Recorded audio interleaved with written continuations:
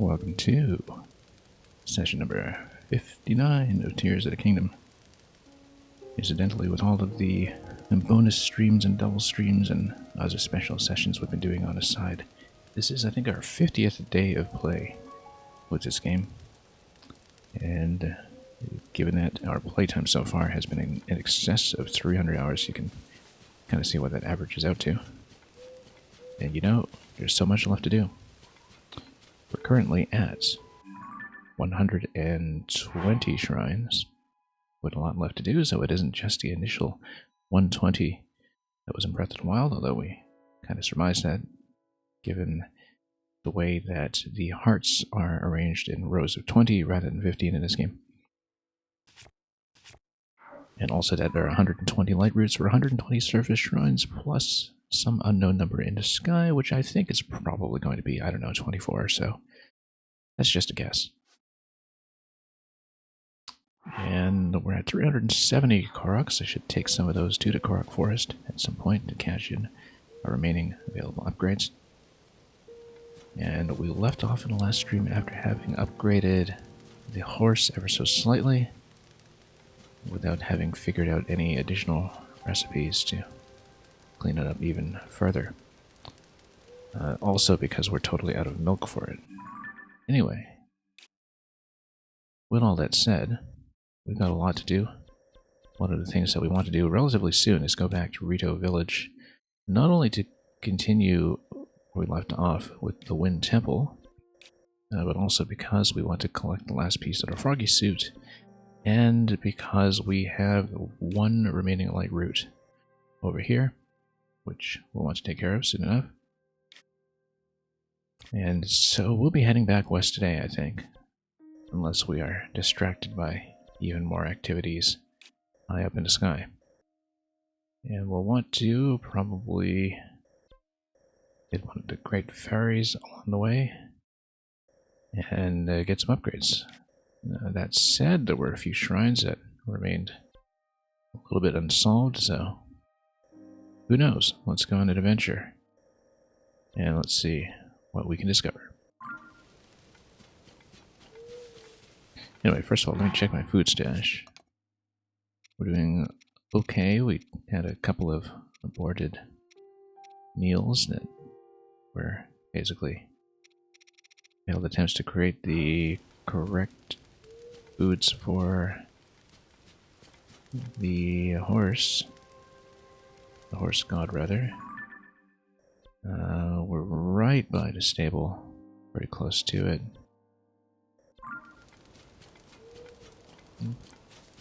And yeah, we need a lot more milk to do more of that cooking anyway, so we'll go back for the time being. And probably get up to stable and just go for a ride somewhere. Weapons-wise, how am I doing? Reasonably well. We accidentally burnt off President Hudson off this shield. Just got completely toasted. But anyway, what more to do? We have to do the labyrinths at some point as well. We've only done the northeastern one, and there's quite a bit more to do if we want to complete the evil set, I suppose. Using the Master Sword for its intended purpose.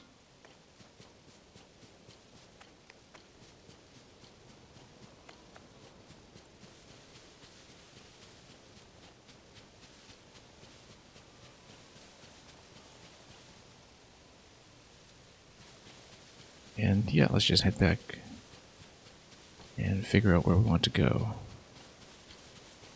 We've taken a couple of scales off of the Flame Dragon already, but we can always do a few more. We also had a couple of quests for islands that were in the east. So just tons of content all around. Also, we just completely zipped right by the stable. Let's go back there. Just a moment. Stock up on a few supplies.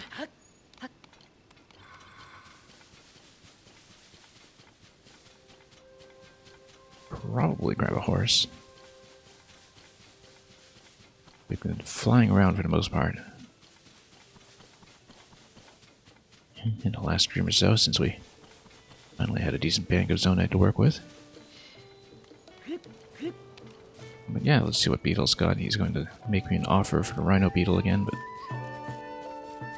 we'll decline until we know what it's useful for. Actually, you know what? We need a vegetable omelet for the horse. So actually, we do want this. And indeed, that would give me the recipe for the vegetable omelet.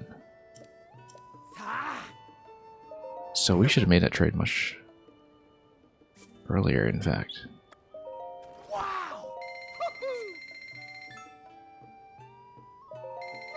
We definitely need more swift carrots. It was for a particular upgrade. And we definitely want more smother wings for another upgrade as well.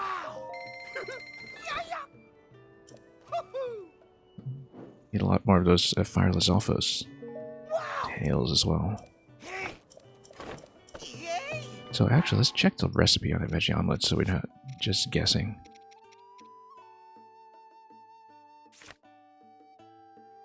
I think, yeah, okay. Eggs, rock salt, butter, and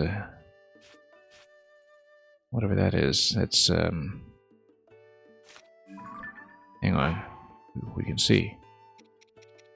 We can almost certainly highlight it. In fact, amaranth. Yeah, so basically any kind of plant would do, but we do have the materials for it. I wonder. Well, let's take the horseback. Why not? We're also a couple points off of the next horse reward. We hadn't really been doing that since it eliminates vehicles, but hang on. 300 carrots. Might as well stay.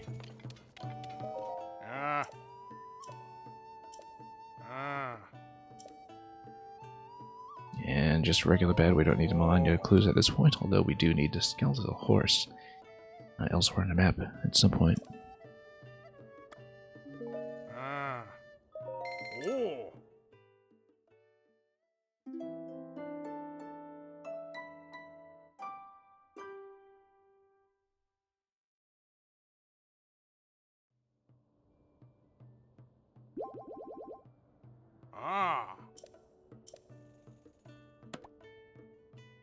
Kind of wonder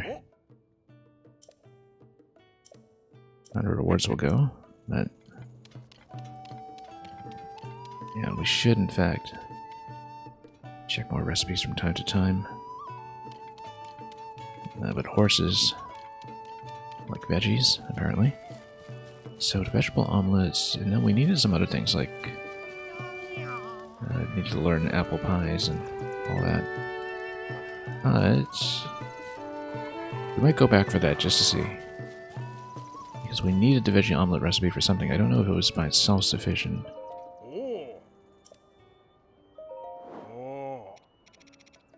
Yeah, we've been upgrading our golden horse quite a bit, in fact.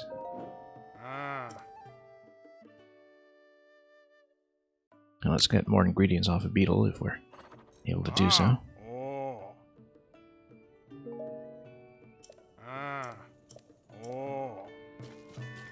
We'll keep the harness on her for the time being, because occasionally we find ourselves wanting one. And increasing temperatures bring feathery shivers to Dorito, we know that.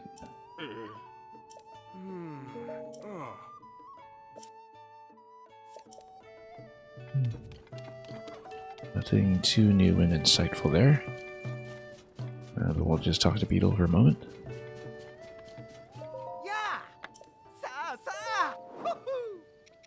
And yeah, we'll just buy up a lot more of this stuff.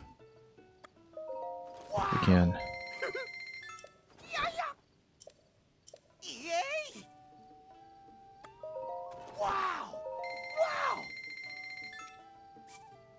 And we'll check more stables on the way anyway for Beetle supplies.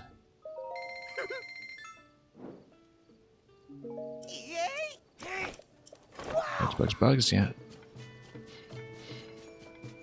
We hear you. Okay.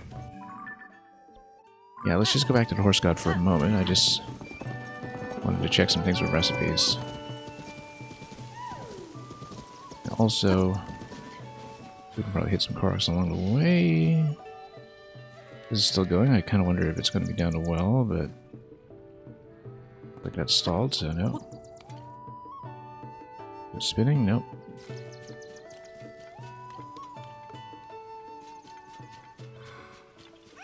Okay, there we go. So let's see in this direction whether we can spot where the Korok radar is picking something up. Still spinning.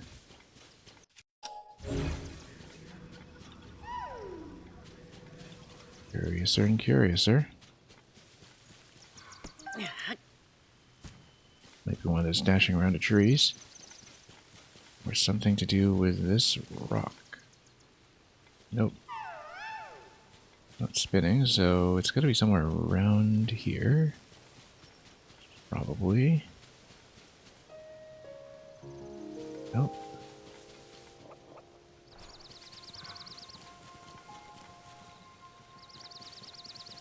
Difficult to pinpoint his location, but this looks reasonably suspicious, doesn't it?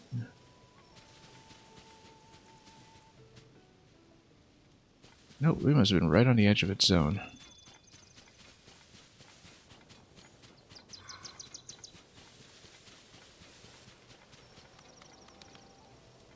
The radar is picking up over here. Nope, not seeing it. It's been over this way. Oh, it might be this tree. That looks a little bit likelier, perhaps. Still spinning. Yeah, it's probably this leaf pile. Let's toast it.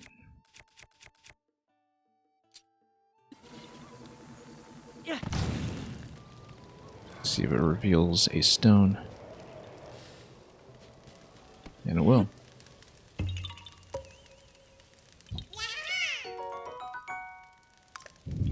Very kind of this game to give me the Korok mask right out of the box instead of making me wait for a future patch.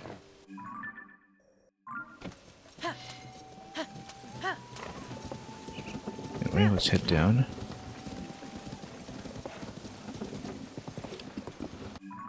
And horse fountain was this way. We totally misjudged elevation here. There we go.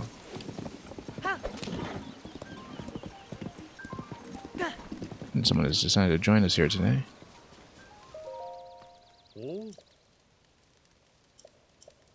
Melania Buns. Let me give you a little luck. Yeah. Oh, this is the one that gives you just a stamina buff now. That's fine. I thought it might be a useful recipe or something, but that is a special horse. You're absolutely right. James D, welcome.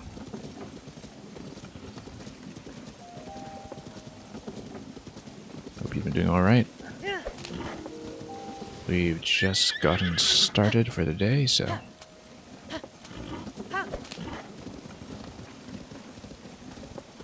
just started to get moving.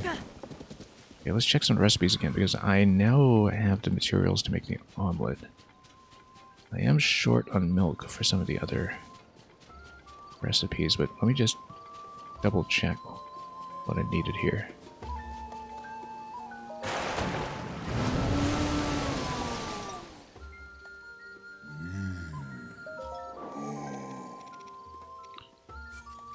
Okay, so yeah, we still need a cream soup.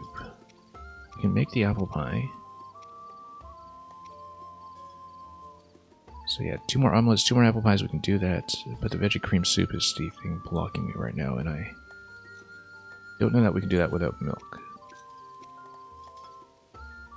And veggie cream soup seems to be separate from cream vegetable soup, which I'm sure is. Extra confusing. Although maybe we can do it with like butter or something. I'm not really sure. We might have to experiment it just a little bit.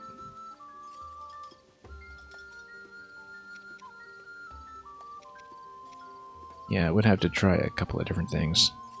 Because we didn't manage to make any of this stuff. I know I had encountered a risotto recipe somewhere at one of the stables, but we'll have to see. Just have to be attentive to some of that from now on.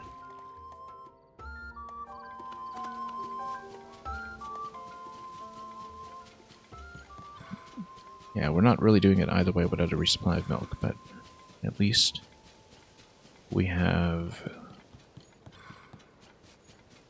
some of what we need to increase speed. If not necessarily all. Cream soup, I wonder how it would do it. Oops.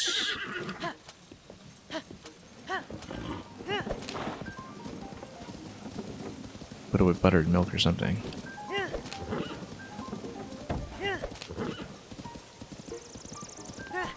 I actually kind of just want to try it now, see if we make something that's a total disaster.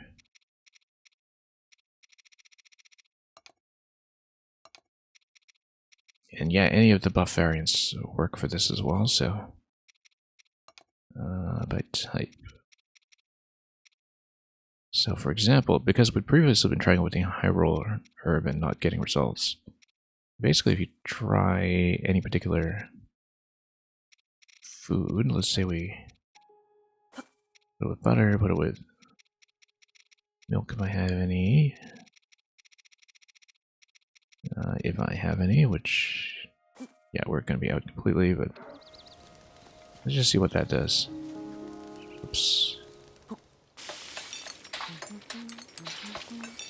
See if this gives me anything recognizable. Tough milk. Oh yeah, that's not it at all, actually. We just need to find a recipe elsewhere, I think.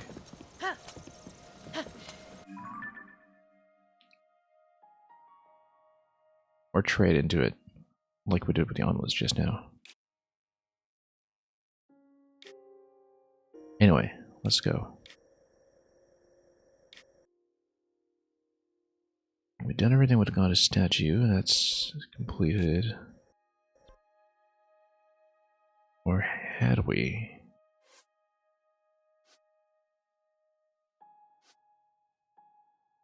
To try to remember this.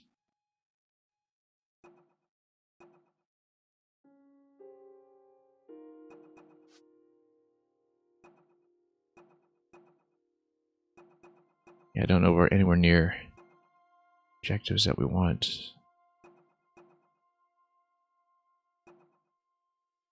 That's with a spear.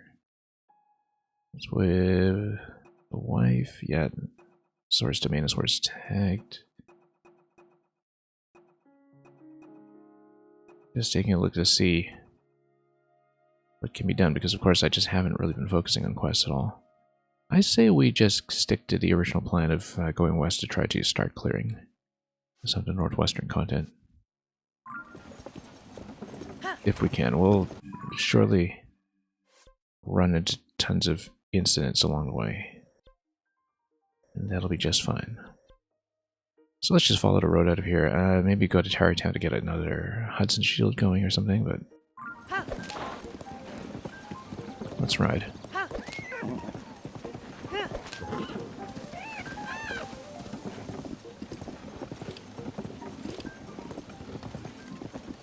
In many respects, this will actually be a more effective form of transportation than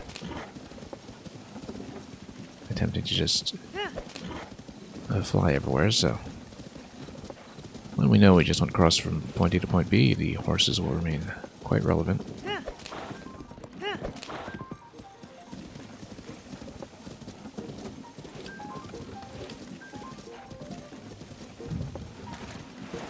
Is this something I had not done yet? Looks like it. Probably just not a rock.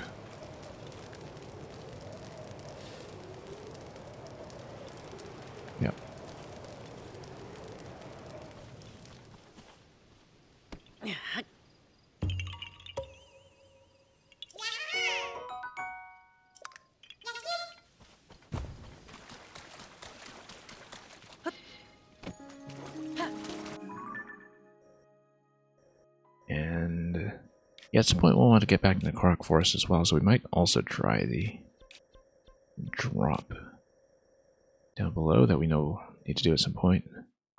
Let's go to Tower Town first.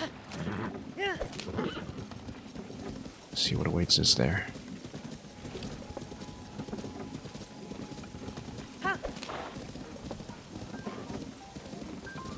We fought the Battle Talisier a couple times. Just going to skip it for now, I think. Much more comfortable to ride this horse without having to deal with only 3 points of stamina. Also, lightning is coming our way. We can just put on the lightning helm, but I'm pretty sure the horse won't like it, so... If we still get zapped. Let's just switch out for the time being.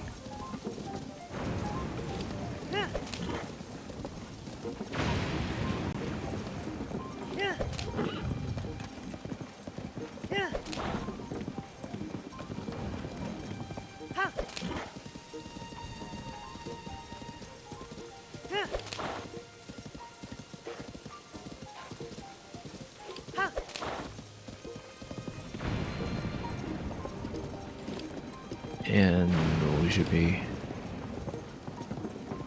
fairly close to the turnout here. Let me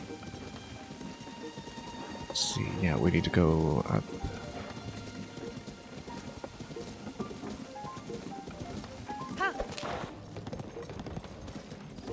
And back towards town.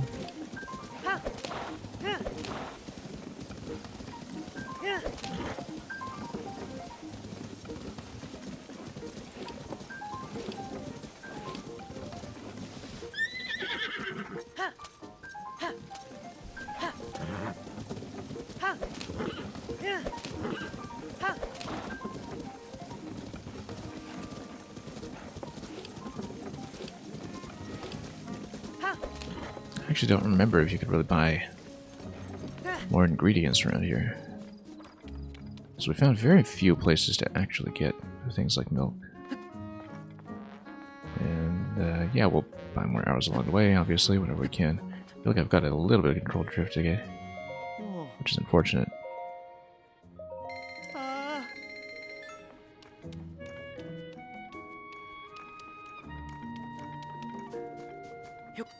Should have actually checked for that before I got on stream, but that's okay.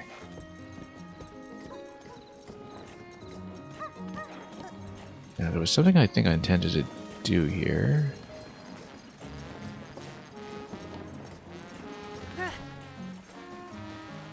Right, there's the photo quest at some point. Yeah, we're fine.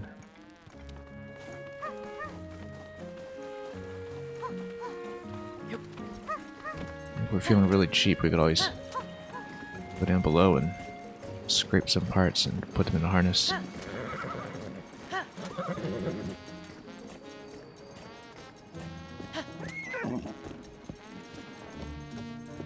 Just to make vehicle assembly extra efficient.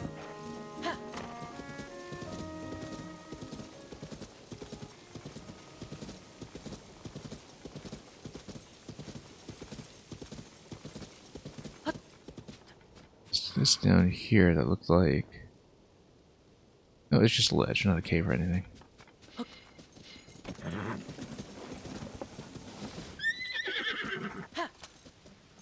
Alright, let's talk to you for a moment. Keep thinking about how everyone looked in their underpants. Yeah. They misunderstood the brief, so yes, they did. Ones we've never seen before, yeah, that's just sun lines. Nothing new. Speaking of which, do we want to roll for more parts? This location. Yeah, we're pretty good on all of these except for fans. I mean, we'll be using tons of fans, no doubt, but...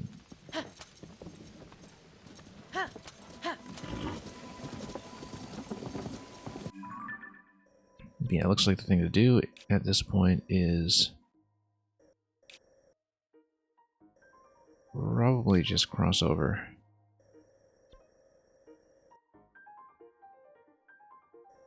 Yeah, let's wrap back around actually, and then cross back as far as we can. How did the raid go the other night?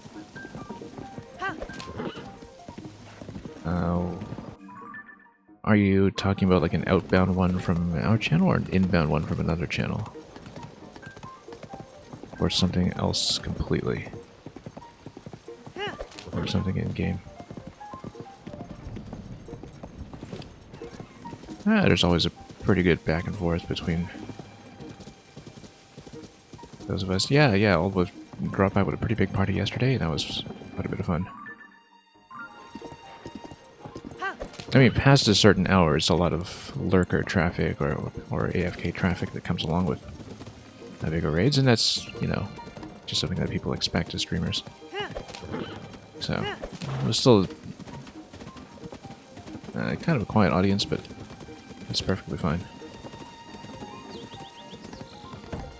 I know that just given the hours that are run, that a lot of people do deliberately choose to use my stream as a sleeping aid to, you know, just have the sound of my voice lulled them to bed, and so they don't even notice I'm just talking complete nonsense if I am myself starting to fall asleep. Yeah, we actually needed to construct a wagon here. I bet we can do it with these parts. Because we had the wagon pre-build from the Yiga clan. Do we actually have all the parts we need for it? I think we do, don't we? We're missing something. Oh, the main cart itself, yeah. Okay, no, I was just curious about that, because if we do that, then we can actually save on Zonite. If we lug a wagon all the way over here, and then fly up to the Korok Forest so we can see some of the islands that are up top. That's assuming that we have all the parts that we need, fins, control sticks, all that stuff.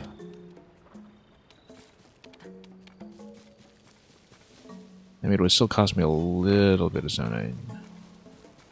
But it might be fun. It seems like it's put in the spirit of the game.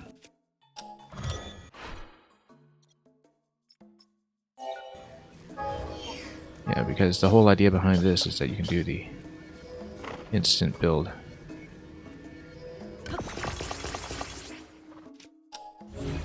If you're at a stable, perhaps. Then...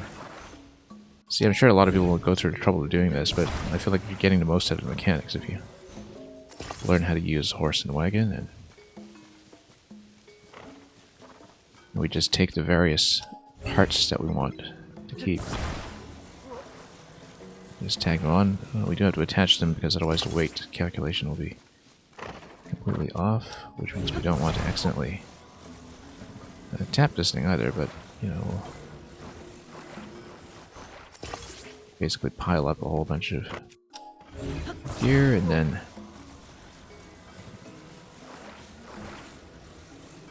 collect even more as we go.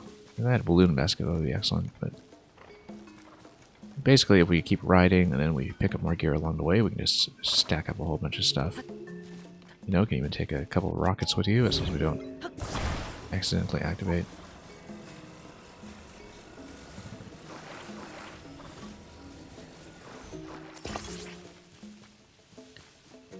And just pile things up.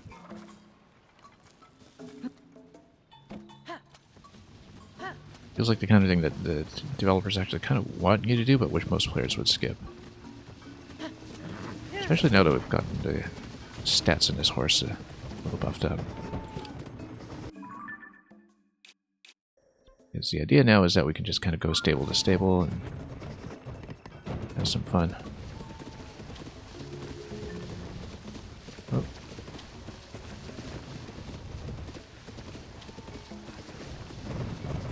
I actually need a balloon for a descender vehicle at some point. So these parts aren't even going to get me what I need, because if we're going to the Korok Forest... Well, we'll see, because I think I want to do the interaction where you go way above and drop down below. You think I should be in radio? Yeah,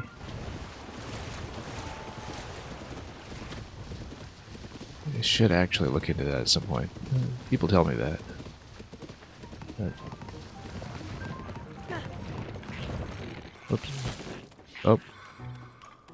This guy's totally gonna tag my rocket. You know what? I'm not gonna use the whole Talus hammer on him. That's definitely overkill. Let's just use the Master Sword. My Master Sword that currently has nothing on it. I had a Korok leaf on it previously, but...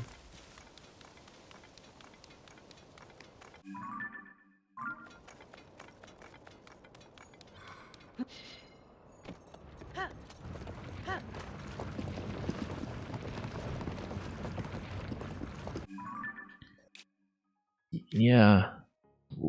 Later in the year, I'm actually expecting that I'll run at an even later time than now, which I used to do, in fact, but which captured a much more of a European audience that would be able to make it in the morning. We used to do that. It's been difficult to find an appropriate time for everybody since then, but...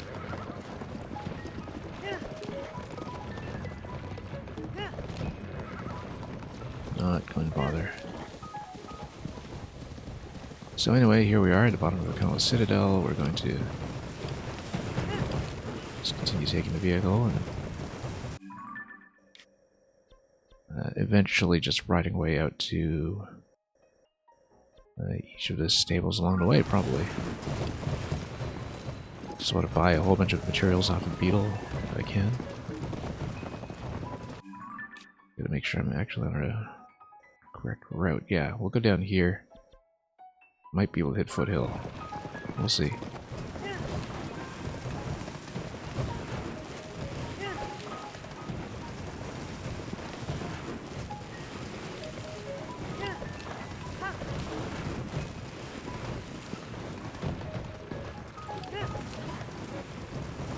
And yeah, James D, I've always had a pretty flexible timetable.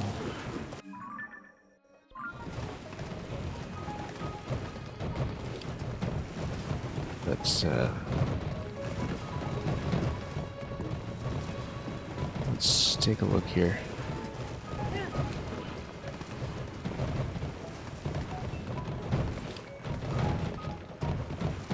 This bouncy vehicle. Probably should have replaced the cart part actually, but that's okay, as long as it doesn't get busted.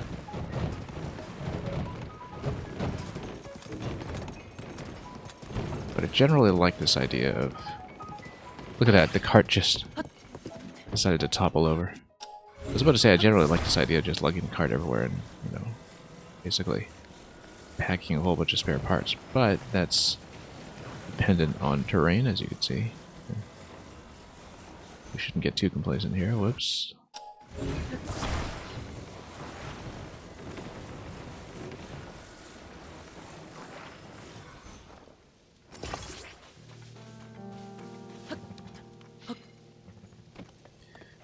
And yeah, I actually kind of take odd jobs in a bunch of different sectors that have very little to do with each other. And I know that's kind of an unspecific answer, but let's do this. But I haven't been on a standard daytime office thing in quite a long time now. Whoa, totally stuck the wrong part onto him. The wheel on him. Well, let's see if we can defeat him. Detach the harness, maybe? Okay. Okay, this was a good idea, and then suddenly it wasn't, so... let's see here.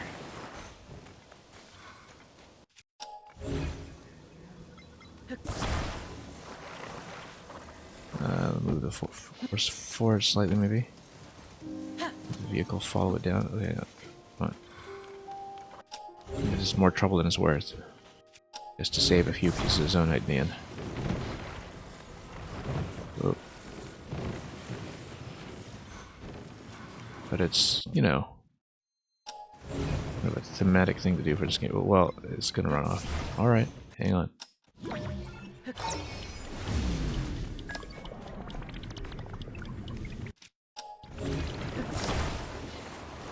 Good thing we can recall in this game.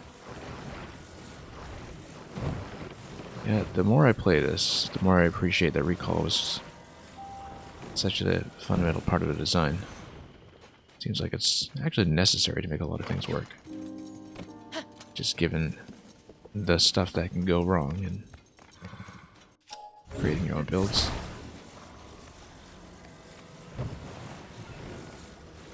And, there we go.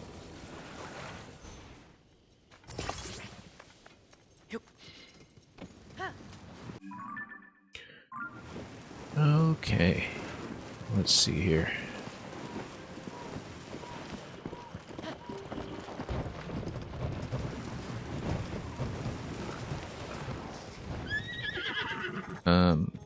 Yeah, that didn't quite work. Hang on. We'll just make sure we don't detach it.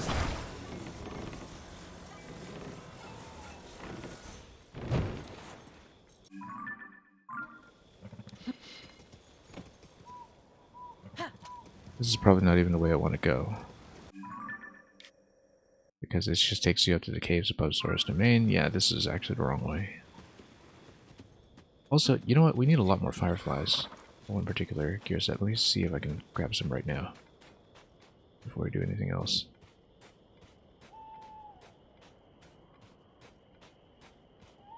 Probably go stealth for this too, but that's okay.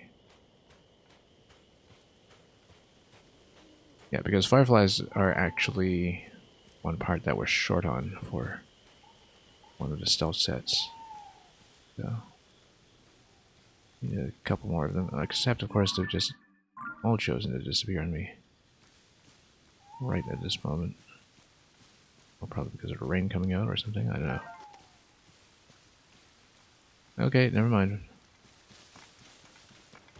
Really hoping for fireflies there. That's okay.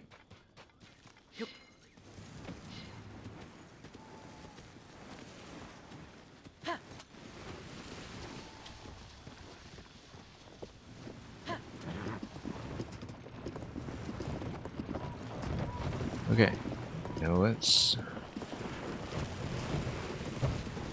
down here and just continue.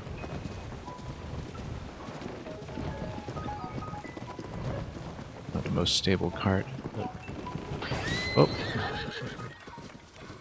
okay, that was a bit of a road accident. We talk or shop? I don't remember what this guy sells. I don't think it was this shroom guy, was he? No. Oh. Hello, fellow traveler. Oh, the geoglyph guy, yeah. We found all the geoglyphs, we don't need that.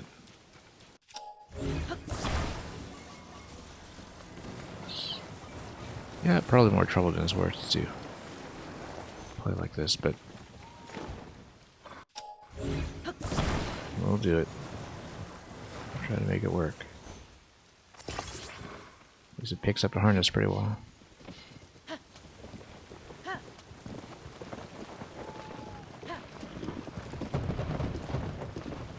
And if we pick up more parts along the way, all the better.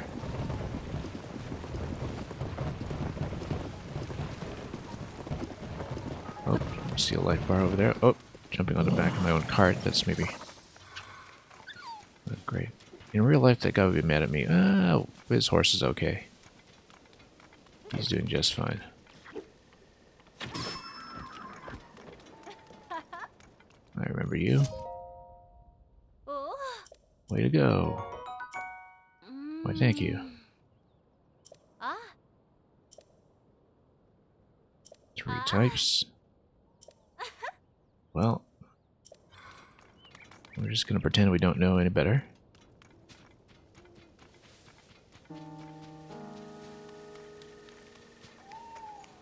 Yeah, just crashing into that other fellow with a horse, and he's just shaking off and saying, "Oh, don't worry, I'm insured."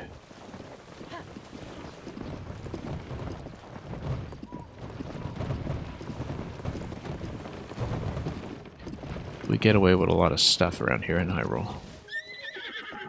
We're actually taking this a little fast. In fact, the cart's not particularly stable. Alright. And slipperiness. Well, I mean, we almost completed the froggy set, so we don't actually need much from him, but we'll take some arrows. What we really need is milk. Yeah, we got plenty of eggs and all that. And what we really need are more cooking ingredients. And we know they're at Hitino Village, but not very many other places. So...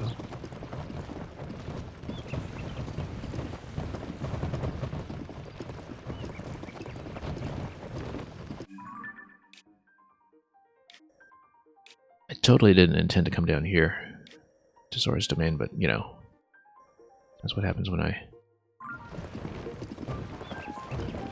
just follow the road and see where it takes us.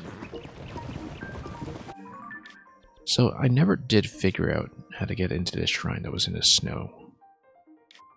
We'll have to go back for that at some point. And there was the other one here too, which was part of this whole cave system where I think we will need to hit the cherry tree before we try it again. Cherry tree's right here, so it's not too difficult to go back and do it, but when we're sweeping for shrines, those are two that are still kind of unsolved. And I feel like we'll go back for it. We spent way too long staring at that last time, so...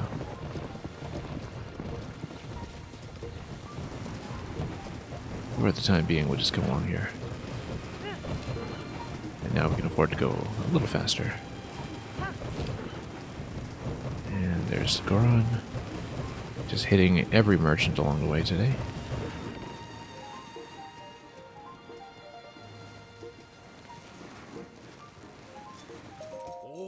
Every explorer on a road. Oops. Yeah, we know all about the hot springs, so... if he'd like to kindly get out of my way, honk honk.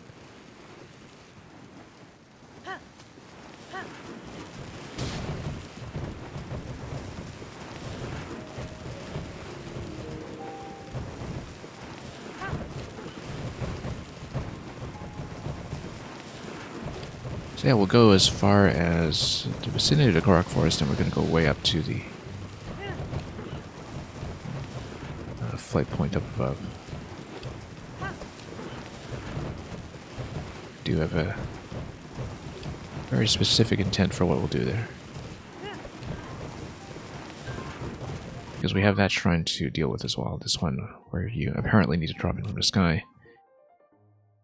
Possibly you can drop in here into the water, but I'm not actually sure about that yet, so... there's going to be some particular location that you can drop into from up above. Oh, running over my own self there. Let's check here. No, it's not it. Might be that tree. We must have checked that tree before, though. It's such a prominent one. And yeah, we had checked it already, in fact. So why is there another Korok in this area? Okay, let's stop spinning. Go this way.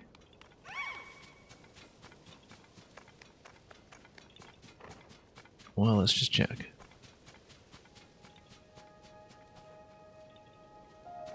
Still spinning? Yeah.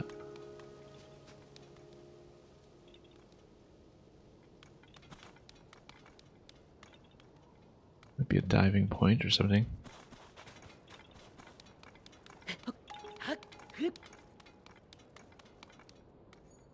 And that stopped, okay.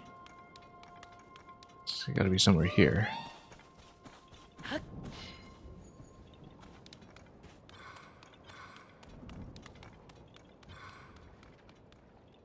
Don't really see it though.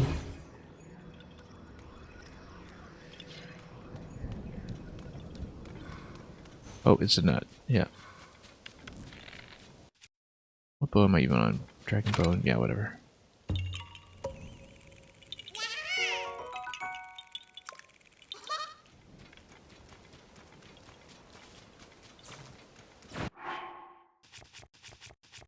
What am I wearing that's metallic?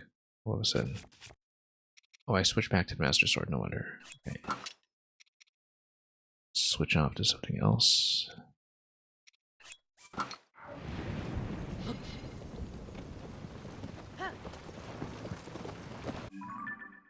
Would make sense to just deliberately call lightning with a sword, like in Skyward Sword. But anyway, Woodland Stable. Check the Great Ferry around there. I'll probably need to sell off some gems for more cash. But we'll get there and we'll figure that out. Am I still in the right way? Yeah. Killed that guy a couple times already. I don't think I'll bother at the moment.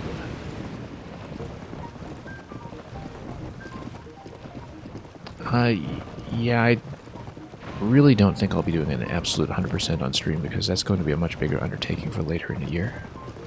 Particularly if you're including, you know, all gear upgrades, all bubble frogs, all of that. I'm not doing that on stream. I would like to do probably all shrines on stream. That would require me to get the glider first, so I don't know if we'll do the end credits before that or after. I haven't decided yet. We might try to do end credits before glider if it looks fun to do it. Either that or we'll do all shrines before the ending.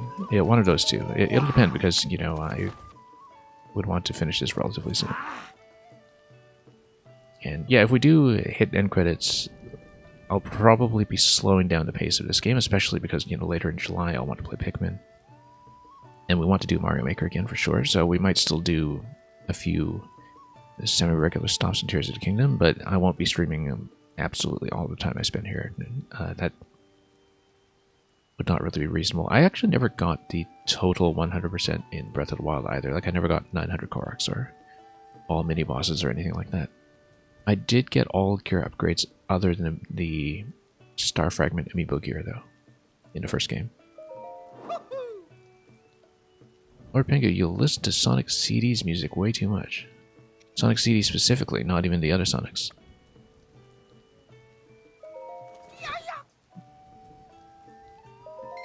Yeah, don't know if you've been enjoying Sonic Origins at all. But yeah, we probably need more fireproof lizards. I don't remember which gear piece I was stuck on for that, but I'm pretty sure I was short on them. Let's sell off a few things. At this point, we've spent most of what we need for rubies because we upgraded the relevant helm all the way, so I think I'll probably sell off at least a few. We know that the other gems we can sell off down to about 21 or so. Oh, yes, that's right. I now have the Varuta helm I can upgrade. I'd almost forgotten about that. Just sell off a couple of things here and there. We'll eventually need some of these to upgrade the Gerudo tiaras as well, but I'm not buying those for some time, I think, so. Yeah, let's just retain that. We'll stay on this until we've upgraded a few pieces.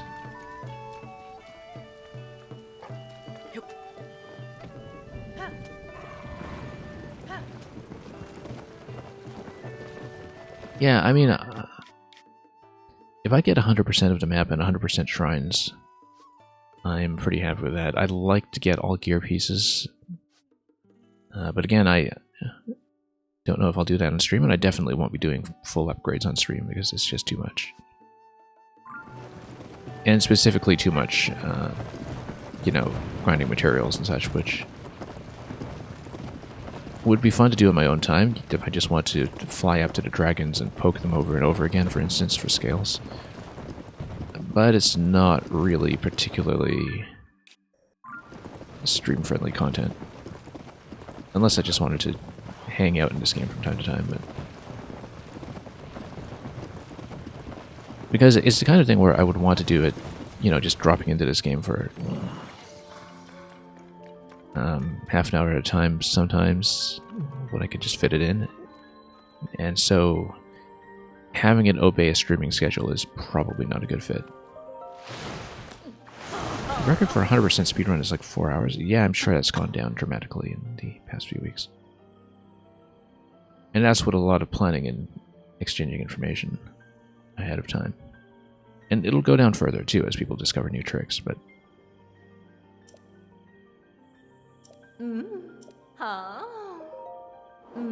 Okay, so let's do a couple of things here. First of all, load up the depths. Yeah, we have the fireflies to do it. We can go ahead with it.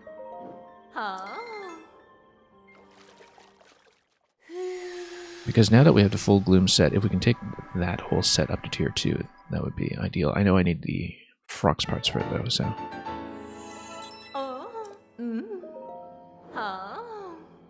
Yeah, Frox Fang. Then we can see what the set bonus is, because maybe it's gloom immunity, or at least a very considerable reduction.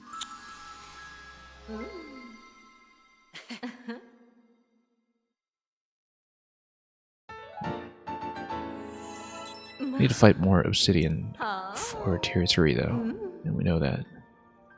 Obsidian, Frox Fang. Yeah, let's reorganize just a little bit. Also, we finally have enough Smother Wings for this stuff, which should do. We actually still don't have enough Smother Wings to do everything up to the top level though, but we'll get to that in a moment. Yeah, might as well just do a bit of the Barbarian set. We need to farm way more Lionels for that, but we'll get some of the bottom tier requirements out of the way.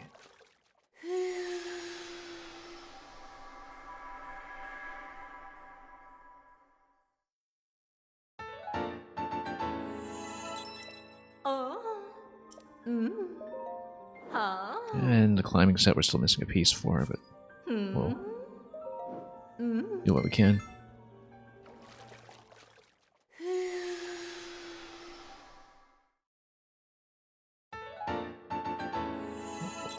A lot of this we just haven't been using at all, but, you know, we'll take it anyway. Oh yes, that's why I wanted Hightail. Also, we finally have enough Luminous to really upgrade these to the next tier. Not that I need to, we haven't had much of a reason to use them, but... yeah, that's what I was missing Fireflies for. Oh yes, the Gloom set. Now, if I'm doing Gloom, should I prioritize Boots or the Helm? It really doesn't matter. But I think we should prioritize the Boots, because then we have more options for Helm after that, so...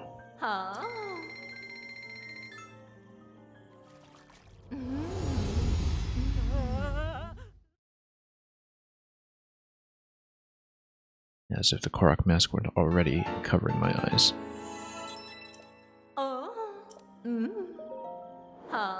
Yeah, I definitely want to see what the set bonus is on those. Blue-white fangs, we've got lots of those as well. And so we'll need to farm more obsidian and blue-white in order to get the hood up to the top level as well. But we might as well just spend this so we can, you know, budget the zonite we need. And also be in much better shape for fights down below. And again, I have to remember to check the set bonus on that. I am apparently still missing one bargainer statue at least. We'll have to do that at some point. Anyway, we've got tons of opal. Oh yeah, sapphire would be for ice, so it's for if we get the Vamedo Divine Helm sooner or later. But now that we have Vairuta, I believe we have enough opal for that. We can start selling off opal at that point. Assuming we have enough.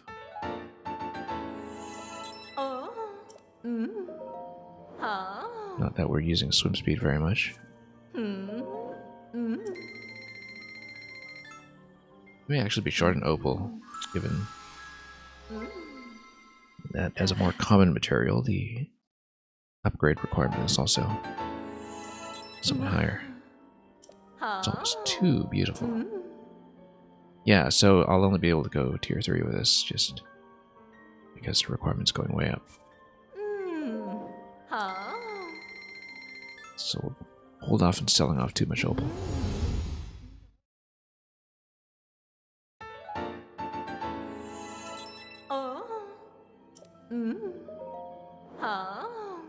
We might as well get what we can.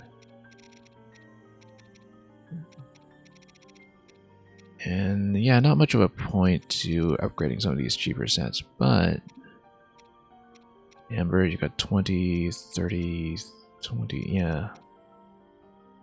So you need 40 for these, and then 30, 30, 30. Actually, yeah, we might as well just spend that on the Amber because then we know we know we're good from there, basically. I'll need more cash after this. This way we also know how many Bokoblin guts we have left over. Off by a factor of 10. The last you heard someone did 100% in 40 to 50 hours. Yeah. All shrines record is 8 hours and change. I see. So yeah, I don't even know what the records are like for Breath of the Wild these days, though I know they're heavily optimized after, you know, 6 years of research. But yeah, this is still a very young game. And it's such a flexible game too, in terms of the different things you can do with vehicle builds and a certain random element to what you're going to pull from the Zonite parts machines as well. Like if you're using a strategy that depends on batteries or something, I don't know. I would assume there's a lot of variance and definitely a certain amount of RNG dependency as well. Okay, so we're going to get more money because we know that 90 pieces of amber will upgrade the set fully, even though there's no set bonus and it's actually not that useful. But we might as well get a flame set up.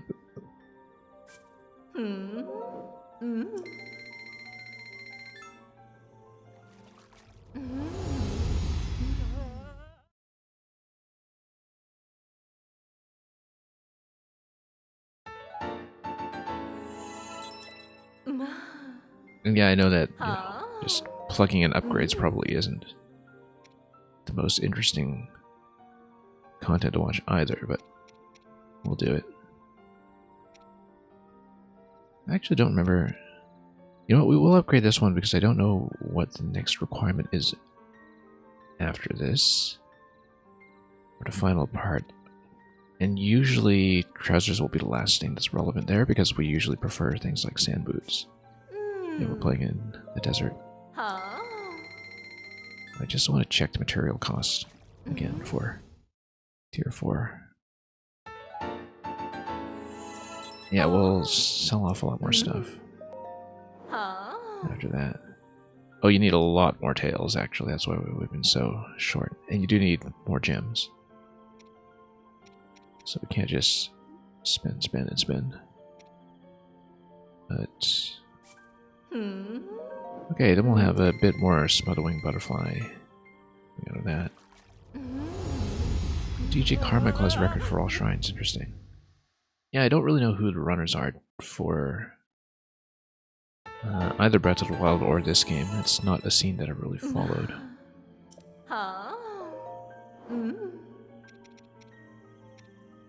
I mean, there's one Metroid speedrunner that I've watched in the past who's been streaming this game a lot too. Obviously, I haven't dropped by other people's streams because I'm still doing this relatively unspoiled.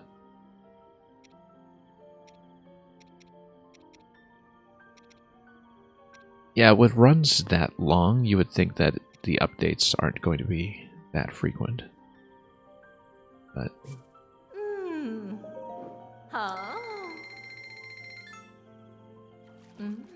anyway, we're going to get more cash from the stable, and then we'll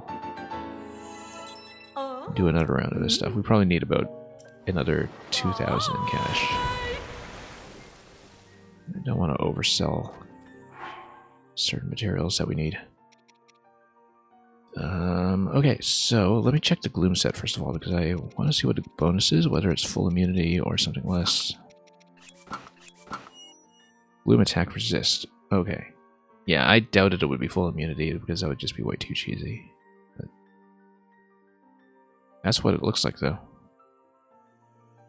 almost kind of like the ancient set in the first game, but soft. It's kind of a nice hood.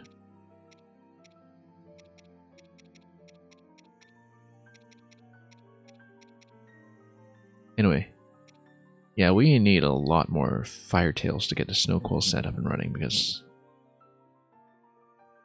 it might even be better to get some of that cold resist food going again, because right now we don't feel very well armored when in the cold, and we are going to be going in the cold, so let's figure this out. Let's first of all go back.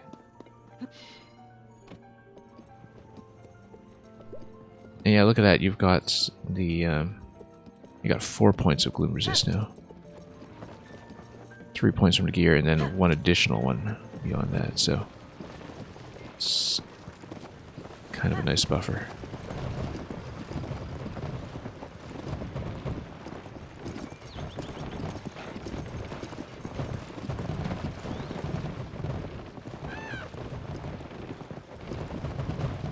Anyway, good location to be doing a bit more trading. We should actually build a vehicle soon, so we don't need to lug this around all the time. Oh. Stop jumping off the horse into the cart. Alright, where's Beetle? There you are.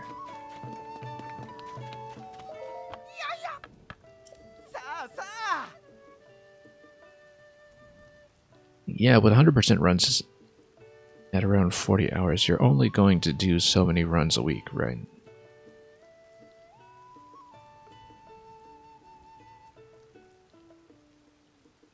Any percent is 53 minutes. Yeah, without knowing much about the structure of the endgame, and obviously don't tell me. Obviously this game is in a bit of a different situation than Breath of the Wild, just in terms of the way it's structured. So, let's see what I can actually afford to sell off here. We can definitely sell off more guts at this point, I think. But I gotta be cautious here.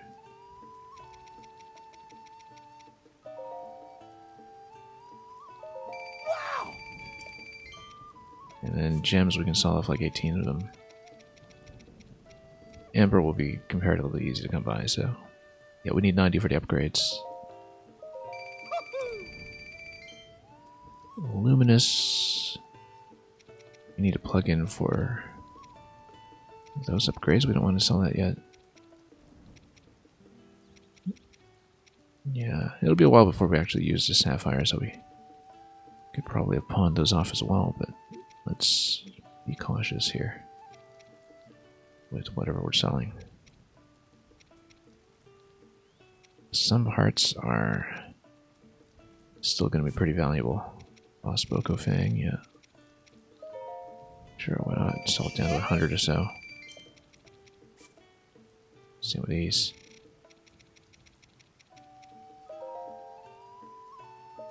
Wow.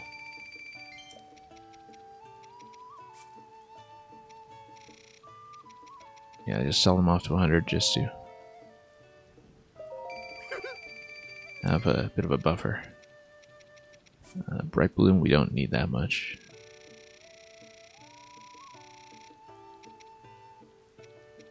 Sell off like 180 or so. Bright Bloom's easy to come by, so.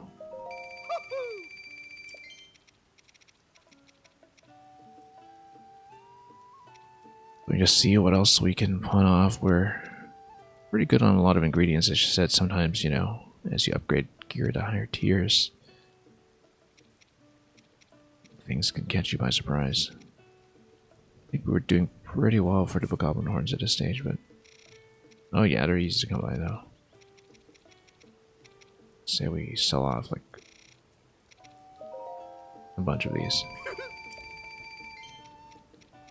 And just a little more something somewhere.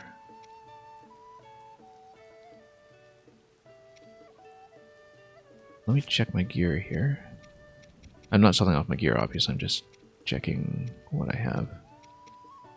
Boris is done at this point, which means that we can solve Topaz. Say we solve 11 or so. Okay, that's probably good for now. Let's just go back to the ferry, upgrade some more. And then we'll probably get a flight after that.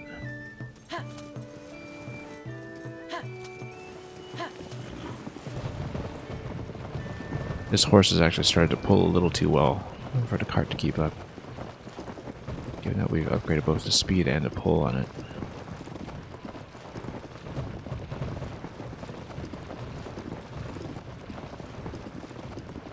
So yeah, not even boosting it at all at this stage.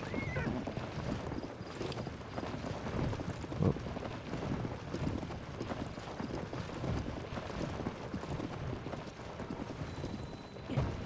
And, oh, jumping off into the cart again. We've been doing that over and over. I guess that's just how momentum works, apparently.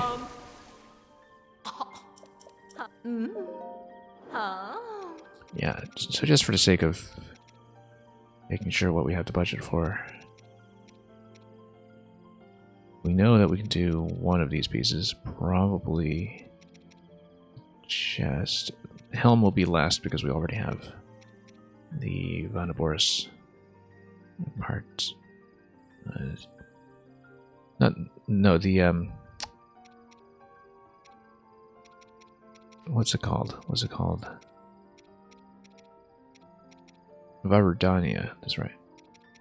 We've already got that at max, so we'll probably prioritize the Flame Breaker. Yeah, we'll definitely get these ones up and running as well. Not that we're using them, but this is just for completionism's sake, as we know what we have left over. And from this point, it's safe to sell more Bokoblin Guts and probably the Silver Boko Horns as well, although we want to keep them around for the attack. I don't know how much redundancy there is between parts requirement for different sets. So we'll be cautious with the more valuable stuff. The thing is, we're never really going to use this set except for cosmetic reasons because we always have better alternatives. But just for the completionism.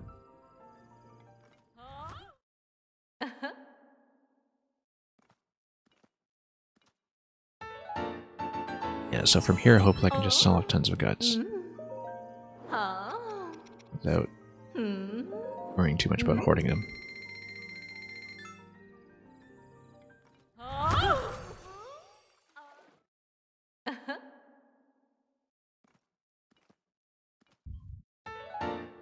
We'll also want to upgrade the Froggy Clothes once we get the last part, which we'll be collecting relatively soon. This is all smuggling butterflies, black moblin horns. Yeah, we've got lots of those.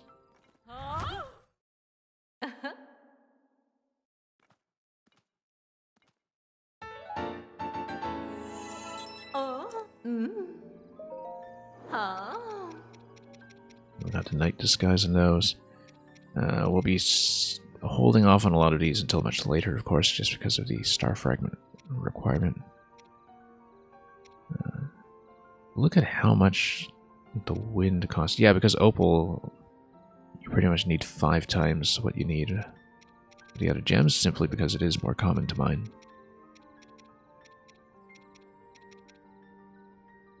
Need a lot more stealthfin trout for this, just need to go on a fishing trip.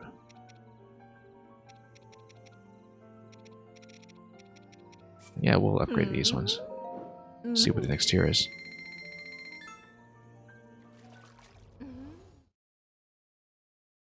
Probably still need tons of luminous. But we'll see. Yeah, lots of luminous and Lionel Guts and all that. Yeah, we're not doing tier 4 for this anytime soon.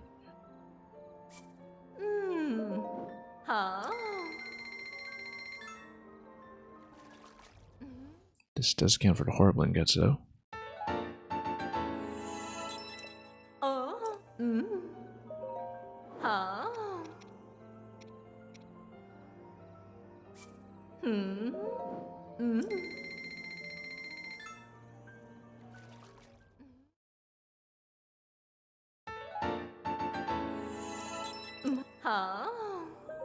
Anything else this round? Probably not. We're going to hold off. We have more of Dinral's scales now, though, so maybe we can go Fierce Deity. I don't know what the Barbarian set acquired.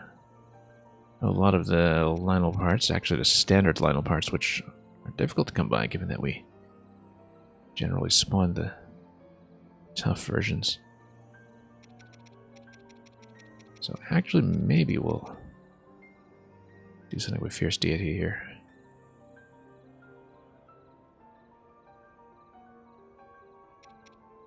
We'll need Dinral's scale for the wild set. But for the wild set, I think you probably need all 3 dragons anyway, so let's do it by one, and let's just see what the next requirement is.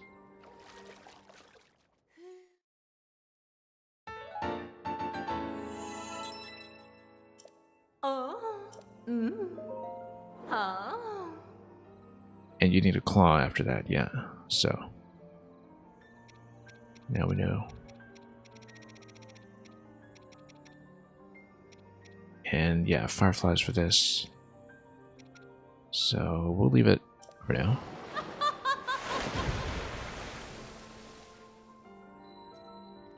And anyway, let's head on up.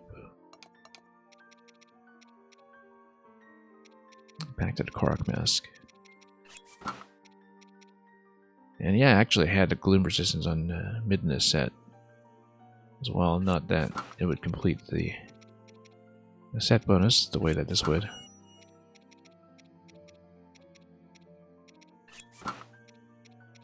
Much more fashionable, of course. So yeah, need a lot more opal for this. So basically we don't sell off gems for the time being. Really would like to finish the snow boots as well. We're missing a couple of parts for that now, so.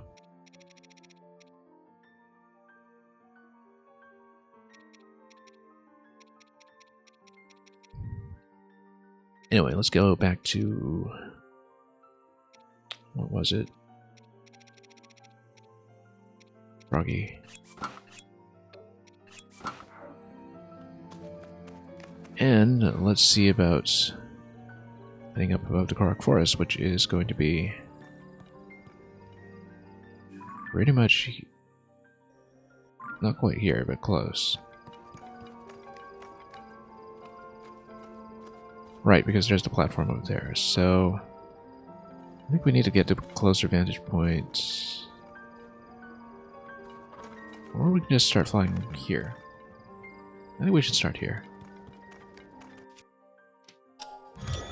Basically, we can use auto-build to just disassemble this immediately. 3-fan design would be power efficient, but would also be kind of slow. Now, this is a much better ascender vehicle, but much more difficult to land. What do you think about that?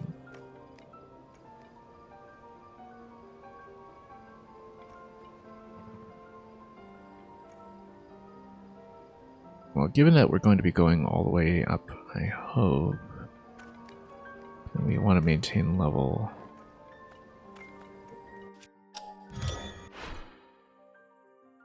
Yeah, we might be thinking about trying to drop safely, so let's go with this guy anyway, though.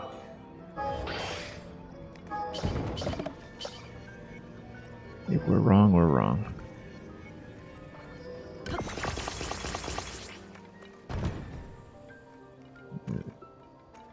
Then yeah, we're going to try to head up to the Korok Forest,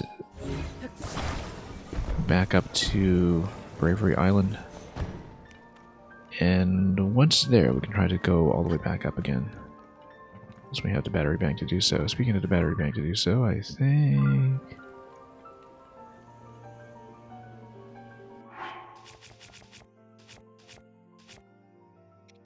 we're doing 20 batteries. It all depends on how preciously we're hanging on to large charges. I feel like maybe one large charge is enough to get me up at this point, just given how much of a battery bank we have. So let me see how many I have here. 40. I think we're going to be fine. Let's just ride.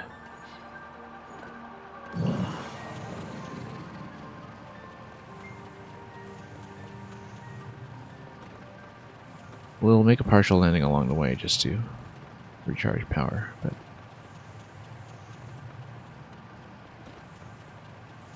we'll just land it right over here temporarily, and then you got Aracudas everywhere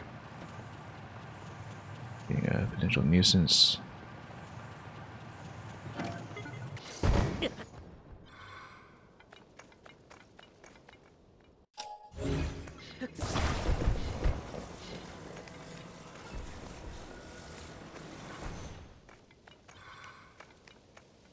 But yeah, we'll head up to Bravery Island and we'll see if there's a vantage point for where I can drop from there. I mean, we could also try to scout just from above here, but I think we do want to go to the skydive point to see where the entrance is going to be as we drop in. Oh, are we within range of the Korok Fog? We might be. Hopefully we don't get kicked out here.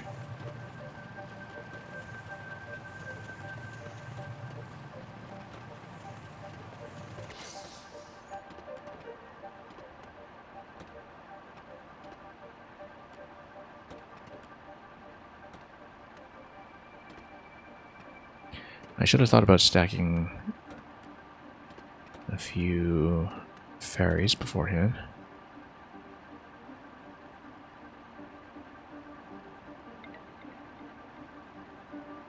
Look, we're stuck in a little bit of Korok limbo here. I don't really feel like we're gaining. Oh, we're almost out. Yeah, there actually is a point to drop in. But the problem is I don't think we can have a water landing there. What we can do, though, is try to run out the battery and land on top while clutching the control stick. Let's do it. Let's do it. Oh, we can. Without getting kicked. There we go. Success. We'll lose the vehicle, but that's okay, because the important thing is that we found the ninjas for all of our Mario Maker speedrunning purposes. We can hopefully make it back to the Deku Tree from here so I can attempt to get the remaining shield upgrades. But not a special place.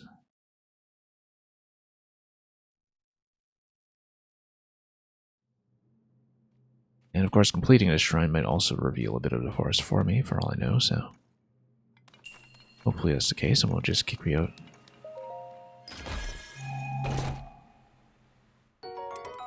Mighty Construct Bow, yeah, we'll trade something out.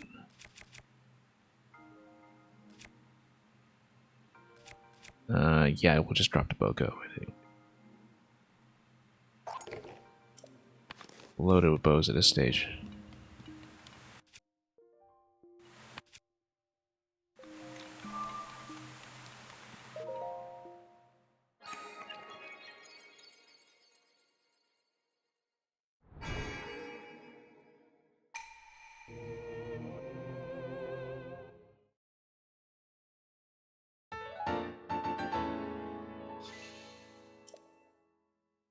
Shrine 121.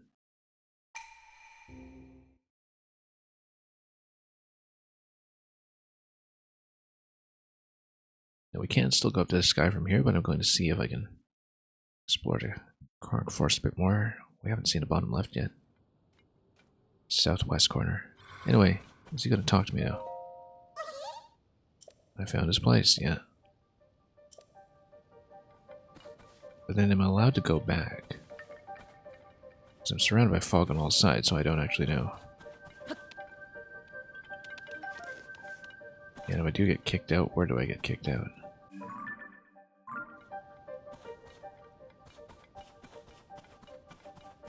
I wonder if I can... Yeah, let's go west and see if it'll let me. I mean, there are just shrooms here. The shrooms tend to mark valid pathways, so far as I know. As long as we don't just pick them up along the way.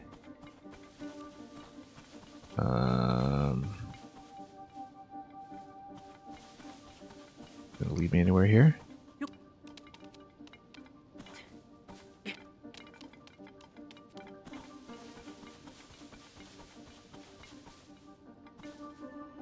Nope. Hang on.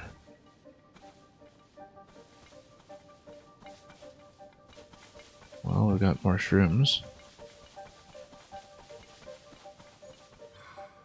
And then where do we go from here?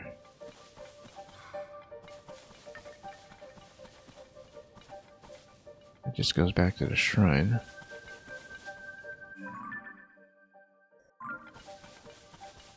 To be fair, I don't know where this will kick me out. I'd like to actually make some progress. Yeah, there's this. Get to see the next tree. Who's got the next room?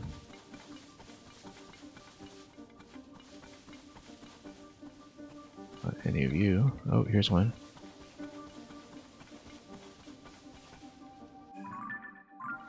Yeah, because I bet we could follow it over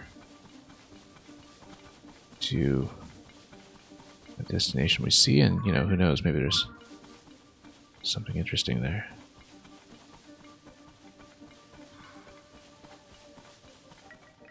Room over here. Whoa, no, no, come on, come on. We were doing okay up to that point. Back to the special place, perhaps? Or where are we? Ah, okay, so that's okay. We made progress.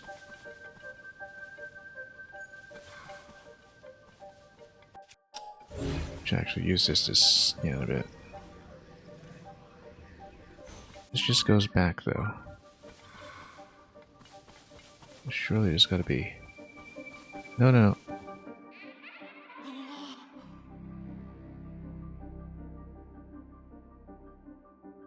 Surely there's gotta be some way there. Some way to progress.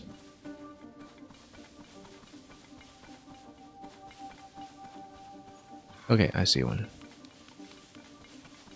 You're getting a little sparser at this point. When it comes to seeing where the next one will be.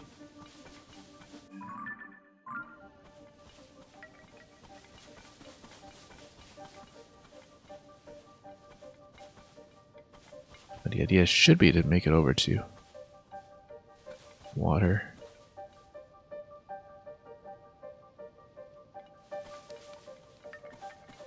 We see a way to continue.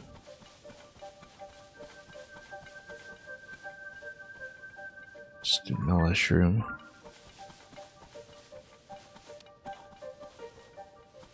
There we go.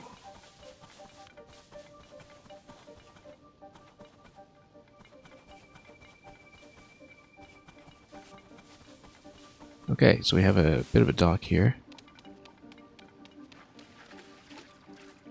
Looks like we should be able to cross.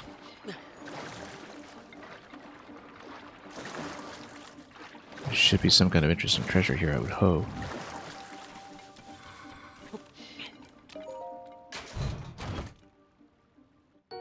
Forest Dweller's bow, okay. It's a good bow. Which just strictly replaced his other one. I don't know that we'll have an occasion to use it anytime soon, but, you know, it's actually one of the better ones we have so far, so let's just replace. I was hoping for something a little more unique, but whatever. Let's not complain.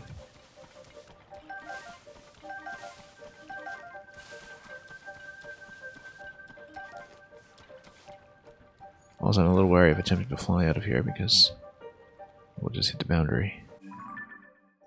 The question is, am I able to get out? Hopefully make it back to headquarters. Probably not, but if we were able to explore here at all, that would be nice. Yeah, that would have arrived here successfully. Will just let me run around. Nope.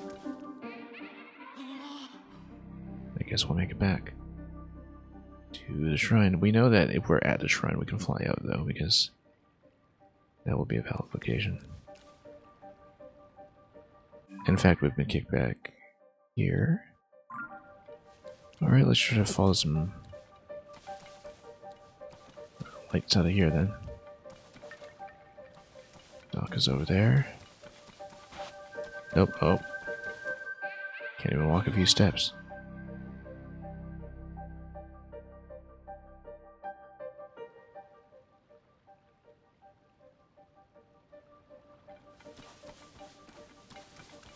I wonder if the torch method from the first game still works in this game.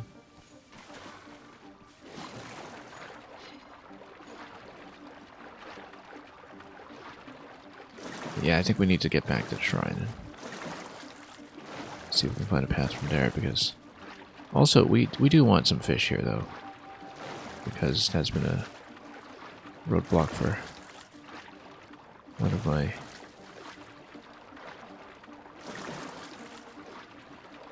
You know what? We need the fishing vehicle here. We actually do. This is the place to use it. It's expensive, but we actually do need as much of the fish as we can. It is very expensive, but I can't be bothered to pick up all the fish manually. And there's a lot of fish to go around, so...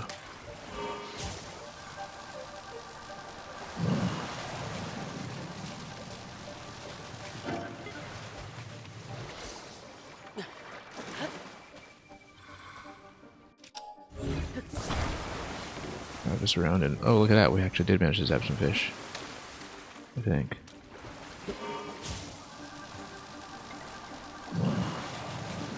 Let me just scoop it up. Very nice.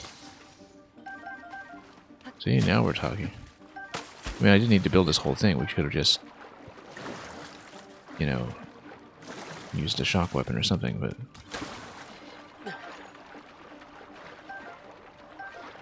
Yeah, the only thing is that the fishing crawler didn't quite successfully pick up the fish very well, but... If we eventually find some of the other fish we need, like stealth fin trout or whatever, we'll need to try this again, because that actually was extremely effective. Picked up a whole bunch of fish at once. Pretty expensive trade in terms of the zonite requirement, but you know. Let's take it. Might even drive it around some more, in fact. Until it decides to disappear on me. It seems like going around a lake is probably fine, though. It's sort of within Nightshade range. Also, if the Nightshade is marking a path, I wonder if I can just drop something and illuminate my own path. Like whether that wards off some of the fog if I place it myself. Why didn't I think about trying that? I doubt it would work, though. That would just... maybe...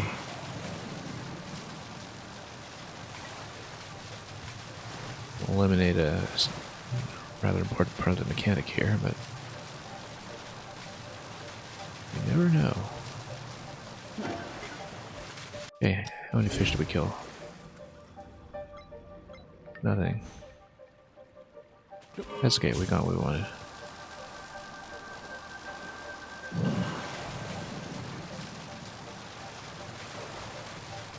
But yeah, the thinking is that if Bright Bloom works in the depths, why wouldn't something like Nightshade or Silent Shroom were here when we know that it's part of the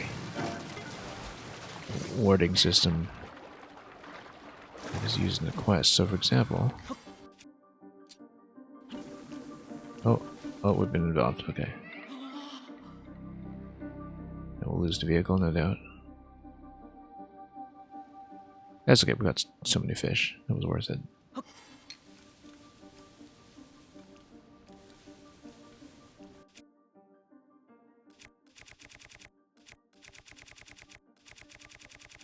So we grab something like Nightshade.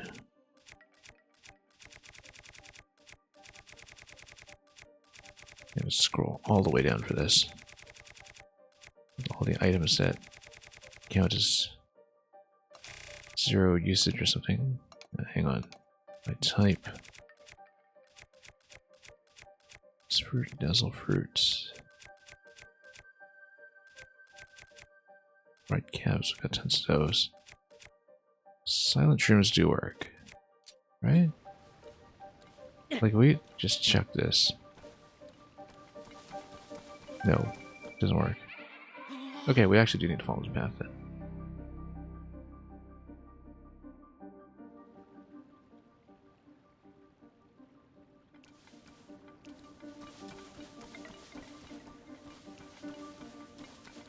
That's okay, we'll follow the maze. Nope. It's actually quite tricky.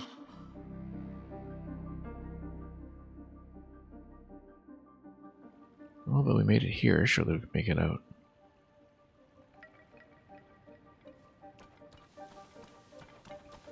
And the dock was here. Shroom was here. Shroom. Can't really see where we're going.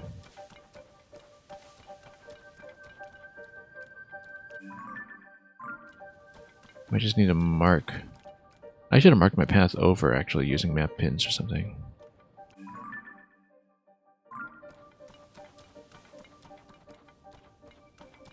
Why didn't we think of that?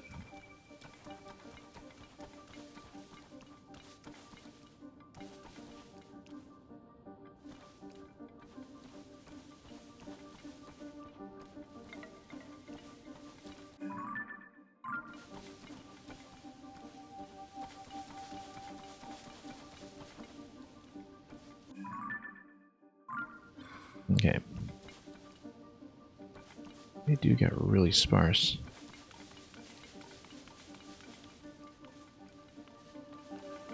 Oh no, come on.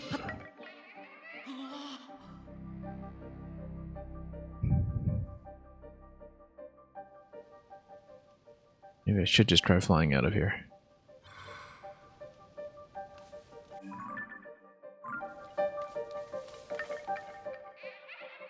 This seems to save each successive node, though.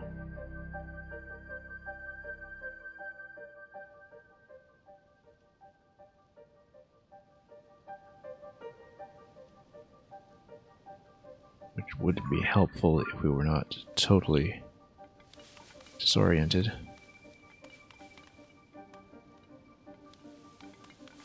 See, the thing is, I can't actually see the next node.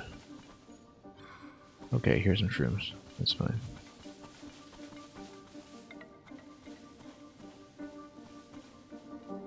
Oh. And if you wander off even slightly, then it becomes a problem. Did I progress? Yeah, I guess I did. Okay. You see this one? See one over here. Let's be rather precise with the camera.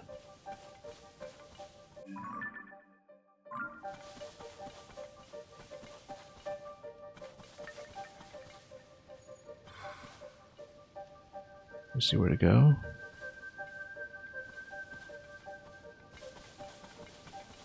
Yeah, because now at least we know the approximate location of the shrine in relation to where I am, and that's going to give me at least a little bit of guidance. Because once we head back to the shrine, maybe we'll have another path taking us out. And if we don't, then we'll just fly out of here.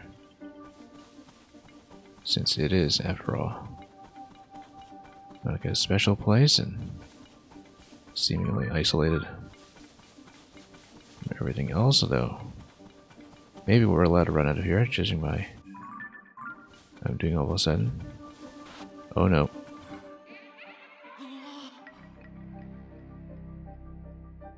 It would be nice if I could make it back to the center of Korok Forest, but if we can't, we can't.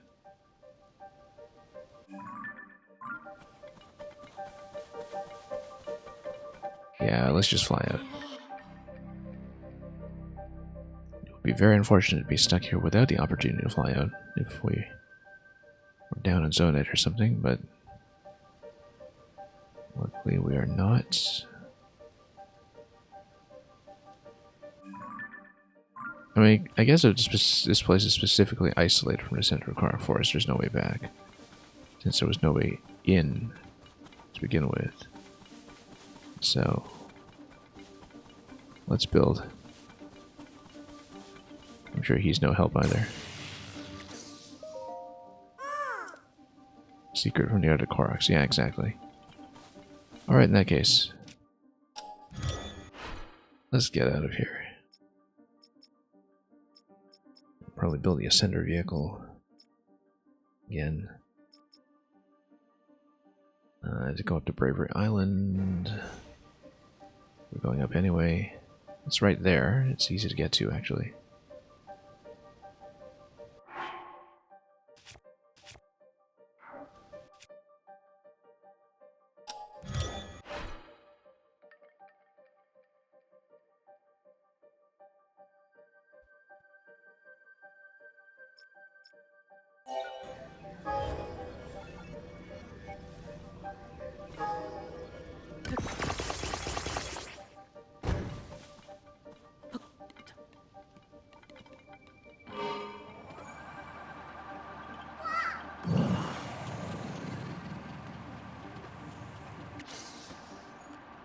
As long as we pitch backwards a bit, we should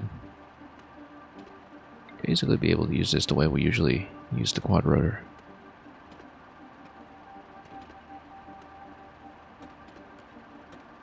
I think battery life will probably be sufficient to get me over to Bravery, and then we'll take it up to the top level again where we formerly got off to the races.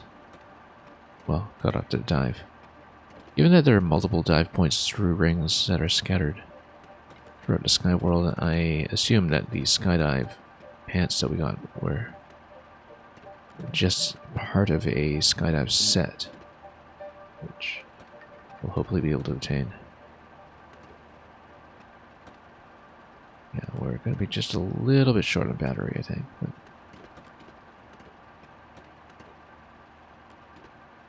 since I don't know how far short we are, maybe we might want to spend a large charge rather than a small one. Large charge would be overkill, but I'd rather be safe than sorry. Otherwise, we'll just be in the menu just spamming small charges. And take so many small charges just to get up to the equivalent of one large charge now that there's no way it's worth it.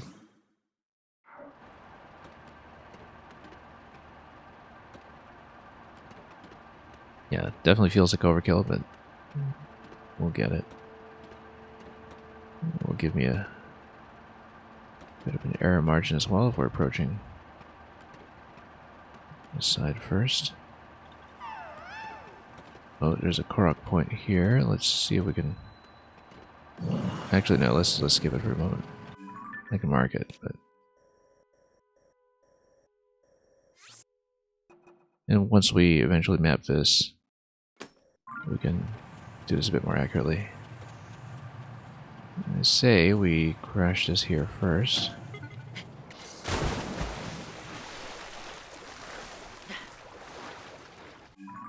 See what parts I can roll here. Light flame emitter, battery, construct head. Rolling for more batteries is not a bad idea. And eventually, if we want to go for turrets or something, we might also benefit from the construct heads as well, even though I haven't really been using them much so far. Anyway, let's clean up this marker for just a moment. The other short-range hopper would have gone here just fine, but yeah, we'll edit this pin.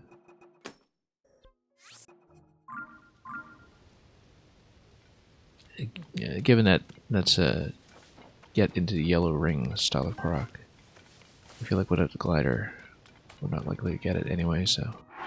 Anyway, this is why we were saving the small charges, so we can do a couple rolls.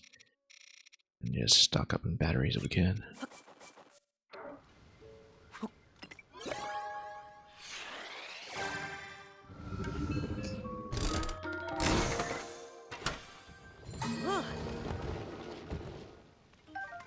Yeah, pretty decent amount of batteries, actually. Let's get some more. Do at least another round.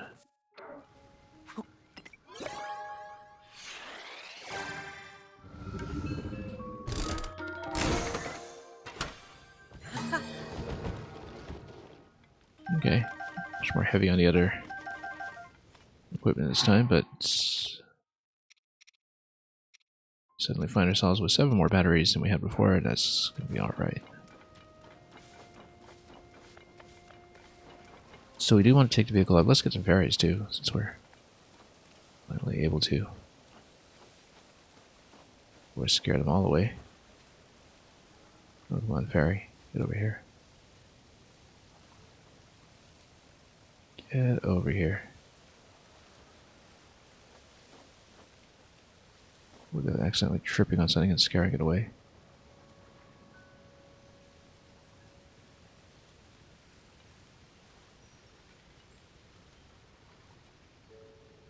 Come on.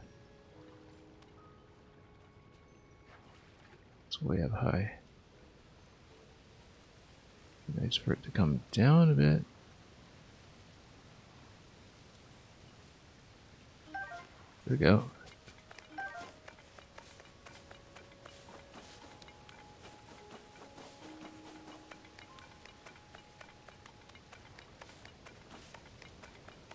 There's another one. Let's... Oh, scared it. Too bad. That's okay. We'll continue upwards.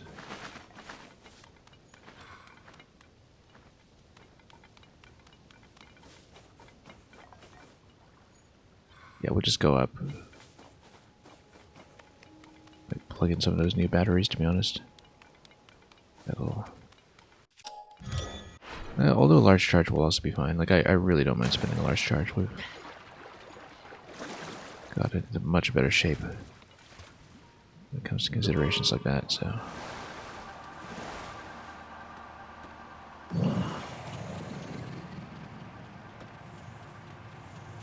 I might wanted to check if I were targeting this accurately, though.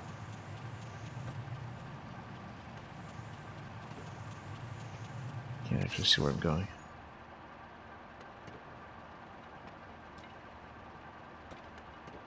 Yeah, actually we needed a lot more battery than what I counted for, but maybe we can get a safe landing on one of the rings.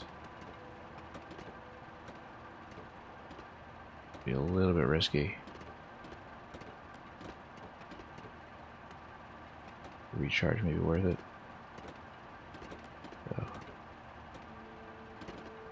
say we just dive for a moment. Good. We can actually see where we're going. One area at a time.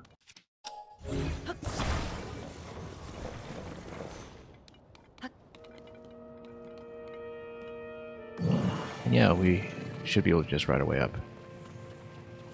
Go through the center. Just nudge our way upwards. We'll have a pretty clear vantage point for each successive ring at this point, so... Don't know if there will be anything to see along the way.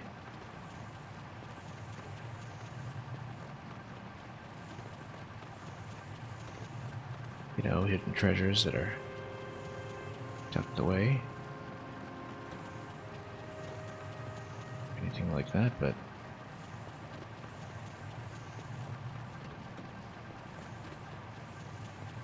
yeah, we might actually want to. Oops. Land this. That was close.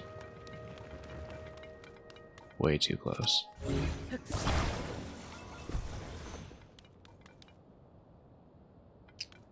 This was a much lengthier drop than I had initially accounted for.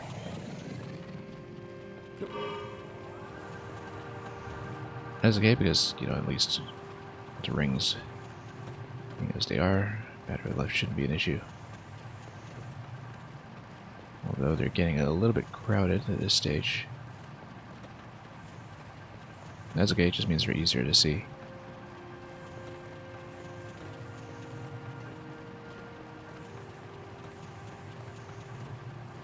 So yeah, prior to this was the instant teleport. For the purpose of the diving game, but we know from previous experience that we had also missed some potential locations that were along some adjoining islands, and so that's why we're going up this way now. Okay, running low on battery. If we can actually get to one of these soon, that'd be ideal. If I can land on it, that would be even better. That was surprisingly safe.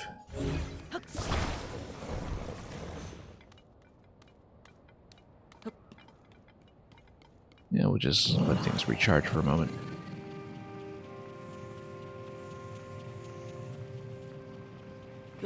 Yeah, just a couple more rungs, so we'll be up there in no time. We can explore. This will be probably one of the highest points on the map.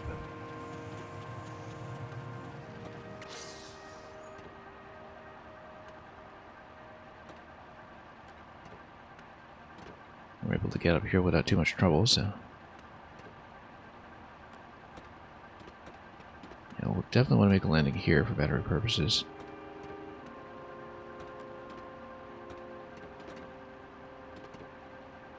Let's try to swing around and target this accurately.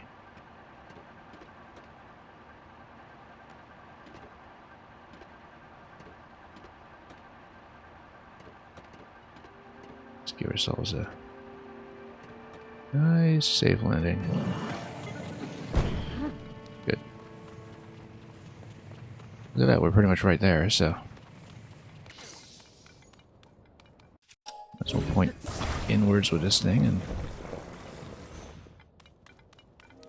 head on up.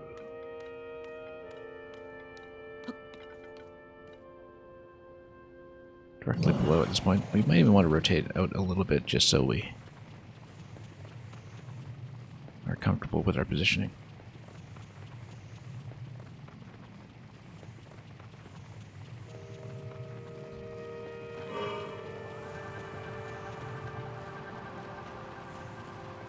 Yeah, we should be able to make it up with no trouble. And then explore this properly after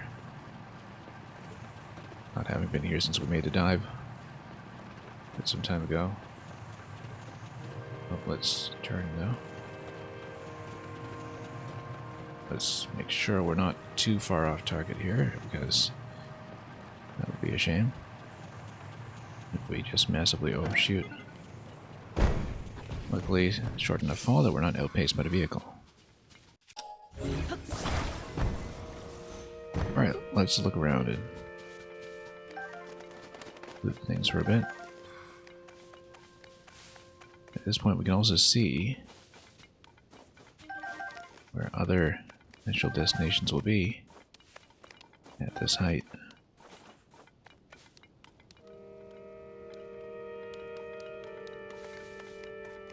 I don't know if anything felt particularly close, but there is that island over there, and I don't know if we have been there. We'll scan around a little bit to see.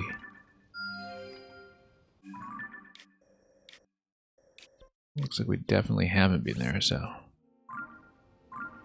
it's a pretty good candidate. It's a little lower down, we'll have to pretty much push forward.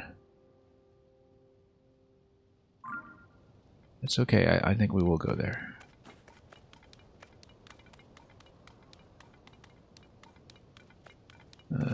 Let's gauge distance here.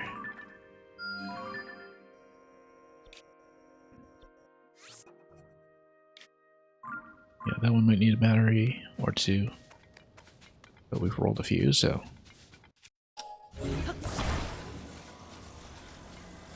let's do it. Might even make sense to weigh down our front a little bit with batteries, just so we can get a slightly gentler descent.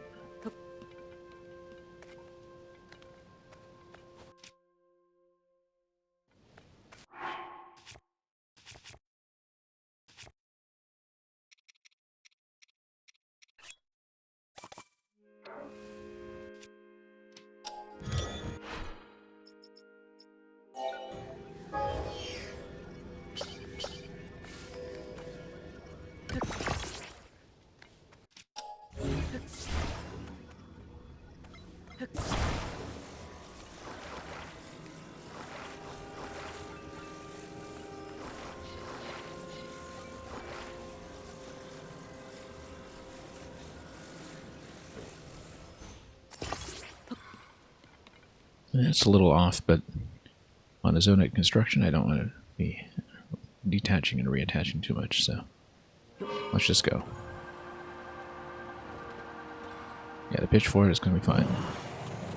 I actually do want that. We can always pull back up afterwards. It might be coming out a bit too high anyway. That's okay. Shouldn't be too much when it comes to fall damage. Yeah, we're coming in pretty high, actually. I should have switched to my other vehicle design. We might even have to do the balloon drop here. Or wind up on the top platform.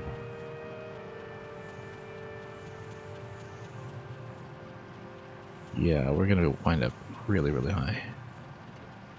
Actually, that's not accurate at all. That's okay, I have a ferry. I can potentially just do a drop.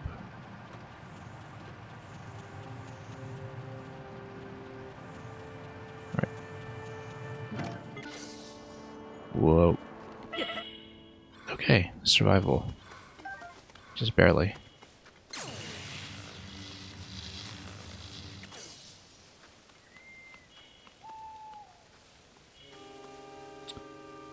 Well, we do see a shrine here that we need to plug a crystal into. The question is where that crystal is located. If it's all the way up here, well, that'll be interesting. But I have my doubts. I think it'll probably be more reasonable than that. Probably even facing out towards that series of rings. Or maybe... no, that's all the way back to Bravery Island and Friends. We can see there's the launcher there that's going to punch to a certain location. We're obviously going to heal up, but we'll do that in a moment. So yeah, right now I'm actually kind of curious whether it's that top platform that's going to hold what we need. I doubt it, though. That's too insignificant, too nondescript. If the launcher is supposed to give me the actual location. Down there where we need to rotate it and look somewhere else. But yeah, we'll definitely need to load a crystal in there. I just don't see where the crystal will be. Possibly as something like a construct fight again. That would be ideal. But I'm just trying to scan there before we go down. Lose too much elevation, only to find out we need to come back or something. Actually, no, it looks very much like it's going to be a construct fight down at the lower circle, so I think we'll be fine. What we do need is a way to go down safely. And if I build one of my standard vehicles and weigh it down with a balloon, we should actually be able to do it. So let's build the island hopper and attach a balloon to it. And that should be the way. We're close enough to a shrine too that, you know what, no, let's be safe. Let's actually do a full recovery.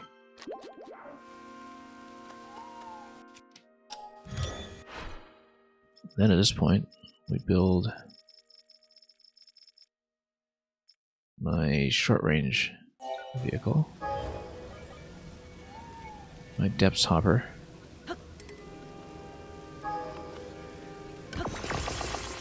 because we're descending with it, we attach a balloon. Let me just pull one out.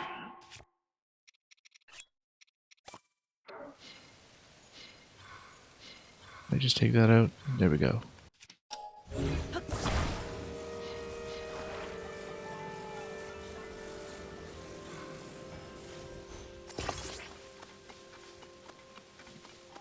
Also, was there a golden apple here, or is that just an apple? Yeah, it's a golden apple. Also, Blood Moon is coming.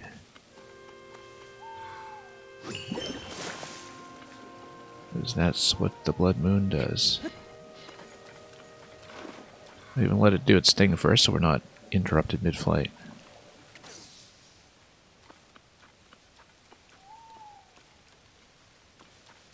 In the meantime, we can look around. There probably is a sky archipelago for each region. And so each region might have a shrine associated with it to let me look at. We didn't find one here, though, interestingly enough. There must be a sky shrine in that region somehow. We just didn't unlock it.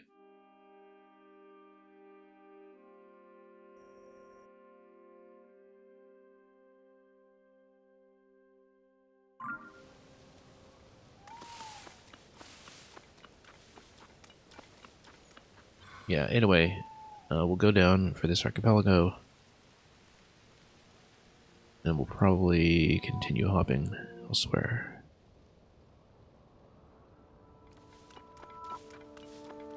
I don't think we've done the sphere one over this side either, or have we? No, we have. That's the sky mine. It was a sphere on the west side that we hadn't done.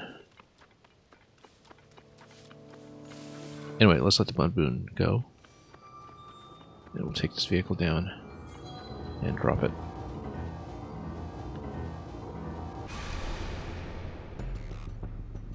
When the glow of the blood-stained moon shines upon the land. Spending the zonite rather heavily. We're below 800 now. That's okay. We know where to get more.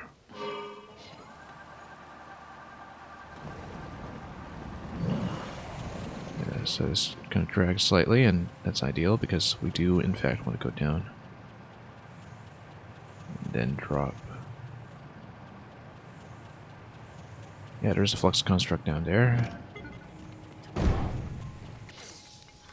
Let's see where the shrine is first. Let's just plug it in.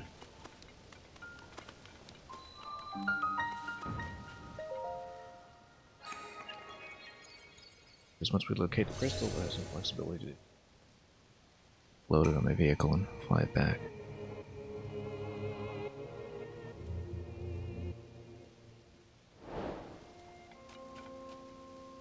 It is pointing down, and it is in fact pointing to the construct fight. So yeah, we fight out, we grab the crystal, we fly back here, easy.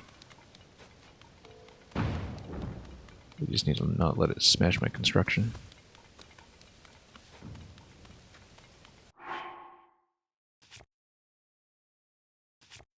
Alright, let's plug something in here and see what happens. See what we roll.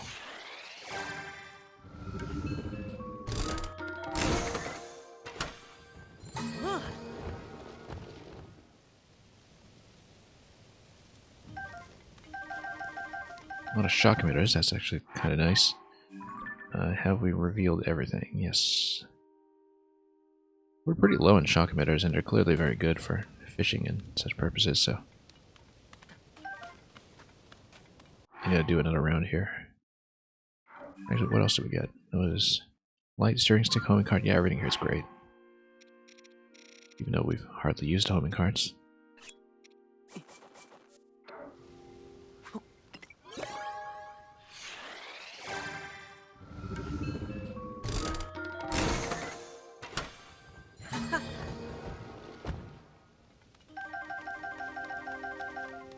Okay, so we leave the balloon attached. Drop down to the lower level. Let me scan around here just a little bit more first, so we know what we're dealing with. Don't set off the car alarm or something.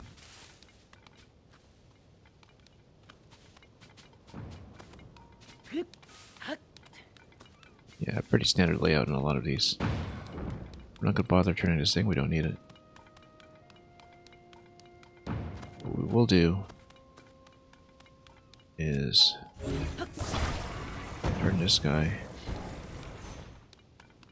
and make sure we're facing in towards the construct fight. Lever's gonna be right over there.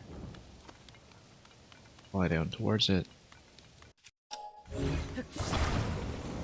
We'll drop in as we know we can with the balloon.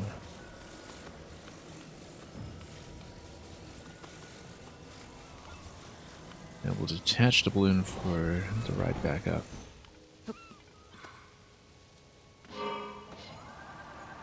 Be pretty simple. Okay, let's not pitch forward too aggressively so we don't fall over or something. Yeah, there are hover platforms to send you back up, in fact, if you wanted to do things that way instead for some reason.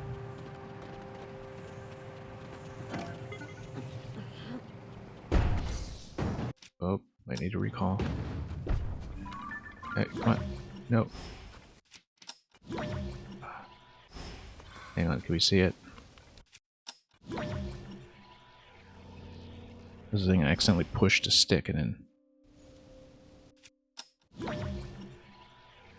Yeah, we lost a vehicle because I accidentally pushed a stick when I was trying to bring up the menu.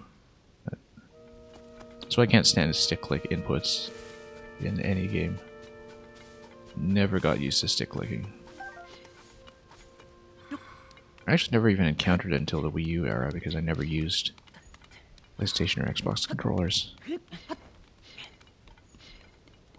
And didn't realize that they had started doing L3, R3 much earlier, and so...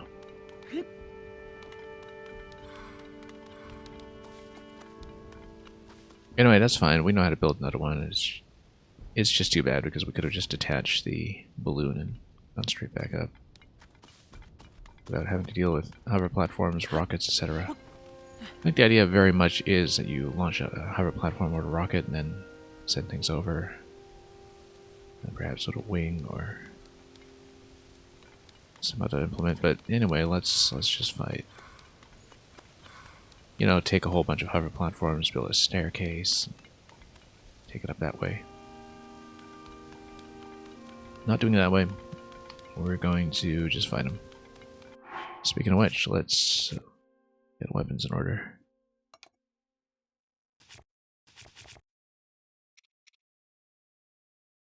Probably going with one of the Boko weapons here. Spears tend to be pretty good. Reaper's pretty good as well. Yeah, we'll use some of that. Oh.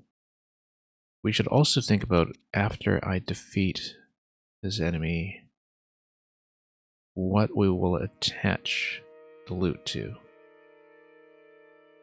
And I think the natural candidate is the gnarled wooden stick, since we don't have their zonite weapons. I guess we have this zonite spear we could potentially use, but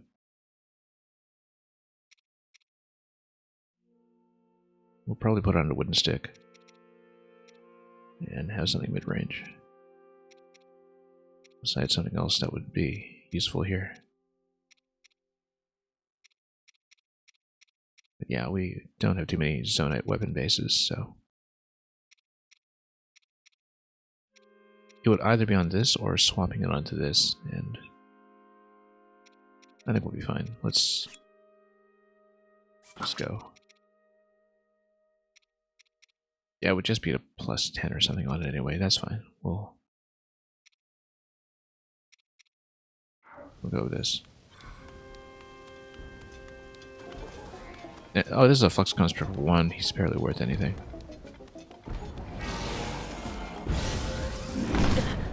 I say that, of course, as I get smacked. There's a Mark 1 that's going to be total pushover. Like, he might last 1 cycle against me.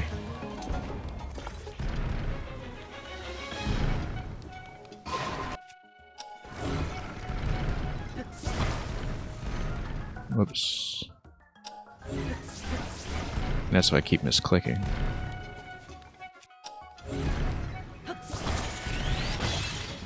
Yeah, this one's dead.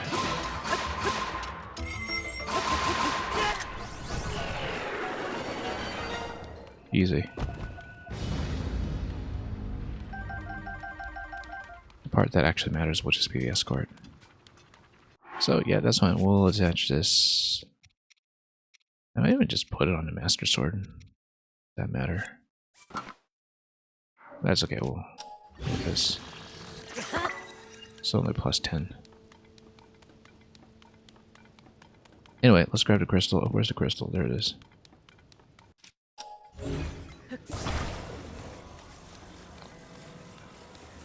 And I'll build my vehicle, but we also have access to rockets, so we'll use rockets for some of the additional lift.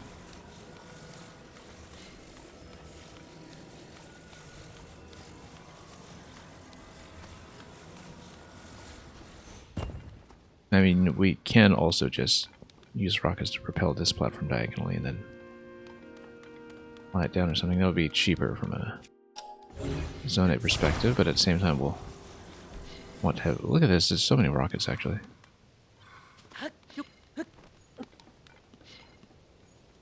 It's so many rockets that it's just going to totally overshoot.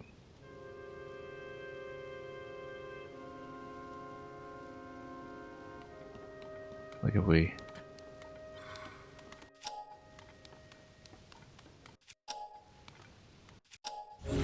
place this on top. Oh, it might be a fun way to do it. Let's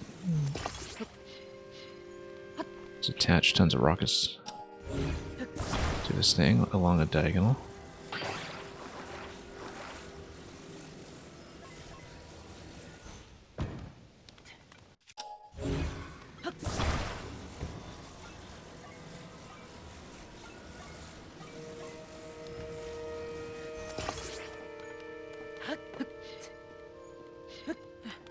Turn it accordingly afterwards. And if we overshoot, that's fine. We'll just build another vehicle. We have enough power.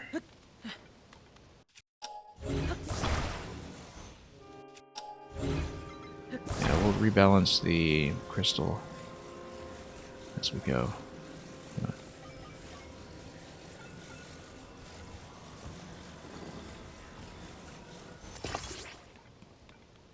Nope.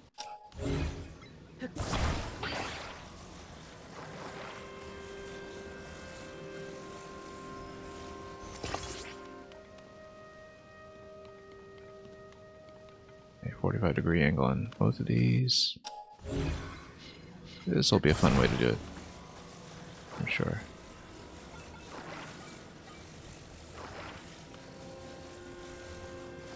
Come on. It's really kind of finicky to set up anything resembling symmetry.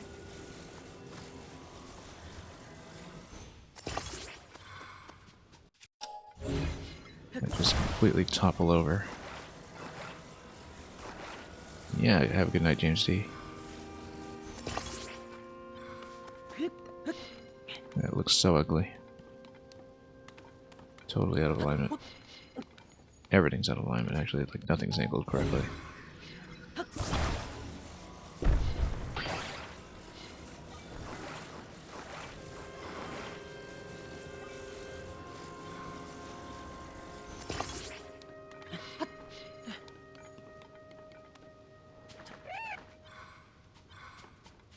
nothing is placed the way I want.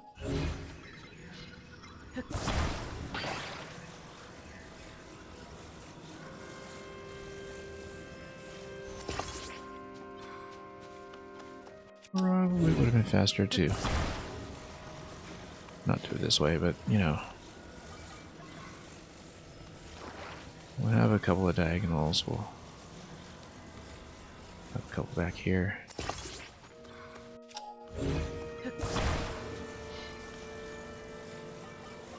This could be a disaster.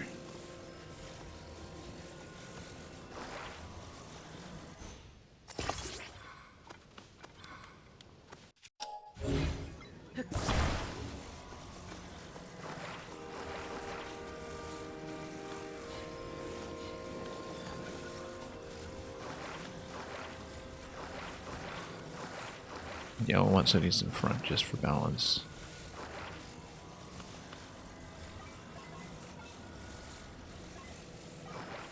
Hang on.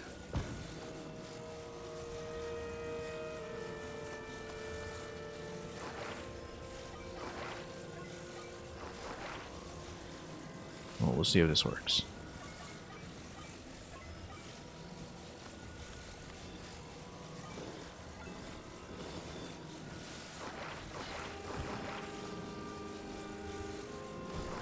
Yeah, I guess we'll probably need to space this out a little bit.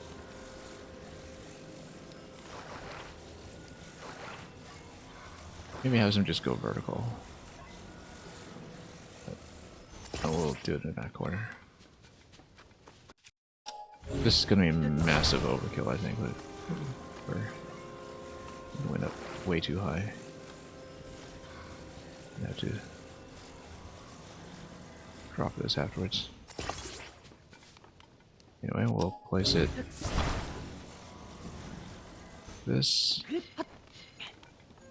Place this like this. Then we'll just give it a tap. Look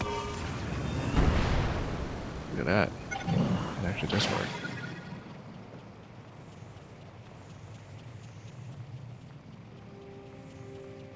Close anyway. Didn't quite make it as far as I needed. Oh, that's why we needed to have additional hover platforms to construct this even further. What we can do is... Well, I mean, you know, at this point we can just build a vehicle and ascend with it.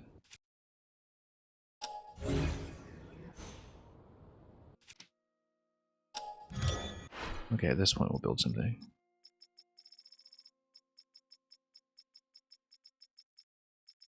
Yeah, just my short range one again, I think.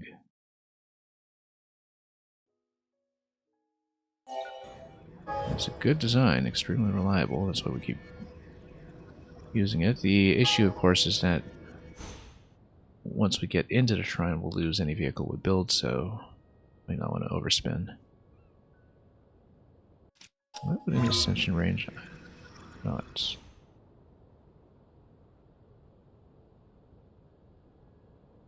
I mean, we can always build some fins on this and just propel it upwards.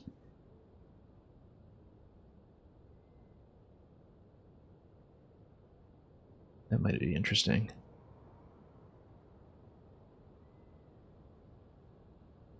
Just to, you know, put a fan on this and then attach it. And just move things slightly. Like we can probably do one fan and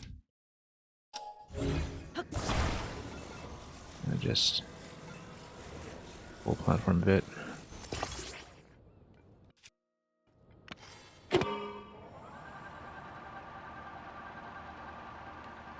Yeah, just move it out like this. Then move everything up.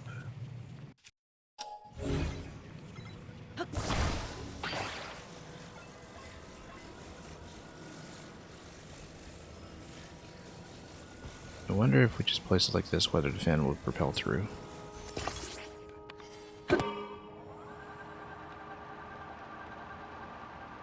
Not really.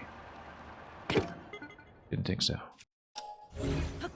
We might need 2 fans just to balance this out then.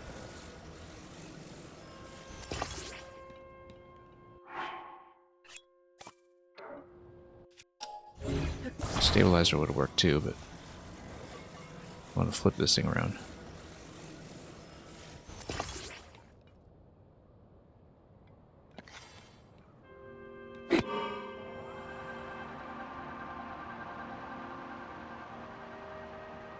Going up.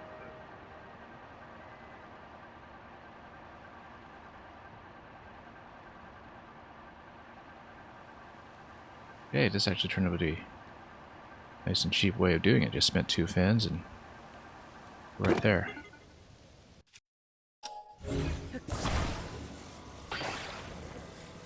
Yeah, no need to keep the fans, of course, because we'll lose them anyway on entering. Yeah, we can go here. Now this will be a bit of a jump. You can do it.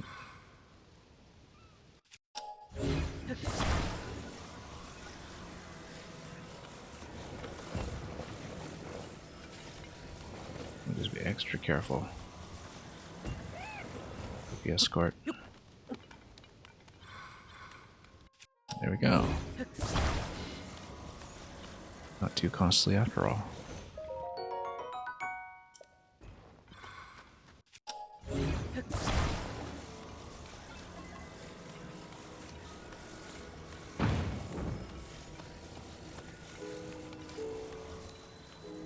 Okay.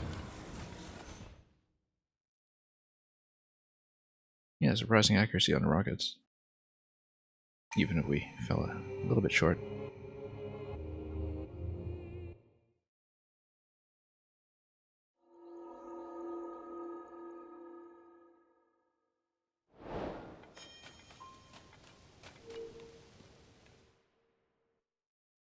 We'll definitely want to roll for more fans at some point, though, when the opportunity arises.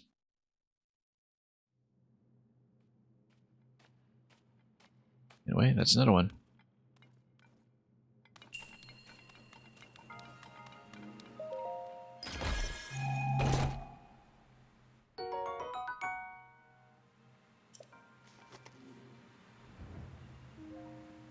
And more magic rods that we're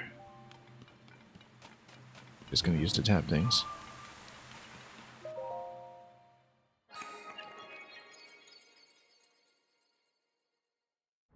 Yeah, that's number 122.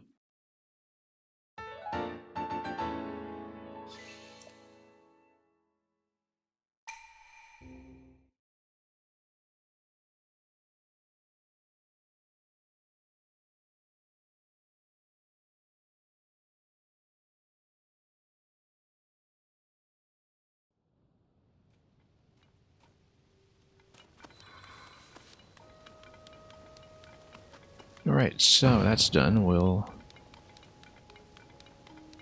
probably check this location. Just in case there's anything interesting. Now, what did this get me again? Shock light, steering, homing. Yeah, there aren't that many opportunities to get shock emitters. I want to do one more roll here.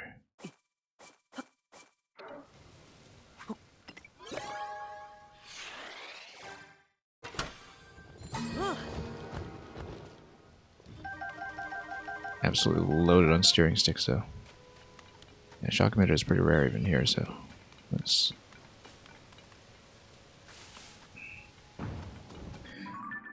We'll probably go up here, but let me just figure out where my next destination will be after that. Because, yeah, Death Mountain is down there. We had previously been to the archipelago in this zone, maybe.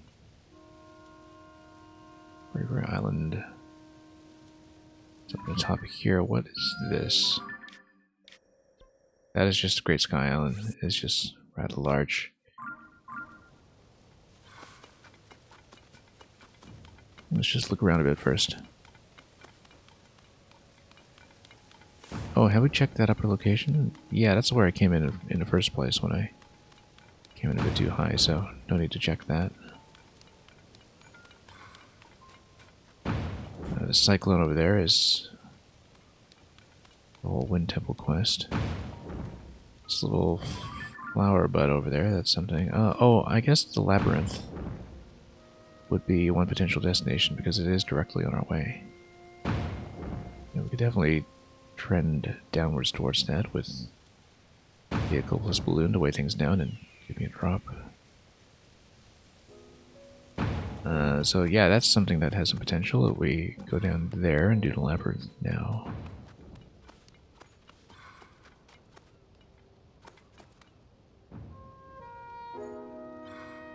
I think that's actually going to be the best possibility because the labyrinth is pretty close by. We'll definitely want to have the balloon with that though. But before we do that, we'll check that tree location. It might be a Korok or something, or it might be nothing. We'll try it.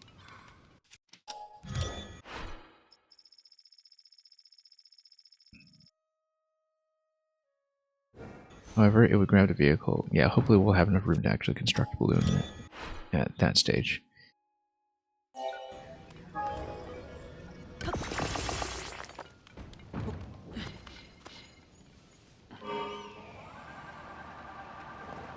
Okay, just gonna head up here briefly to see it.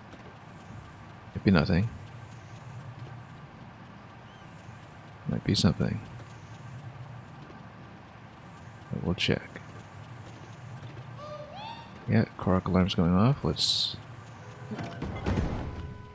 give this a quick look. Probably just need to climb it.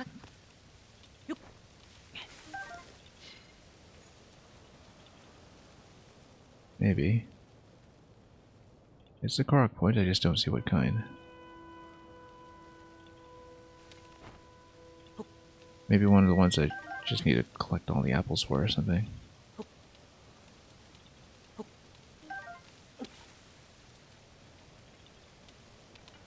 Whoa. No, actually, it's this thing here. Oh. That's very awkward. Maybe I just need to climb down towards it.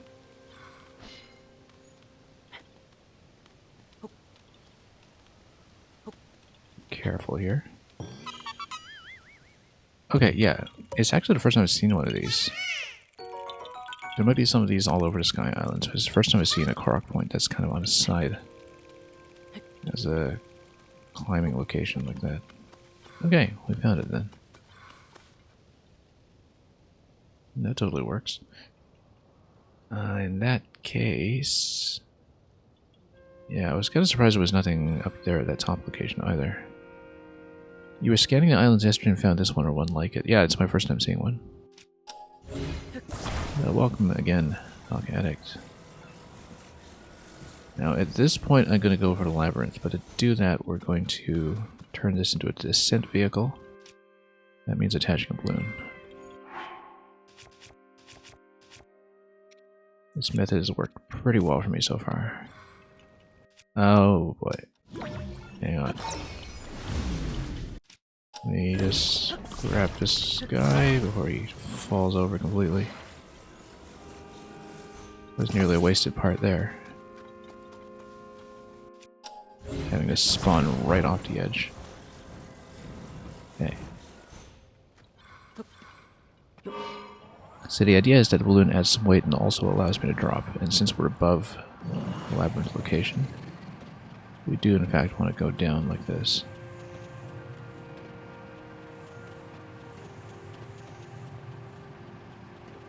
Drops pretty quickly actually. It doesn't quite give me enough lift. Like this is kind of for going down only.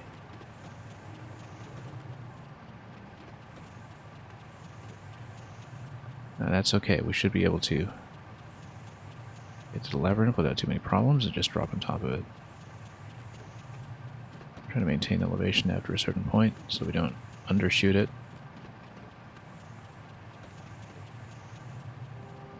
And we'll do something about that little flower bud island as well. maybe. I mean, it looks like a notable location. It's just that it's a bit of a hard target to hit with a drop from above, so don't really want to do it yet. Also, potentially might be one of those locations that drops something into the ground below, and we don't want to deal with that either. So, the labyrinth we go. I don't know if I'll have enough charge to get us all the way there, but we're about to find out. I don't think we will, because this is a little further out. So that means, yeah, we'll probably plug in a large charge at least. A little more cost efficient, even if it's overkill. Well, let's see how close we get, first of all.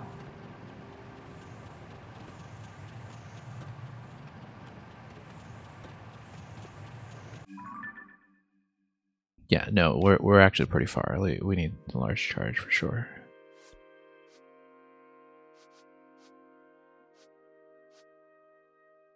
Yeah, we need a large charge for sure. So let's do it. Or recall it. Oh, to get the battery recharge and all that. Yeah, no. We're not doing it that way.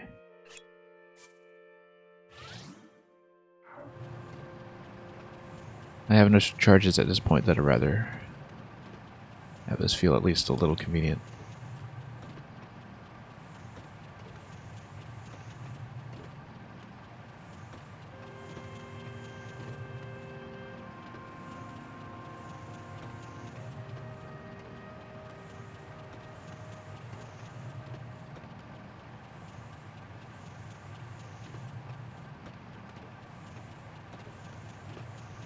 Yeah, because we actually did need to cover a fair bit of distance to get here. Also, at this point I'm cold. Let's put on some gear for it. Apparently it wasn't cold at this elevation until I decided to get into this zone. Oh, I'm actually going to be coming in too low. That's okay. If we drop the vehicle, we can just... Oh, look at that, low gravity. Low gravity is actually a bit of a problem here because I might not be able to drop with the vehicle safely.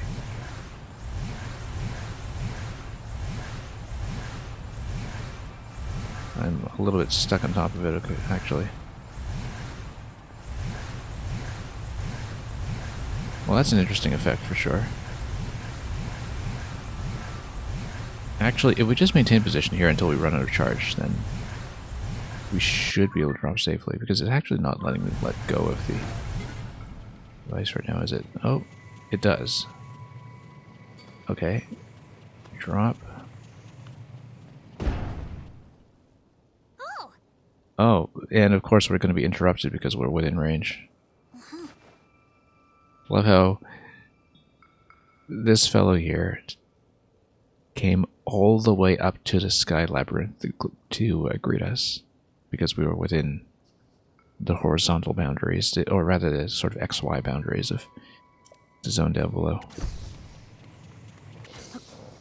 Oh, low gravity. I always fail to account for it.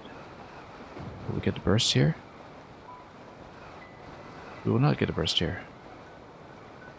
It does not work the way that the other zone does. Okay.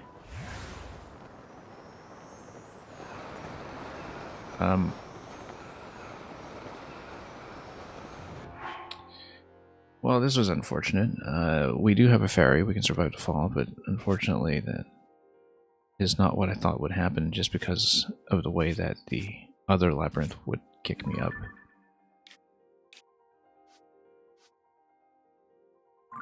You know, if we could at least grab this star fragment, that would have been nice, but... Oh. Yes, I'm going somewhere. Well, that's unfortunate, but we're just going to smack into this. And spend a ferry, that's okay.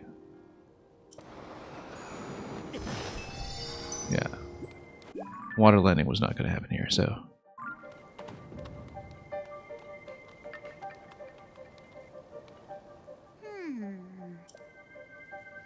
And yeah, this is still gated off because we didn't do the top part. Oh, I guess we have to go all the way back up then. It's really too bad. Unfortunately, my vehicle is nowhere to be seen. Yeah, I didn't understand what was going on with the low gravity there. I guess we weren't really allowed to do that. Oh, we do have a star fragment here, though. That's good. I also didn't remember that I actually can't climb those walls. I should have remembered that from the other labyrinths as well. Okay, we'll build an ascender vehicle and we'll just take it up.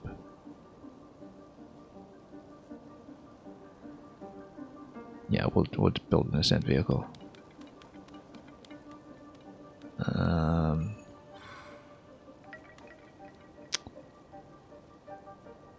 then straight up we go. Like, I would probably want to take it all the way up to the top, in fact. But we'll build it and we'll see. Getting a bit expensive when it comes to zonite here, but we'll do it.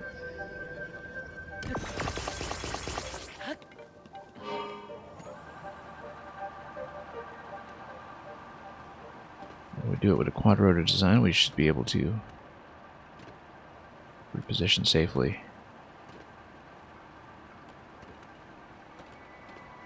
Maybe get a quick battery recharge in the middle section here. If we can. If we can't, of course, we won't attempt it. But... And of course, he's going to interrupt me again. Come on, we got more investigating to do. Yeah, what do you think I'm doing here?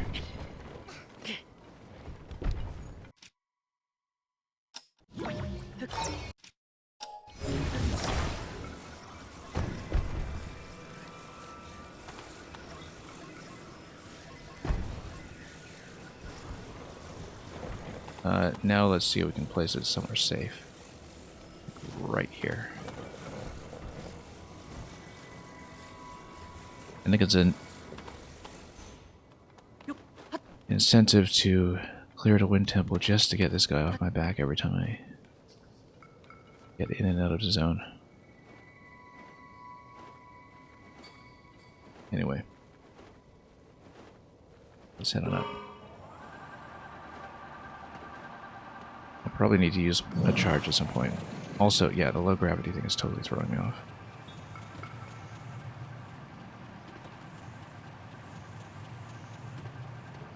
But if we can at least get the shrine that is at the top level, if there is one, which there should be if our experience with the previous labyrinth was any indication, we can do this without too many issues. Also, yeah, I should have seen that platform as a recharge location as well, but I think we might even be able to make it on this charge. We'll see.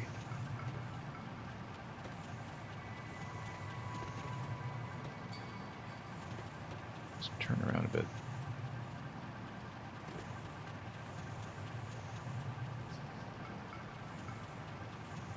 Gonna be a close call. I think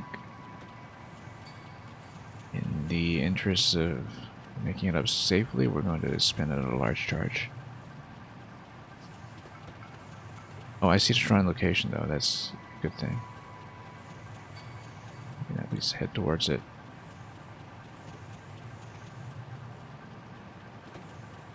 We can spam a couple of small charges, but I feel like it's not going to be cost efficient, just because one large charge is worth so much more at this point.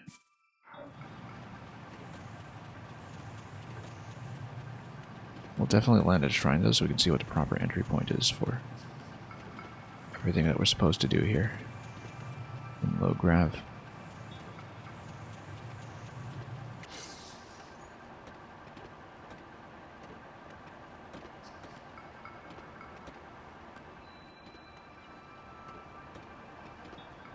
Castle top floor.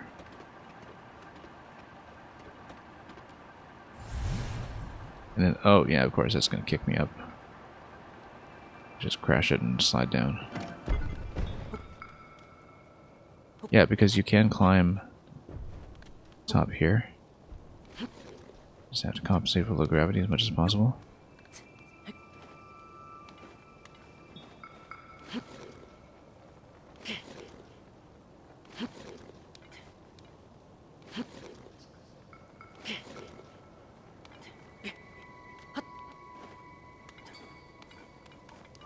The vehicle's still active, so we'll activate a shrine before we go in. We'll see what the interaction is, because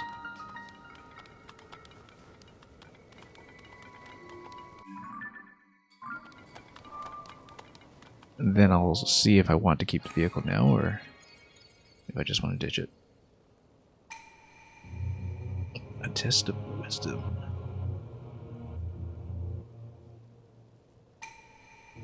What terminals are hidden this way? Yeah, I guess this needed to activate the wind gusts first before I could play here, right? Maybe that's how it worked. Similar to the other one. That, yeah, we just hadn't activated a wind, and so it wouldn't give me this interaction.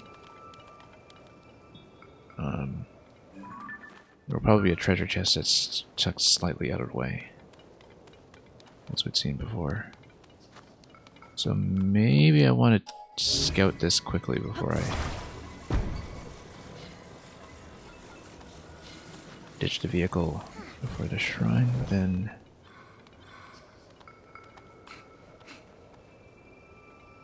Yeah, because if it's architecturally similar, there might be someplace that's slightly out of reach. I feel like vehicle play is going to be awkward here anyway. Just because of low grav and the inability to get out of that. Let's do the shrine first.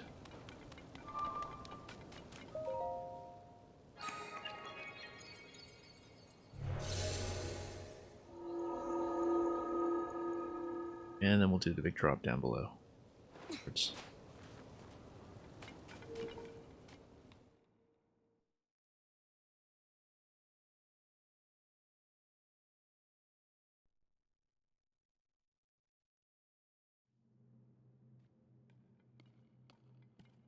Yeah, we know how to do that with the descent vehicle when the time comes.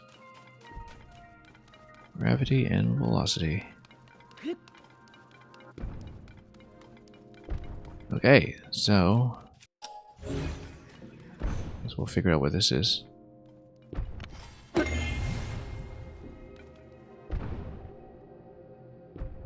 Ah, it activates low gravity.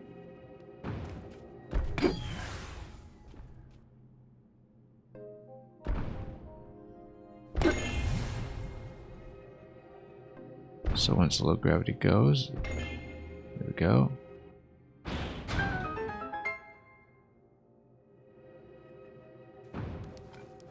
And possibly I'll be able to climb up there as well. Although, it looks like it's a potential treasure location on this side, so we'll take it before anything else happens.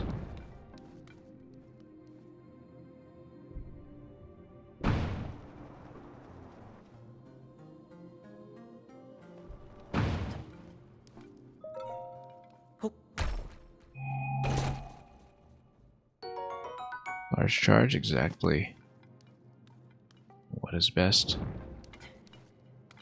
Then we'll go up.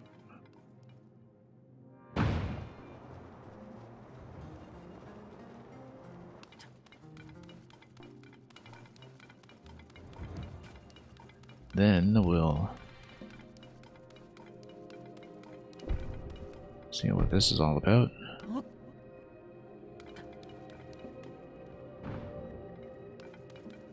I see, so you need to lower it when it is above, and then that's going to drop in.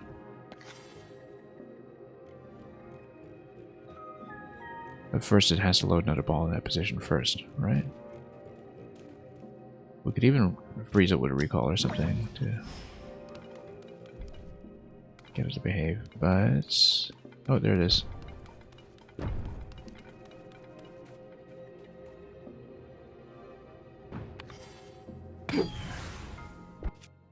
Yeah.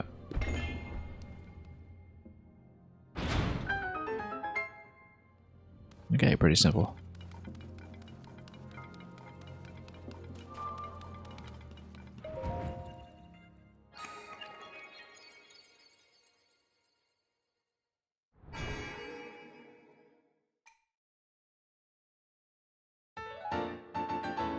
And we'll take that.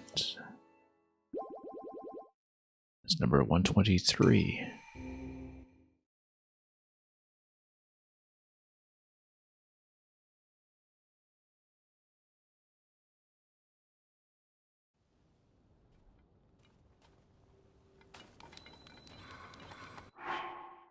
We should actually get the skydive pants on to maximize maneuverability, since we will be in a skydiving animation anyway. It is also possible to climb up the exterior. I don't know if we want to do that though. Let's... That's not what's supposed to happen. Why did it kick me up? Let's take the death.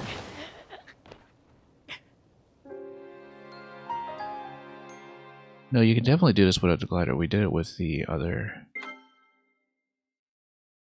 labyrinth before, where you just need to enter the skydive animation and it kicks you. Hang on. Yeah, no, this is totally supposed to suspend me. We might have to... Whoops. Get to a higher entry point first or something, but... That's not right.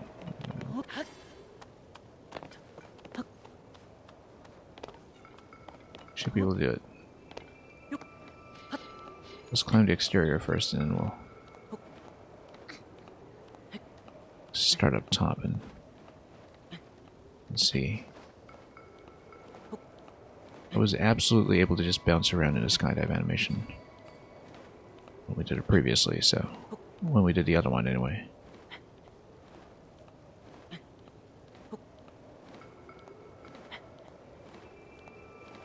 But we'll start up top and see how it goes.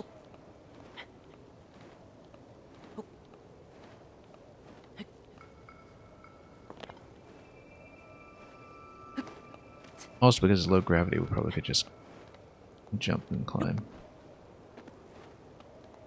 It might even be stamina efficient to do so.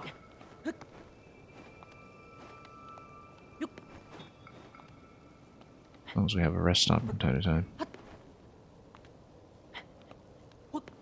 Once we're down to one wheel or something, like now.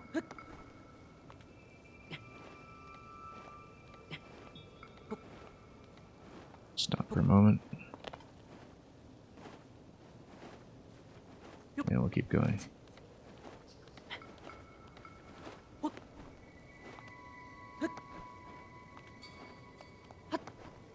Okay, we'll find our way around to the 4 nodes.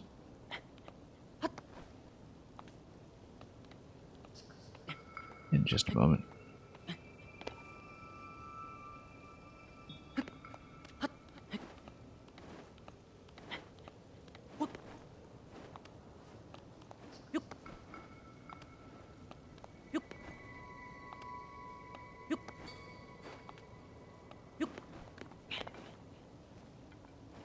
Alright, so... Yeah, the dive point is for after we have cleared everything, but... Might be able to find a way to a bonus treasure as well, of course. Anyway. So, we'll just skydive. Give me the updraft I need. Or maybe this whole thing just works differently from the other one. And it's going to be much more glider dependent because we don't see the continuous updraft that we did with the place.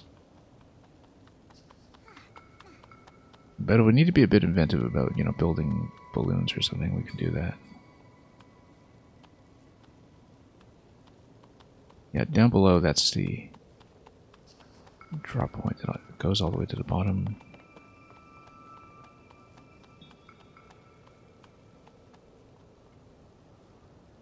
We'll see. Yeah, so there is no updraft that kicks you up here. But you can actually take some fall damage. Some.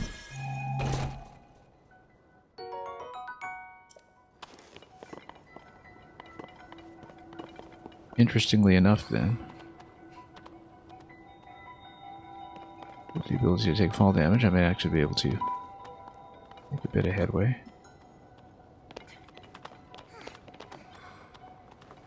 It seems a bit tricky, though. We could do it with a vehicle. The corridors are going to be a little bit tight. Maybe we're able to do this with a vehicle. We need to maybe make a smaller build than the typical basket one that I do, but...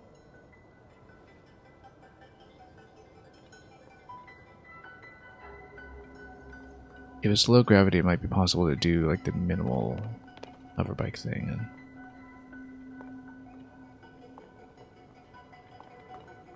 still manage to propel our way across.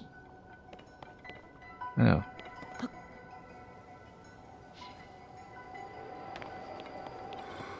Yeah, for the most part, this will break some fall damage.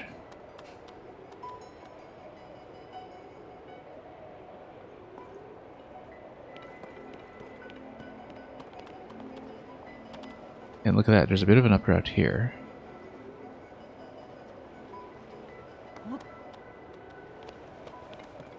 Perhaps not enough of one to matter.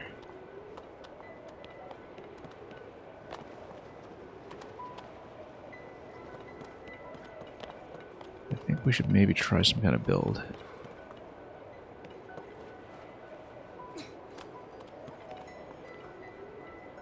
Possibly even with a stabilizer.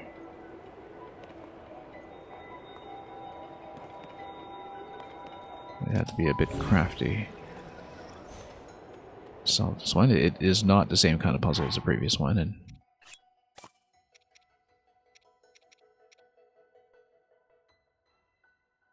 what do we go? One stick, one fan, one stabilizer.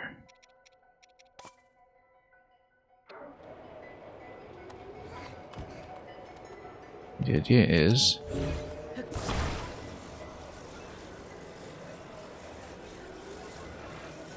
well, we put the fan behind a stick.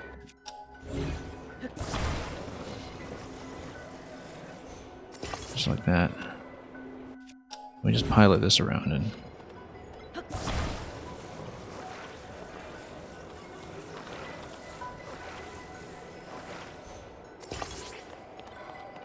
not quite in alignment here. Let's see if we can get this straightened out a bit.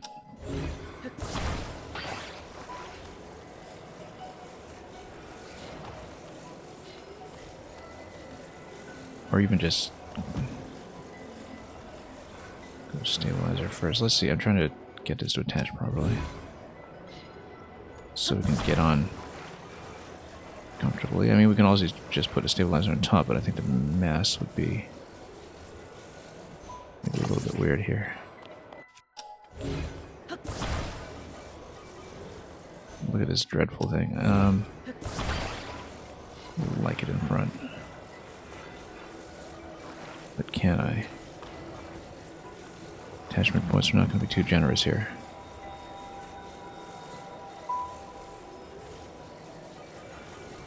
Surprisingly inflexible, in fact.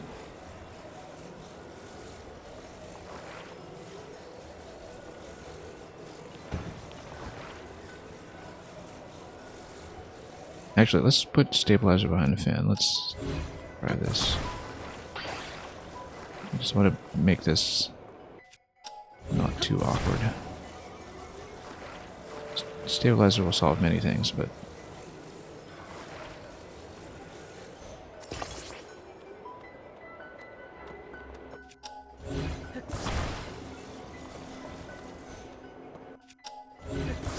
the thing is, with low gravity and updrafts, this might get kicked around a bit.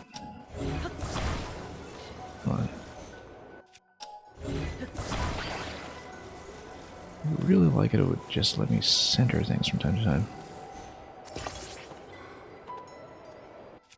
Okay, maybe this will work. Looks a bit awkward. But we'll see if this will just kind of work as a vehicle or something. It might not suspend me by enough though. Like I might kind of just drop with this because the stabilizer won't actually. Yeah, no, I need some kind of upward motion with it. We need to bend this a bit. Like this. Or maybe even suspend it like this. Because then if you tilt forward, it'll still propel forward. I need this to kind of keep it weighted down. Also, it's too close to the stick now. I can't actually step on a stick. Come on. A few minutes, welcome. A few minutes, hope Fire Emblem's been going well. I know you've been progressing rapidly through the main story. Let's try it like this. I actually don't know what weight will be like on this, so... And of course, getting on and off this thing in low gravity is a bit of a pain. Well, it pushes me a little too aggressively, actually. I'm way too lightweight for this. We need to weigh it down. We need to weigh it down a lot. Because otherwise we'll just be way up in the sky. Oh, I completely missed steer too. Oh, that was spectacular. Yeah, I thought I'd have more weight to that, but we didn't, so we'll try it again. Beat chapter 20 and 21 tonight.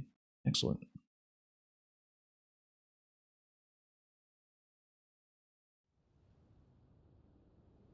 How did you enjoy the waves and waves of reinforcements? On the last boss of 21, you had to give everything you had in one turn. Yeah. Sometimes, you know, they pull through for you when you least expect it. Okay, so we previously jumped down to that location and that was fine. We need to basically revise this build to weigh things down slightly. I like the idea of a stabilizer. I think we needed to have a little bit more of a slant on it and maybe weigh things down.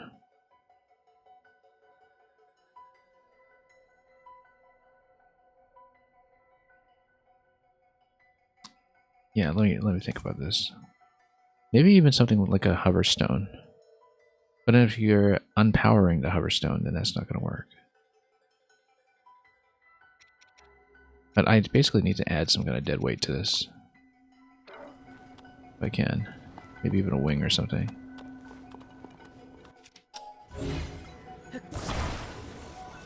Okay, just going to experiment with it a bit and see if we can find a solution. Like, with a diagonal... It gave me so much lift, though. I didn't expect it to do that well. But I guess we're building so lightweight here, that's why we suddenly have these issues. Because the link weighs almost nothing.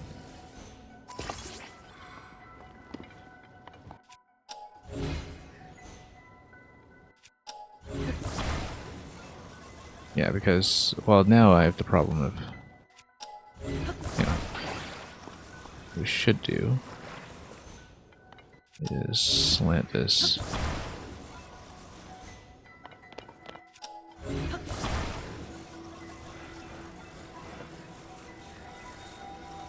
Like this. But the problem is the stabilizer will kind of force this to always push upwards, right? So the thing is, you know, basically, do we have enough weight to weigh this down? If we don't, then... Oh, actually, this kind of works. It might be a bit awkward to turn, though. We could do it with two fans. Look at this. This basically rockets me across.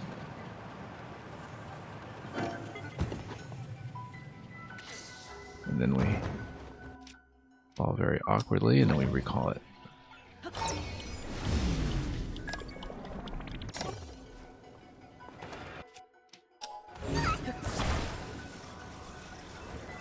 Okay, a bit awkward. But fancy. That Goomba looks so serene, yeah. Looking forward to that game. That's for sure. Notice how the Toad House, by the way, that they show at the goal screen in the trailer, also kind of resembles an elephant. That's something I picked up on right away. Okay, this thing is moving too fast. We basically needed to weigh this down. Either that or we just scout out where the valid locations are and we... Let's try to drop. If I had enough room to build a smaller vehicle, like with basket, I'd do it. But yeah, it does kind of send you up.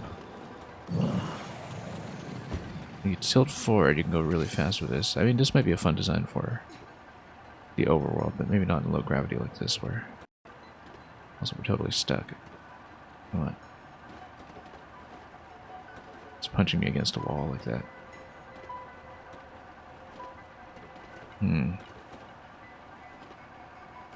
Yeah, this one's going to be a challenge with the glider, actually. I just didn't expect that, given that one we'd seen previously was no issue whatsoever.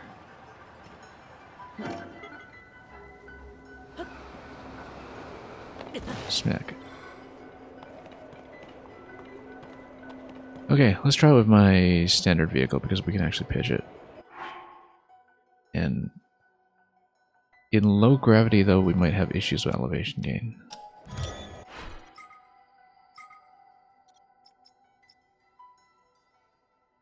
Which is why the thing to do might actually be to place a fan forward.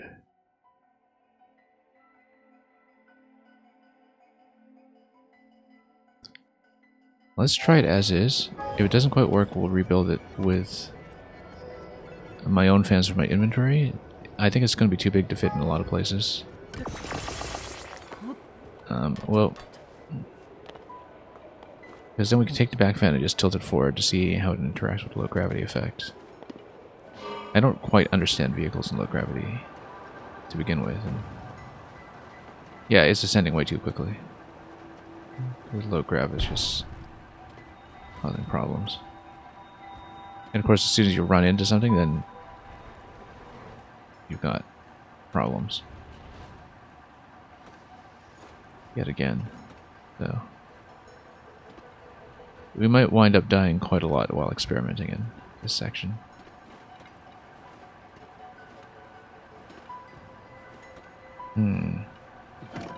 Oh, whoops, fell out as well.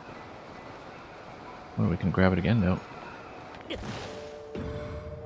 And yeah, it's just gonna get kicked back up, which is not what I expected. Oh, because this is the updraft. No wonder. Well, okay, that's one way to preserve the vehicle. But then that implies that here, if I had fallen towards it, I would have been able to continue. There is a point at which I can grab this. Come on. There we go. What a grab. If I weigh it down with a balloon, like we'd previously done, that might counteract the effect a little bit, and can't take that out here. Yes, I can. Try me.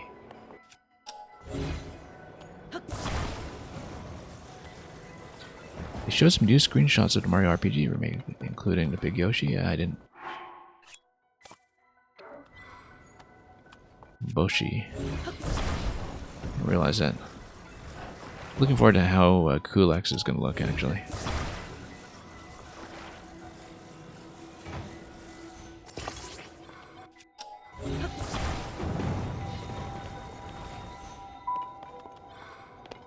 Yeah, the problem is that this thing is way too fast. Look at how fast it is. See all the way up. But past a certain point, Should be able to weigh down a little bit, right? Nope, the thing is I can't even drop out safely anymore. For this stuff. Well, I mean, I guess that was safe, in a manner of speaking, but... I need a lot more ballast, basically. I need to weigh this down.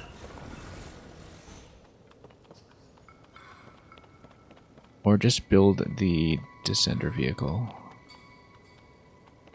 And just find the places to drop in.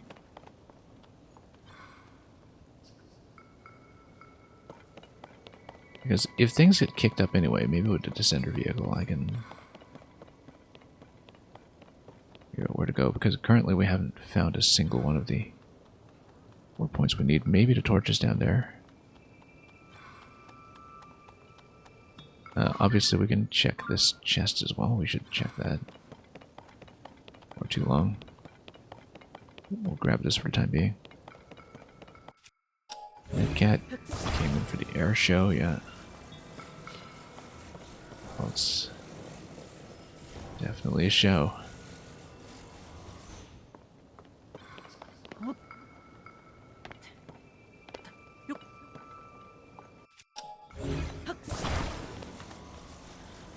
We're going to wind up spending way too much zonite. But we'll figure this out somehow, I'm sure. It's just that we sort of need to... Oh, Korok point, really? Must have been... Oh, I see. It's stand on the corner and jump somewhere. And this guy, I swear, is interrupting me every few seconds.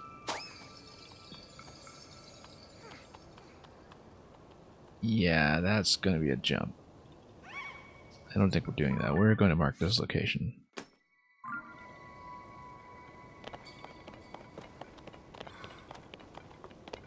Anyway, let's grab this first. You got your tickets to Universal for Super Nintendo World. Enjoy. Zonite bow. What do we want to try out? Maybe the Zora bow? Zora bows have good durability, though. I kind of think that... but we need something that's kind of long range from time to time, so maybe we'll trade it out. Doing so well for bows at this point, though. We'll just have to give something up.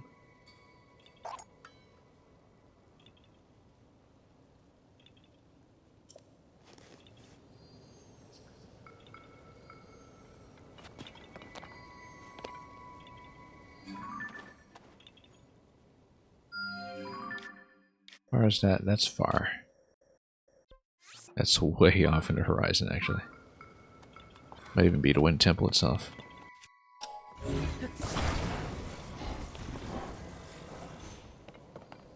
Okay, so we need to find out where the drop points are going to be.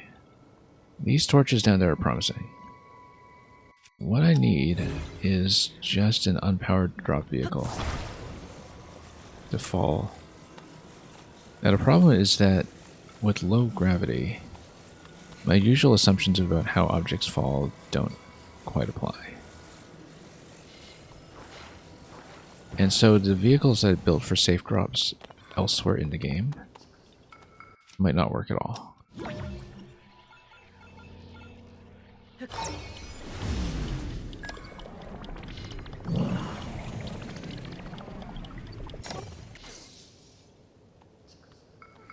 Okay, but falling with a balloon still works. That's the important thing.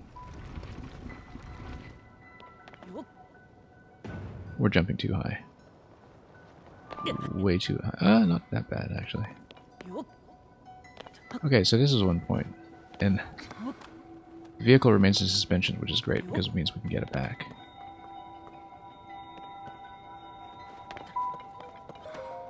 One out of 4. Okay, we'll follow the torches then. Probably on the corners. Actually, you know what? I should have remembered this from the other shrines that the map actually gives me the positions. The other labyrinth, rather. That's the only way I managed to do the other labyrinth. In fact, whoa, no, wrong way. Okay.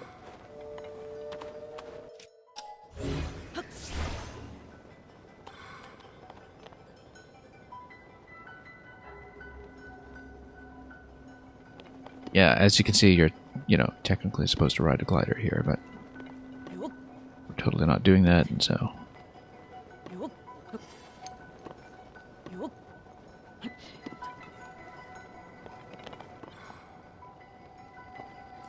That's okay. We know where the other points are. That's the important thing, and... It's going to be, if we take a look at the schematic...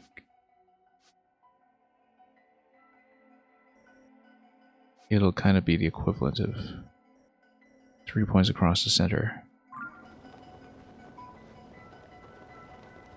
So if we can actually just ride back up for a moment and grab that, that would have been great. But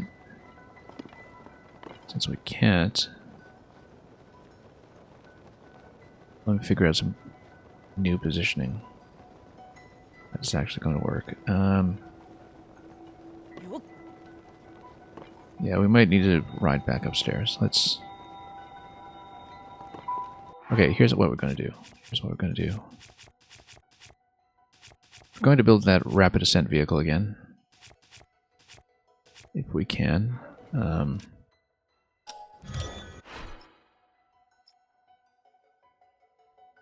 This one's just going to go straight up. Almost. What a weird construction. Without spoilers, are you at the end of Engage?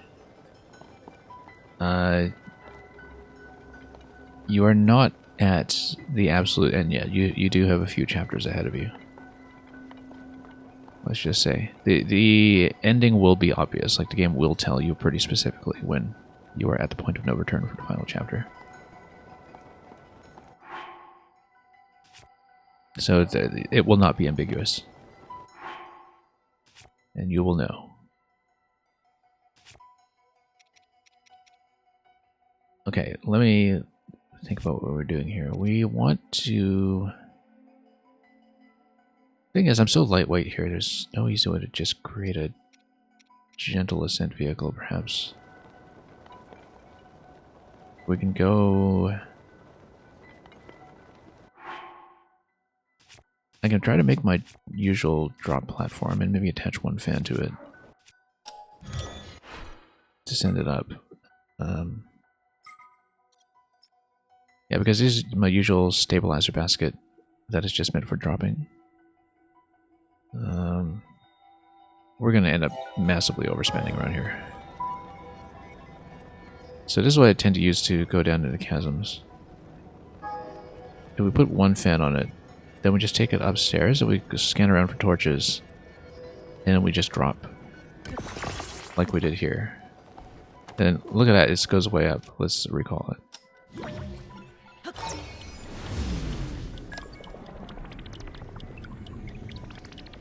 And we need to power it up because of a stabilizer. Also, recall doesn't tug it down. Look at that.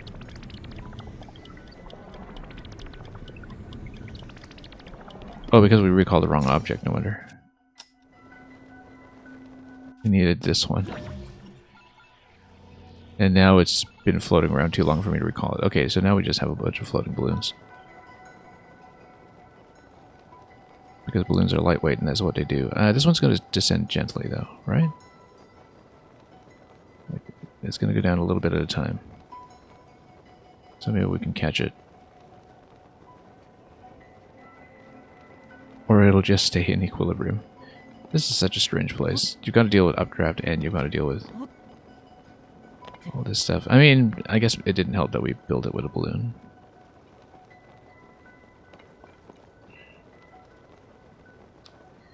We need a better solution here. Or I can build another one of those and I just need to make sure I am sitting in it this time when things get going.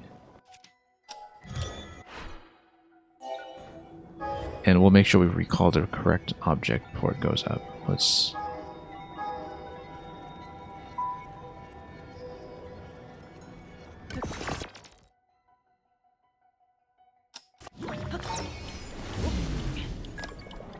Okay.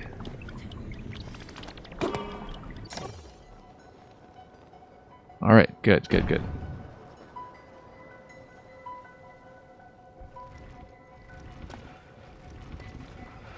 It doesn't go far enough.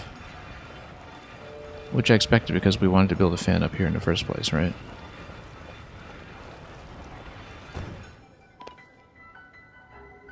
Yeah, so it got kicked up initially. And that's okay, because now what I'm going to do is I'm going to build one fan on it to maybe manipulate it. Possibly, if I keep the stabilizer up and running, I'm able to put a control stick on it and tilt it and move it. Like maybe with one fan. Let's see what we can build into it somehow. We're gonna weigh it down with a stick first because sticks have weight.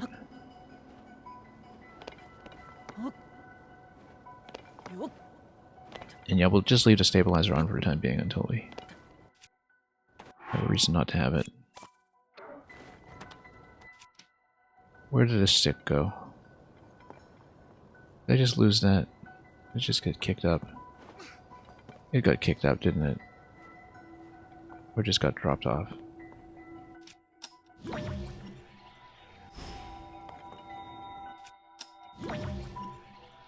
Where did that go? Oh, that's annoying. Can't even build here.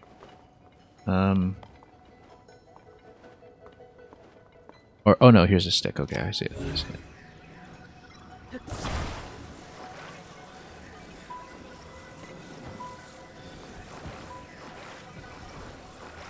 No, no, no. Come on. Can't see a thing.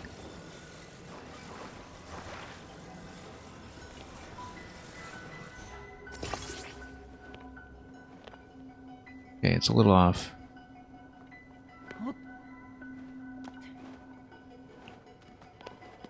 But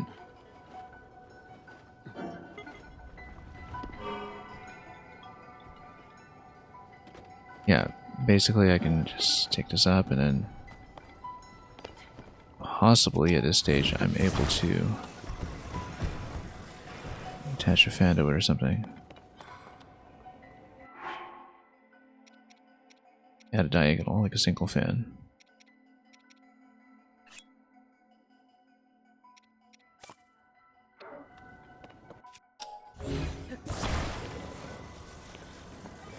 And then we can maybe drop things up.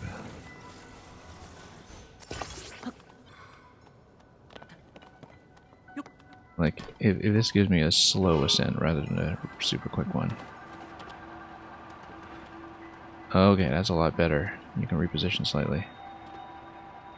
And then, yeah, the idea is that we can then try to drop. Yeah, because depending on my weight, I can then take this up.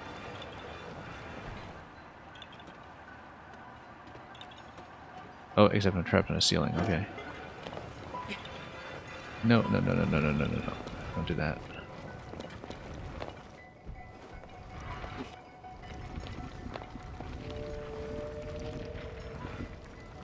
Because then I can kind of lean the vehicle. Let's see. Because if I take it over here, it'll give me just enough lift. This stabilizer might actually work against us a little bit. But we'll see. I'm going to pull back slightly. This is going to hit the ceiling though, again.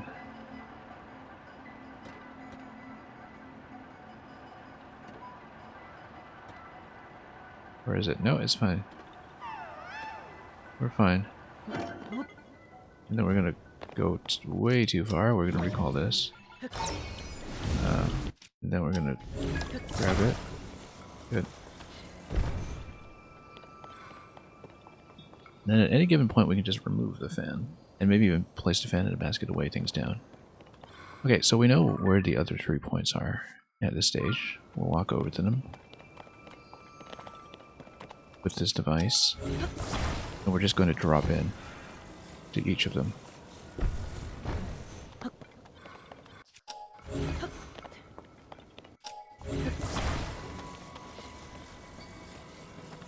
There'll be one in the center position and some that are closer to the top corners. How close exactly, we don't know, but we'll find out.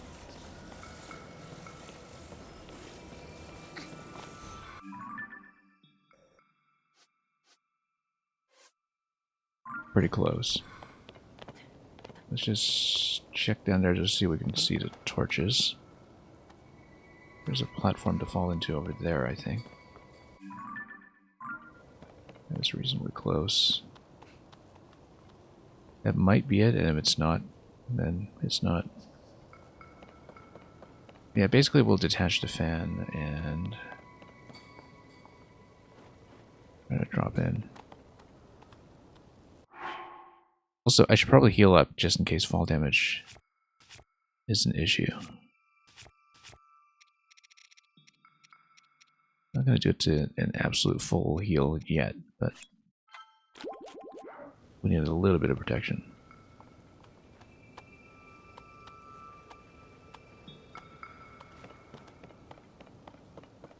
I feel like it is going to be this corner here. Yeah.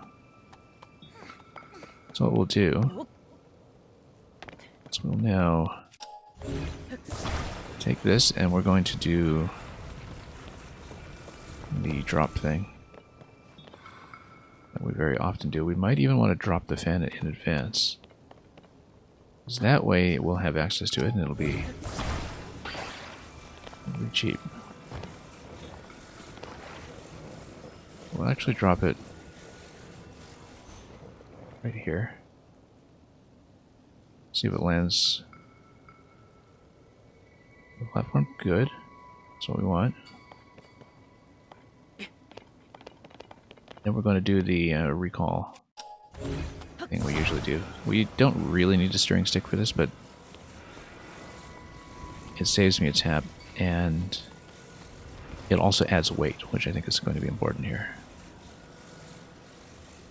Hold. Pull back. And recall.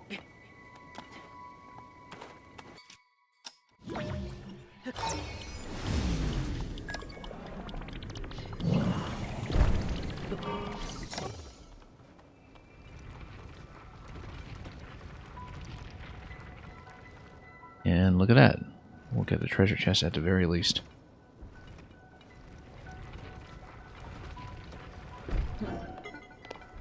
And we've even got the fan available here to go back up. Now the question is, how close am I to the actual activation point I needed? Seems like I was a little bit off, actually. I needed maybe the next row over.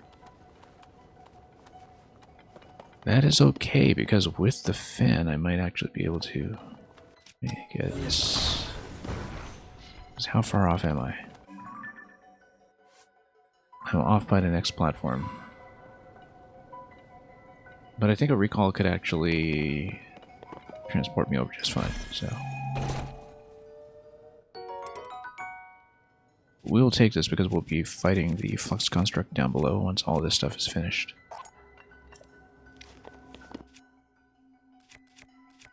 We'll just switch to another rod for the time being. Okay, so the idea is that if I take this, and as long as I don't slip up here, we can move it over here and back. I could even do it with the fan attached. This will just be temporary, so. Obviously this attachment will be disastrous. We should attach it properly first, just to be absolutely safe.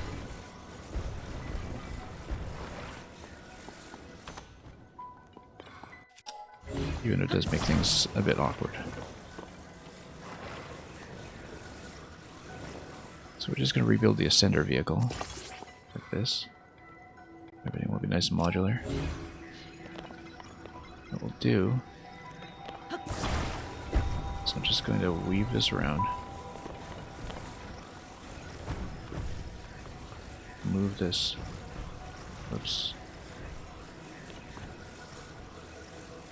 Can't just see here.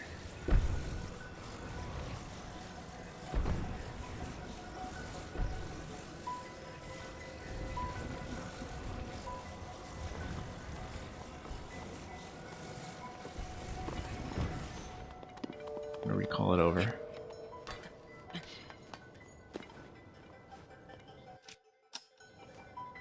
Hopefully that was accurate. My added weight here doesn't prevent me from taking it across.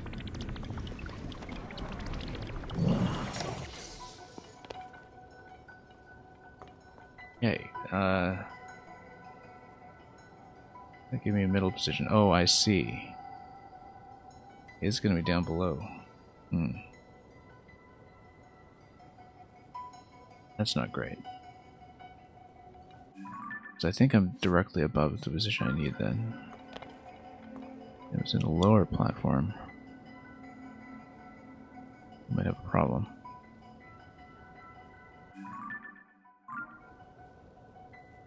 I don't know that it was just in the next column over. Whoa, no. It's not what I wanted. We check both columns over there.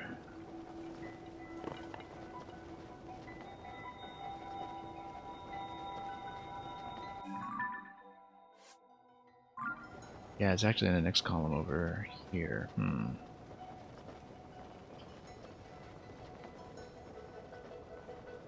Fortunately, this updraft isn't the kind that'll just let me fly like the other one. At least it doesn't seem that way.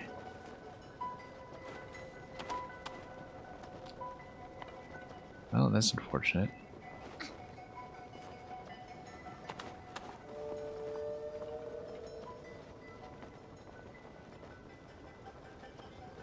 Difficult to see where I'm going.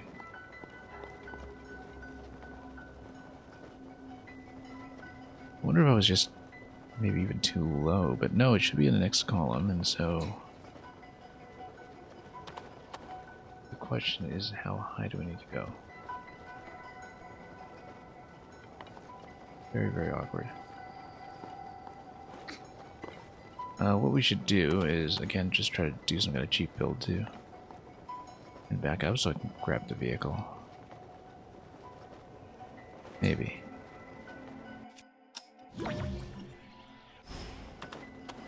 Or we do this.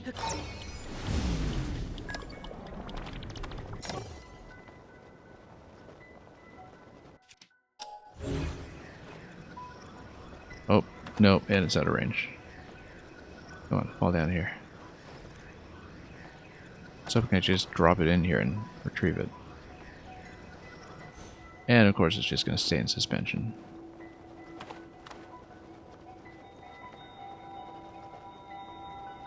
You know, if I shot it, if it didn't have the fan attached to it, it would then fall down gently towards me and everything would be fine.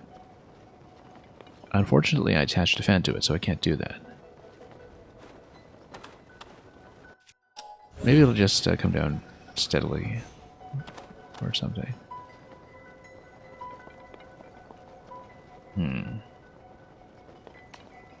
We could be here a while. It seemed like such a clever thing to do, too, to recall it and have it work its way down. I guess we'll probably have to give that one up for lost.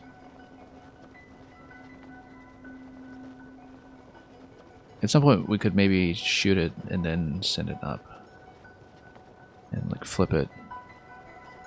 Or shoot it to flip it and then let it sink. I don't know.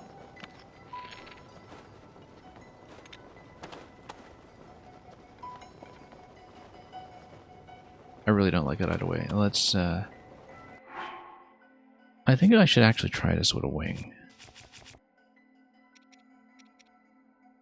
Got so few wings though, maybe that's not a great idea. Something like a spring shield. Spring might be a good idea actually, because we can bounce up and then reposition ourselves. Maybe.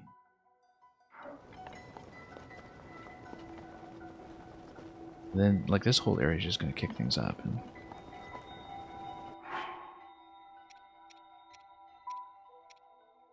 Hoverstone. Hoverstone.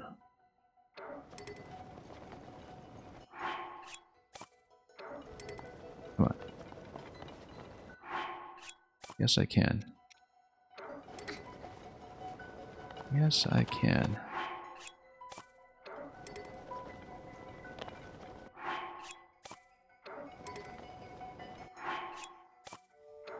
Like, these things are huge, but it really should be letting me. It's on too small a platform to do anything. It's very unfortunate. I bet it's because this guy's in a way, too. This is just... There we go. Because what do we... Well, let's take the magic rod.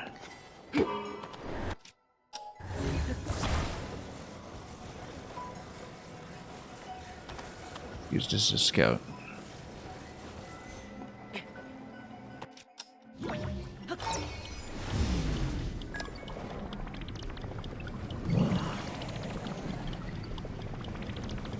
Okay. That wasn't far enough.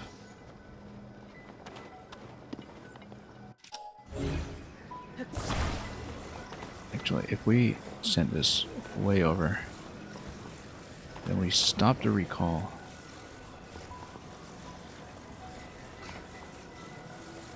When it is at its furthest point.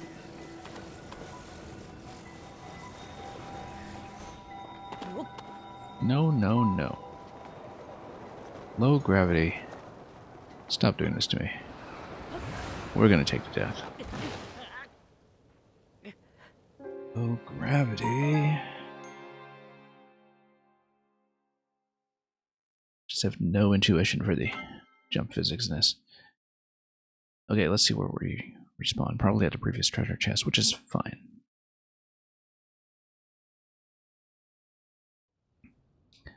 I kind of like the hoverstone idea, actually. Because we can basically drop them and reactivate them anytime we want. If only your bird friend allowed you to ride in the back, yeah. That would have solved some problems. Anyway, this is where we got a treasure chest. This was a good position. We checked that location and it was nothing, and then we fell down.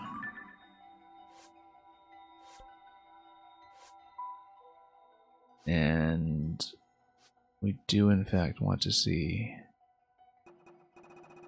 the quest indicator for once in our lives.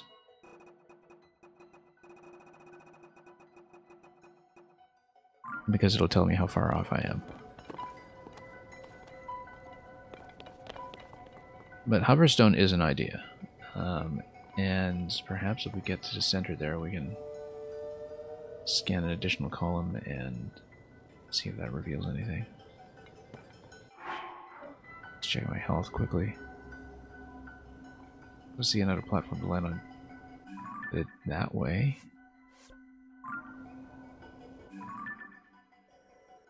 Yeah, actually this gives me, now that I have the quest tracker on properly, this gives me a much more precise notion of how far I have to go.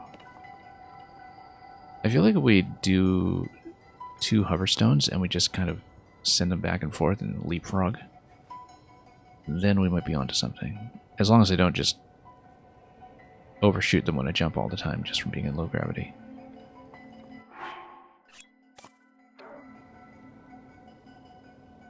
Would need 2 though in order to do the swap.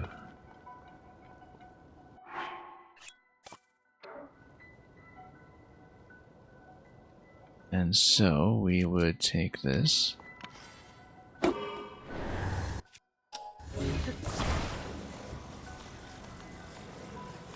And we bunch it up against a wall. Then we're able to fall safely against it. And that's how we do it. Like, yeah, basically position ourselves so we can jump against walls. Maybe.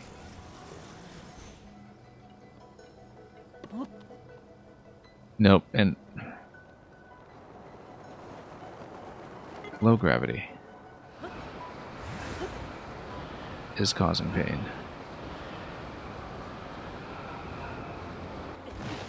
It's funny because Mario Maker does the same thing to me with low gravity levels.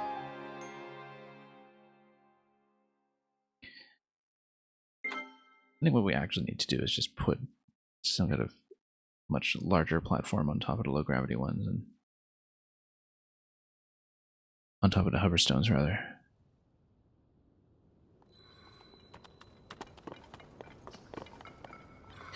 Okay, I like the hoverstone idea though. But we need to once again turn on the quest tracker, because the save point put me before this.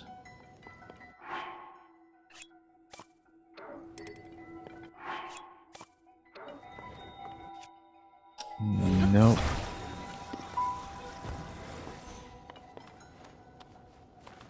Yeah. I think this is a fundamentally sound idea. It's just that the execution is extremely fussy.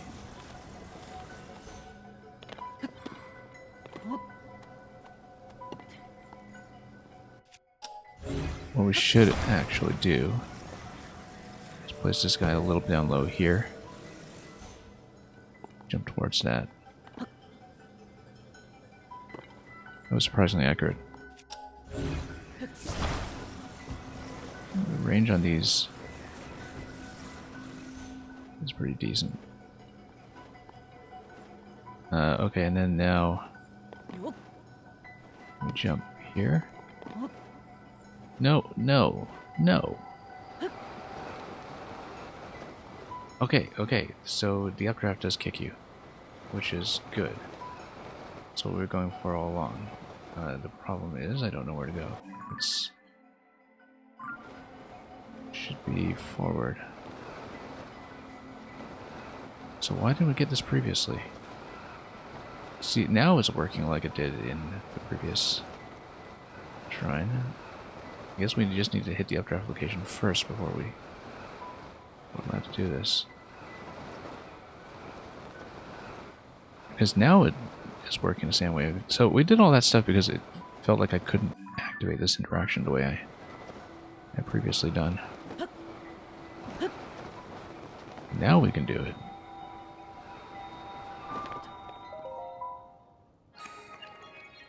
So, do we spend all that time not realizing that, and all those resources not realizing that if you're standing on the updraft, you can actually still do the... Hang on. Thing here, because...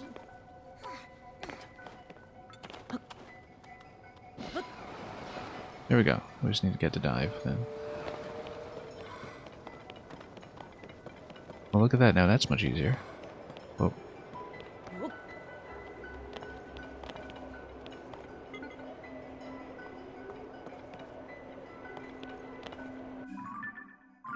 Right, and then we'd need to fall into this one probably, or... I don't even know if it's an open ceiling. We might even need to ascend through it. We're falling through the side. Or something. Or, oh no, it would be through the side, okay, yeah. Pick me up, okay. There we go. Finally, like, how come we couldn't do that before? Doesn't make sense.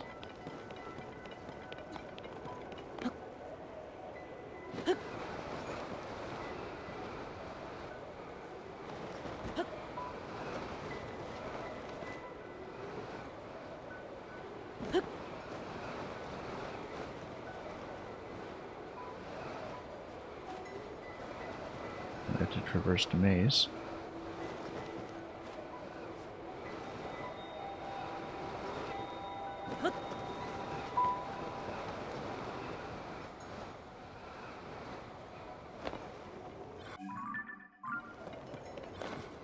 then we're a bit closer now to where we need to go, right?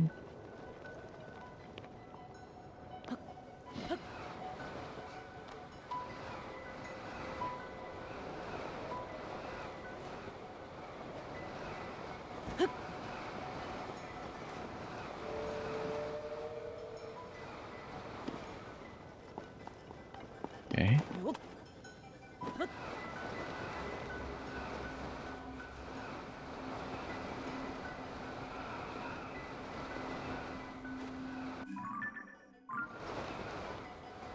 A little ways off, though.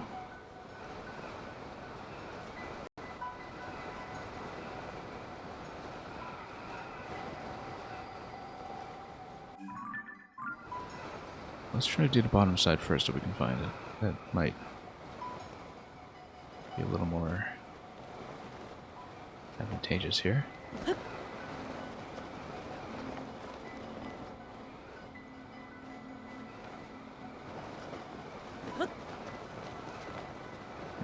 Kick me up. A bit higher.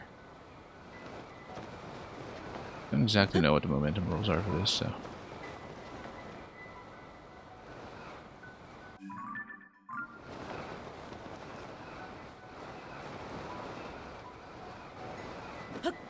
When we come down here, here we go. There's one.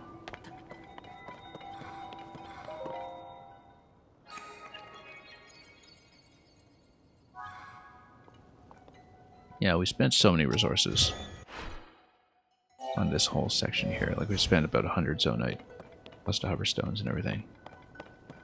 Oh well. Learning experience the hard way. That happens.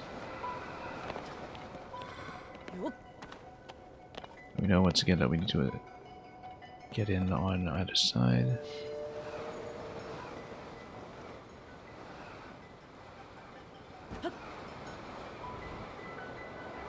We don't want to drop too low, though. We should find a way in by the maze if we can.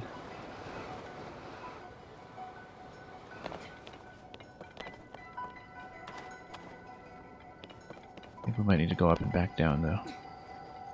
That one.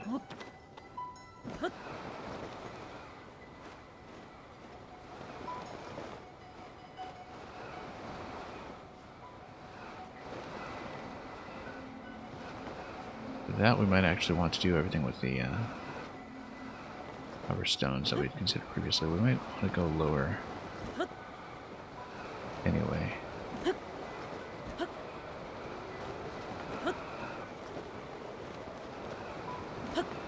A lower position that's reversible. Down here.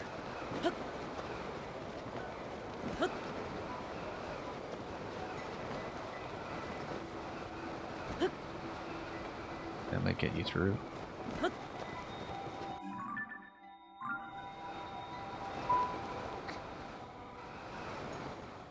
White. I overshot in the other direction.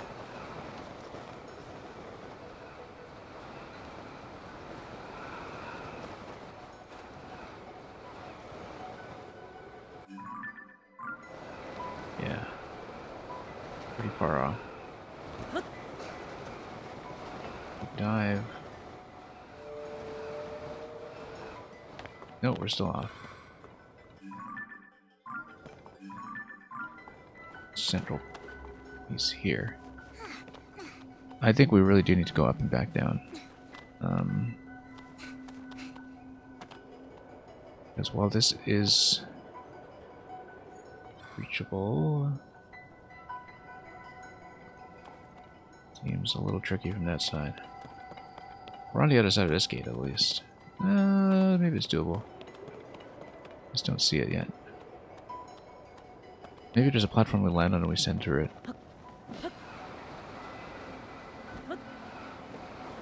We go below here. I don't want to go too low because we're running into problems. But maybe if you're in the center point, then you ascend. It gets you where you need to go. Yeah, because up here it looks like the ceiling is open, actually. So we should just drop through it. Well, in that case...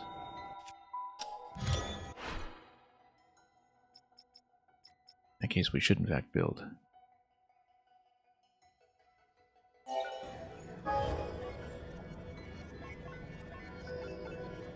Okay, same idea as previously. Go up and we'll try to drop it back down.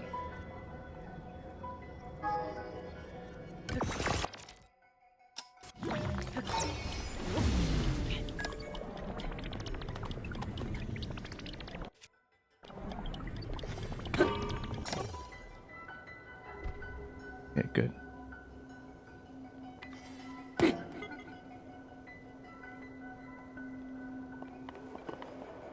Let's rotate this. Send it up.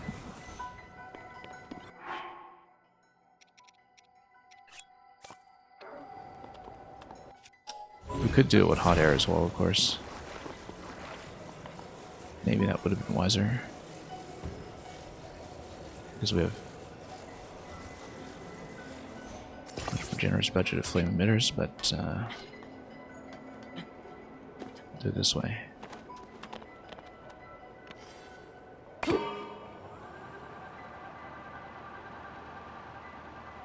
And we'll just try to drop it in the middle once we're up top.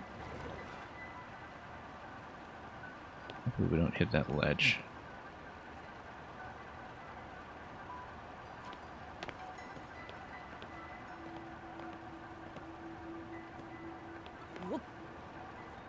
Oops. Way too high.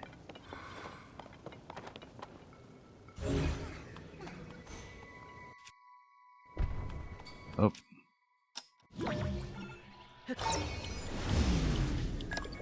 What? It's gonna come all the way back here? We'll grab it down here.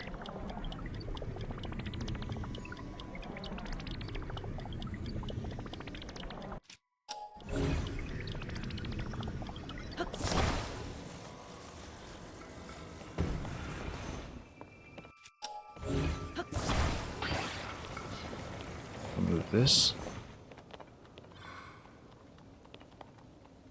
We'll drop this in the middle. And we'll drop this in the middle.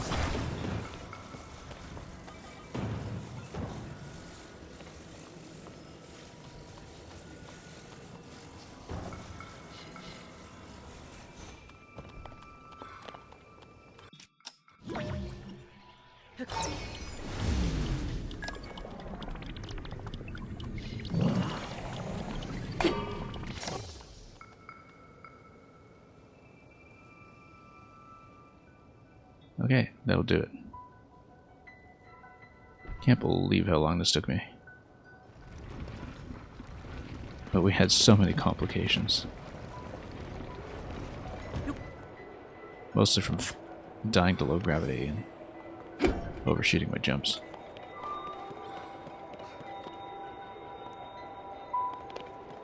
And we'll want to keep the descender vehicle anyway, because that's what we'll use to get down to the depths.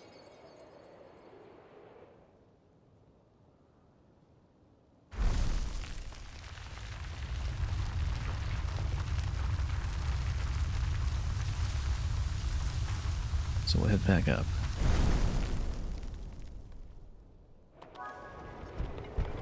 Oh, and of course, everything's going up.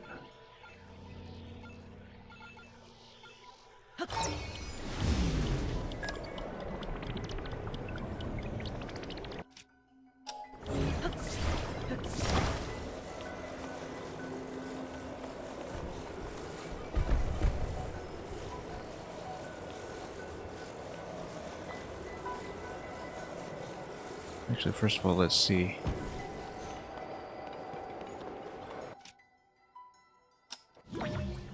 Okay, we want the center here.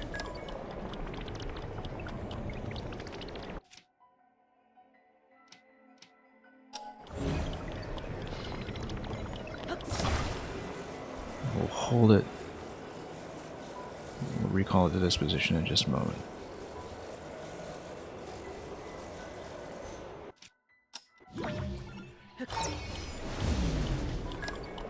Oh, come on, let me in.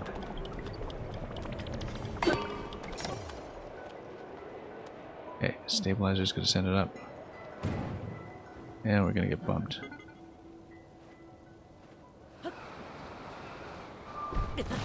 That works surprisingly well.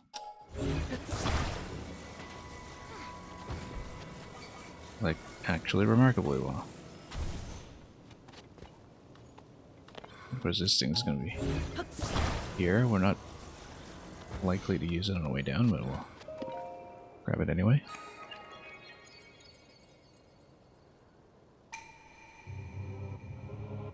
Well, this turned out to be extremely awkward, but we made it.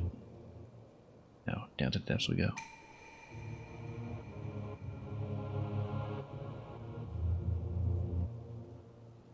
Now, the nice thing about this labyrinth in the depths is that we don't necessarily need a vehicle to exit back out. We can probably find the ascension point.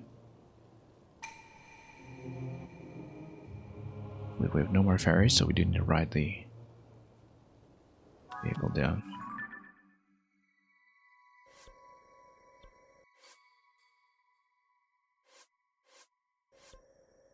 Okay, so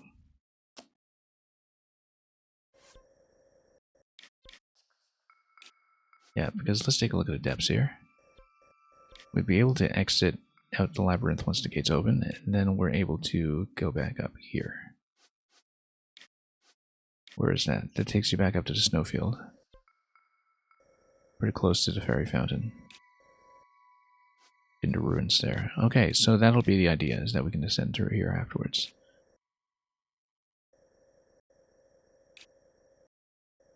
I don't even remember which boss rematch it is, but I know that we're missing some things. But that's okay, we'll go down the chasm.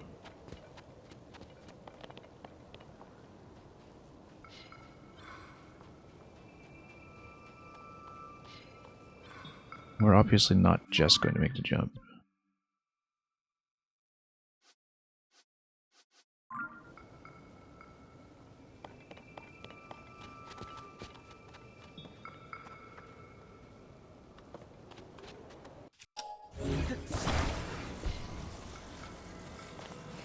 We'll make the descent instead. Might hit something along the way, but as expected.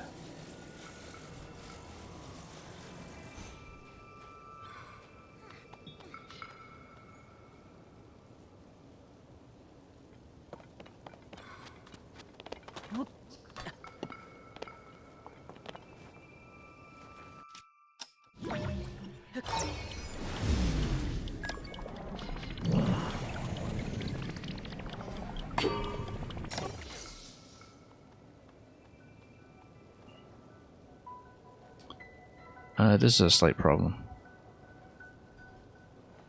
Not enough weight.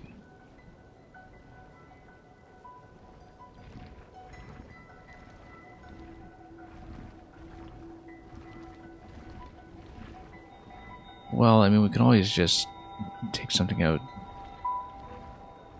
and weigh it down further. You know, maybe we hop out of here for a moment.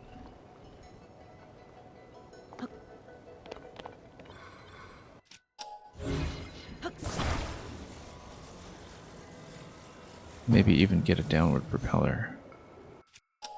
Actually, downward propeller with a stabilizer, that might be an idea.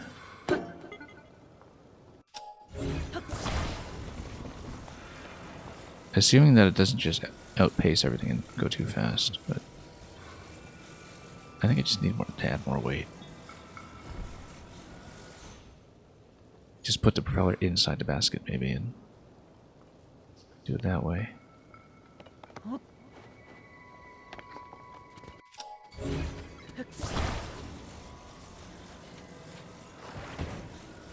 Just dump it in like this.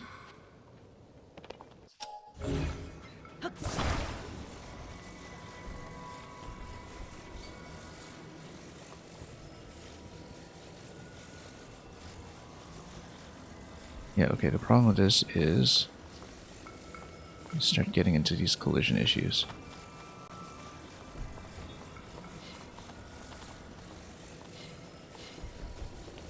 what I should actually do is pick it up and take it with me when I do the recall. And just drop it into place.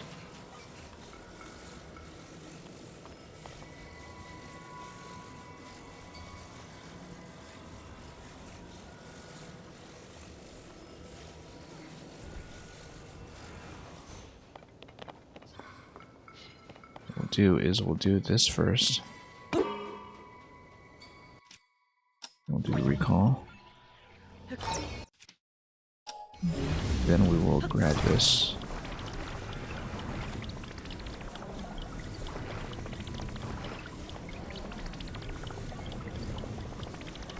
Of course, I have no way to put this down.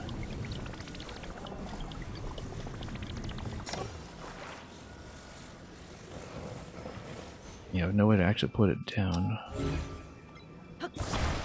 I'm dashing about like that. This position is so awkward. Okay, no, what we'll do.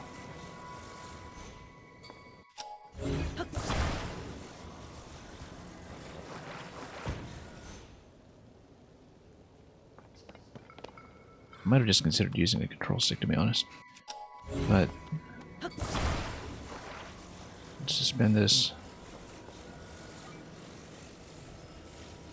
We just need to get out of this low gravity zone. Like, once we're far enough, then we can just drop the weight. It's just the low gravity and the updraft are totally throwing me off. In the meantime,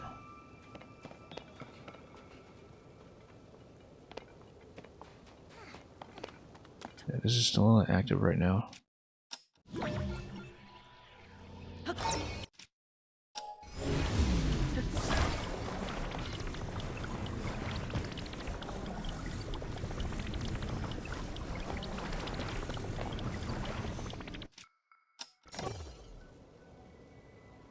Okay, now we're going.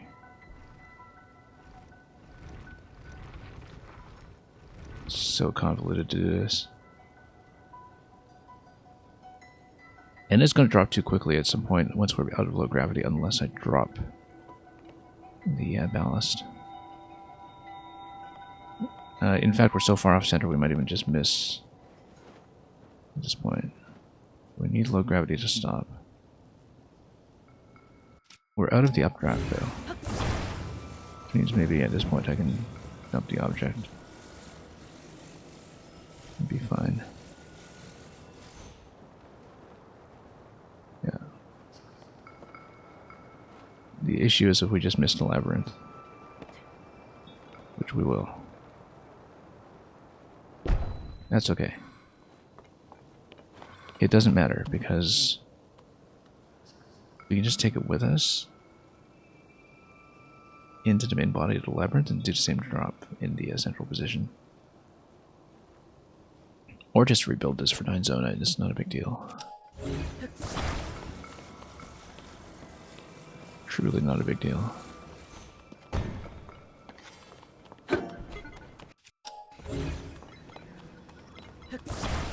Assuming we can actually send it through.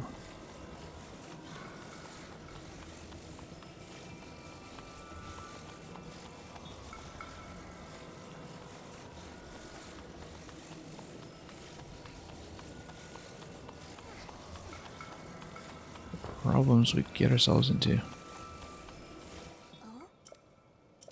And of course, Dylan's going to interrupt me as usual.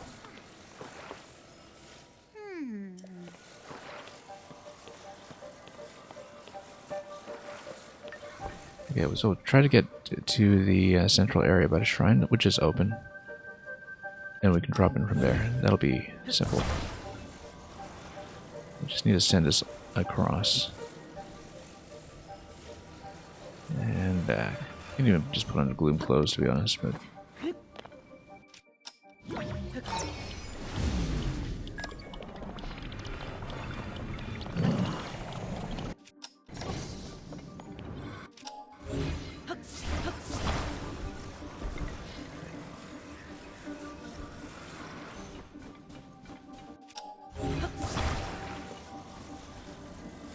we do things this way, we'll be able to get directly to the drop point over here.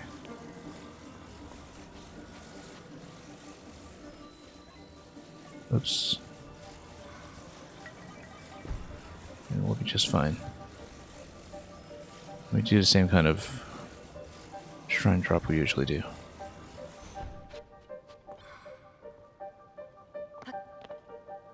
And we take a few bumps along the way, that's perfectly okay.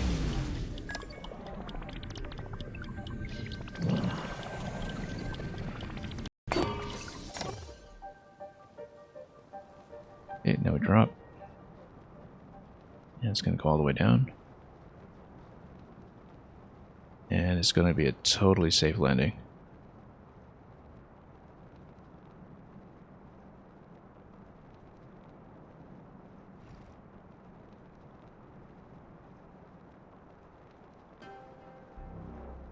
So yeah, elevator going down. No fall damage. Nice gentle descent. Because this totally makes physical sense. Anyway, we'll ditch it because at this point we'll fight the construct and then probably continue to the ascension point.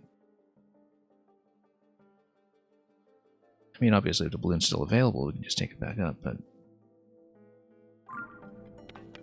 not going to depend on battery life for that. I think we'll probably just ditch it. And everything has been lit up in this area already, so that'll be no trouble. Precedent suggests this will be a Flux 3.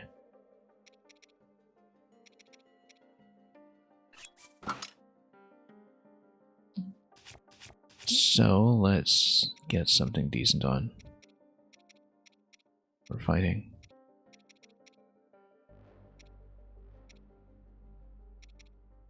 Yeah, we don't need to worry about temperature here, so let's just go bloom suit for the style.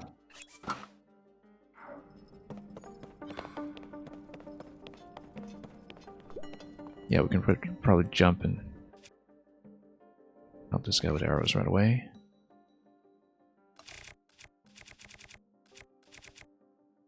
Go to Royal. Just dunk on him a bit.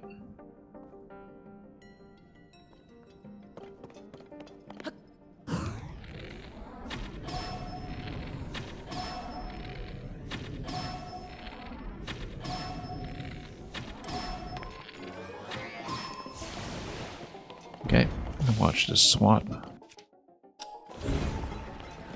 Oh. There we go. And do we want to stay on a spear? Yes, we do.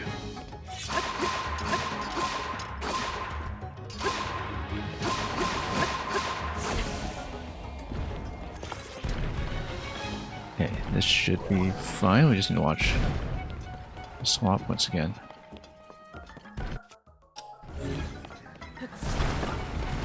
Nope, missed.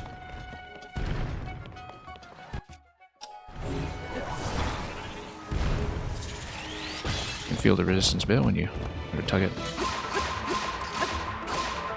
It's going to be a bit of a low ceiling for the recall phase, but we'll do it. We've also still got the Master Sword, and we want to use that from time to time. Okay, here's the recall phase.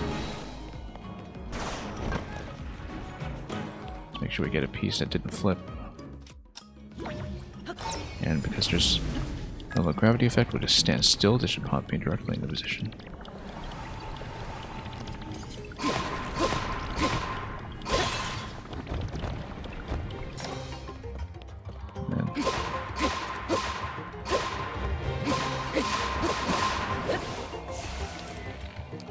Probably just shoot him dead at this point.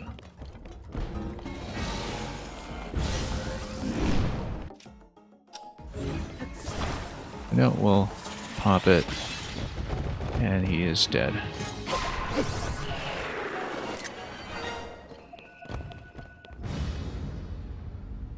Easy. We've had practice at this point, though. Look at that, so many parts just scattering about too. Very generous. More rockets, more charges.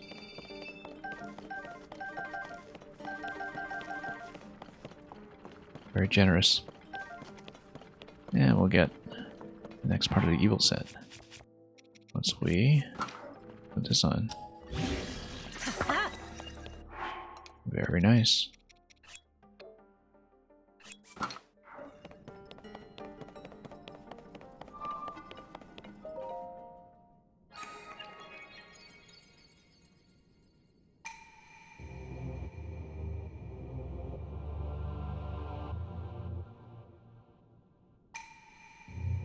Trial was a test of my talents, yeah. And my patience. In some ways. My name is the Ruler of Owls. I commend your achievement. Offer a fitting reward. I see, because it's owls for wisdom. A dragon for courage, I think, and we still have the power one left.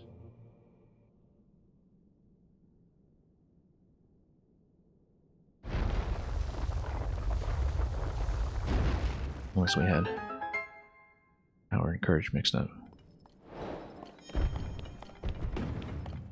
Oh, and of course, this vehicle just kind of drops in for me because the gate above opened, which is nice. Because we can turn it into the descender vehicle if we find a vehicle assembly point and attach some fans.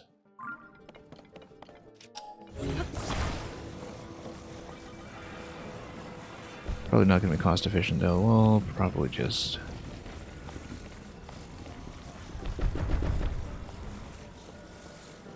Well, I mean, if I just put a fan on it and propel forward,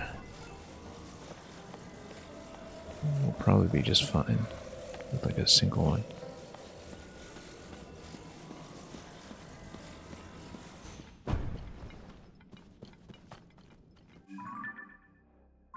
Okay, we're actually popping out this side.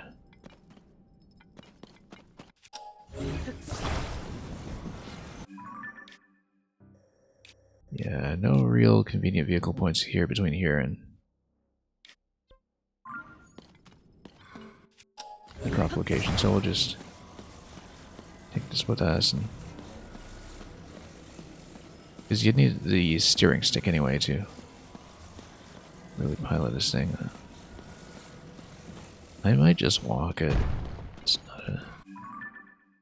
not a big problem to go down here, I don't think.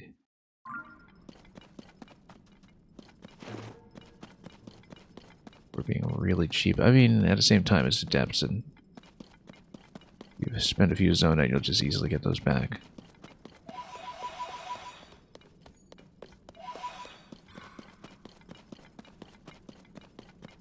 Now we just walk it. It's not a big deal.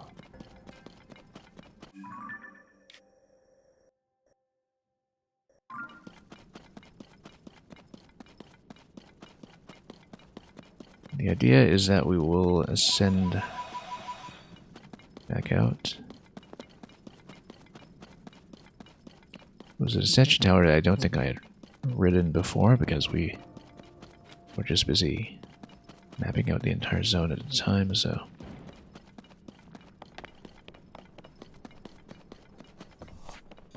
Whoa.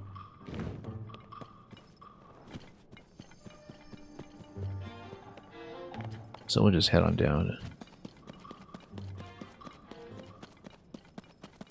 and continue from there.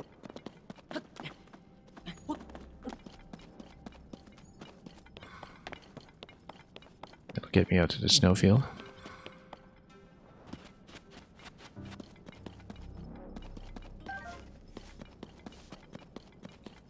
And as I've been saying, we should complete the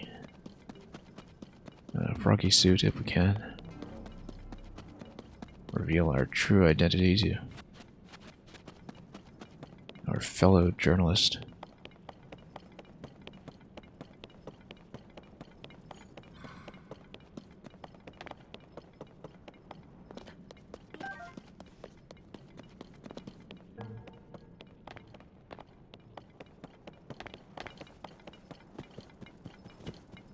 And And yeah, pretty simple to get back here even on foot, so I will probably need cold weather clothing on the other side though, so let's just get that ready.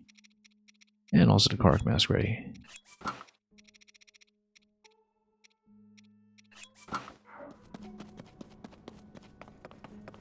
And head on up.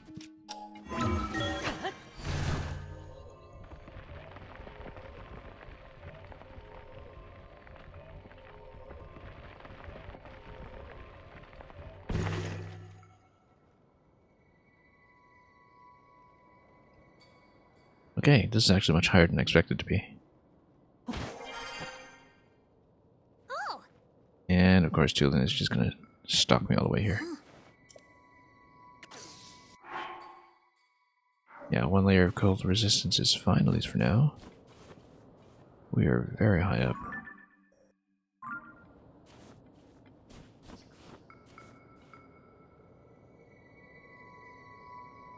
Well, in that case...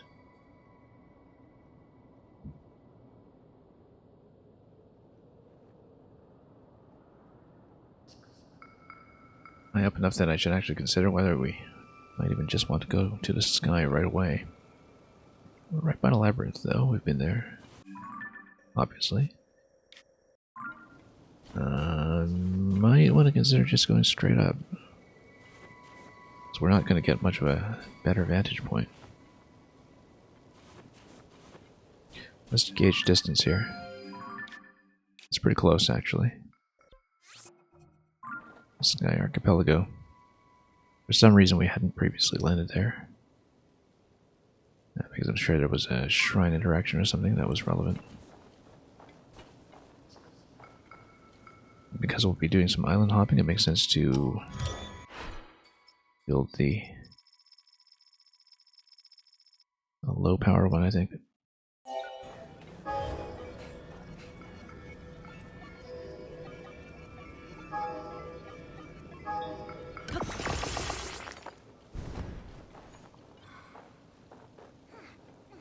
And yeah, that's pretty close by. I think I might even be able to get to it without a battery.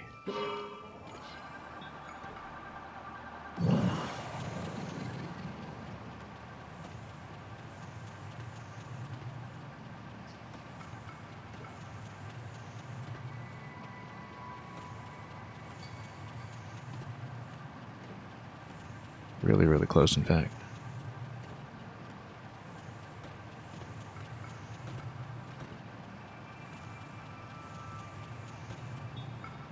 With a couple of different locations for us to potentially hit.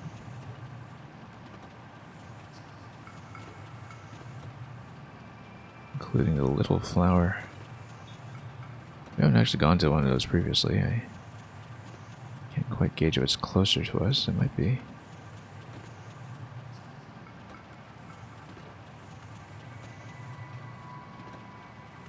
In fact, there's an easy way to check, except our scope is obstructed.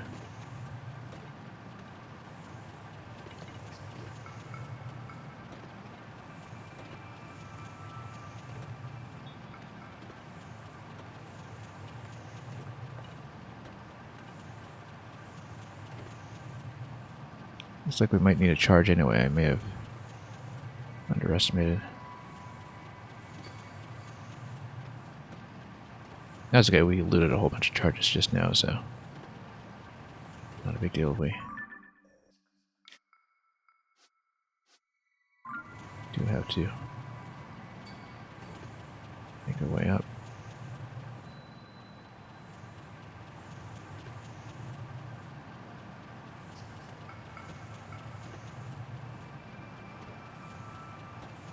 Yeah, just for safety's sake, let's do it. Large charge it is.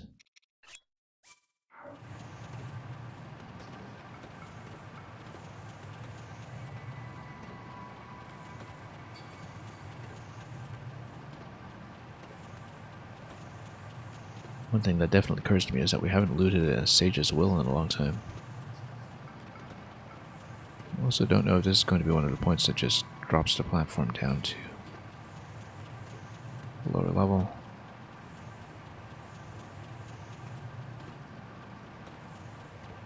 Because it does look like it.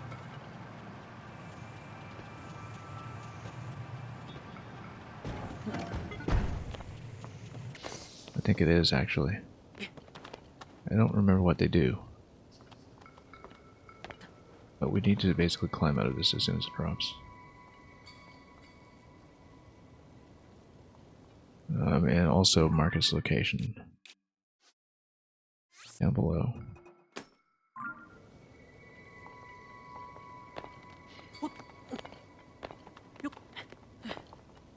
Right? Doesn't it?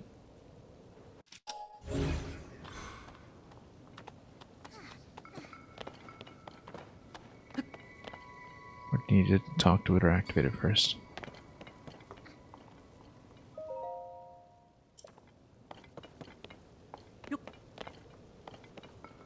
Oh, okay. Yeah, we probably need to have the camera to take it to that fellow in Kakariko who can read this stuff. Okay, never mind then.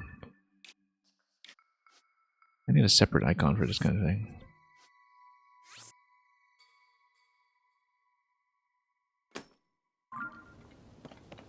Star doesn't quite do it justice. Yeah, I was concerned about it dropping because that's what the one in Kakariko does.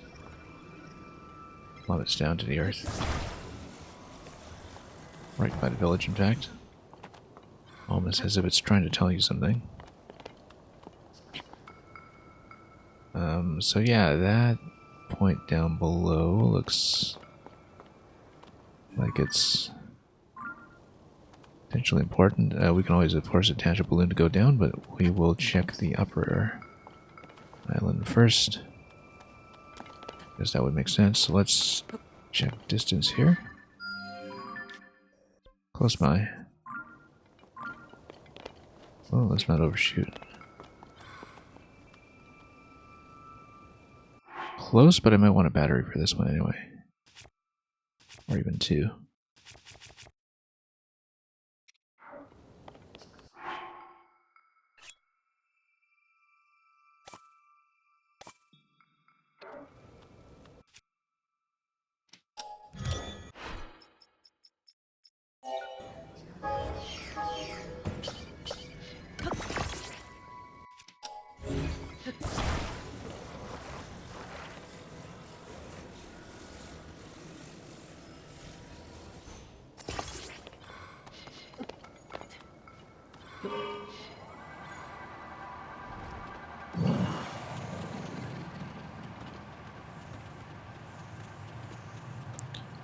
They do drain pretty quickly. I don't know if my estimate's going to be correct, but it's actually a fairly close island. We might not have needed it, since we're not gaining so much elevation as before, but that's okay. Again, just out of an abundance of caution. So yeah, that was kind of a waste of batteries, but that's alright. There is kind of a lower location here, in fact, that we should have gone down to. Anyhow, if I'm able to drop in at this point without losing the whole thing.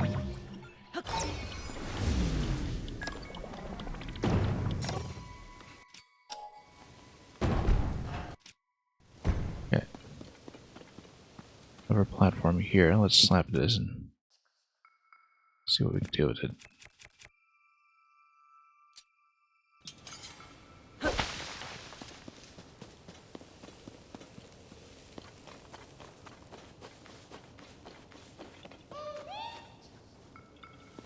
Oh, Shrine Crystal, yeah. As expected. Pretty similar to another interaction we'd seen previously, so.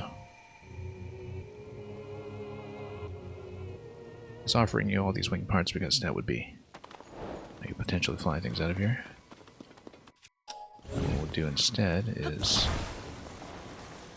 load this and head up to the top level. Get a sensor here, of course. But I think it'll probably be a Korok that's on top, not below.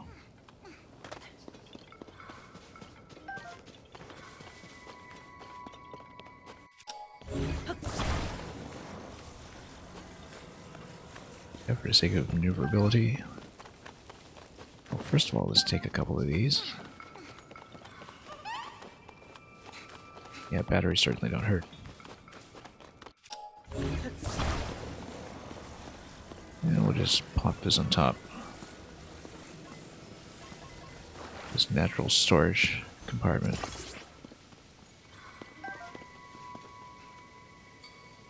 And yeah, we'll take this up.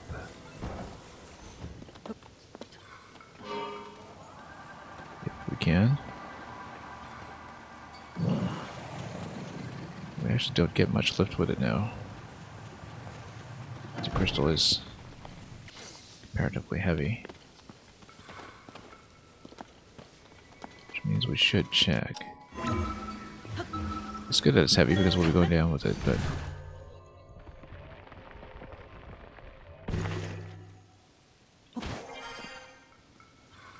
if we're able to do something up here without despawning,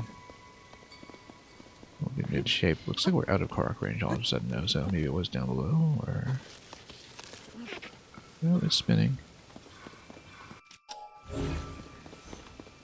Just scan the whole area.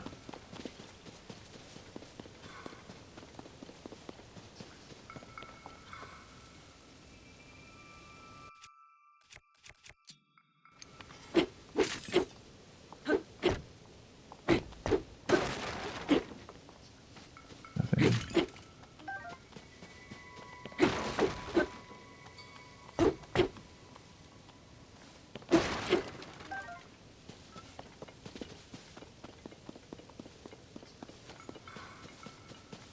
Well, the Korok would like to activate for me.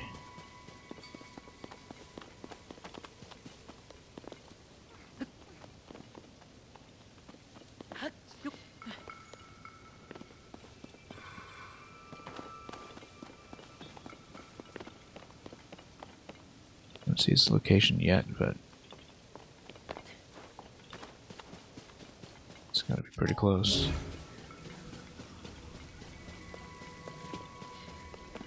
Maybe it's ascending through the stump, I don't actually know.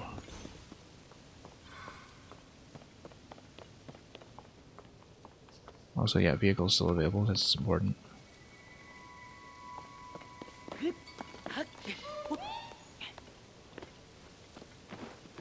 I strongly suspect this is the case.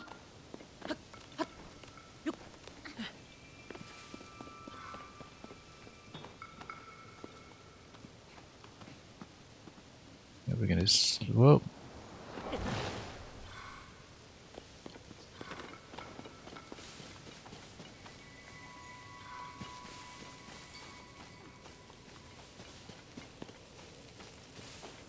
If it is, though, there should be some kind of visual indication of the ascension point. Now, if there isn't, then maybe it's just a rock back here or something that we need to move.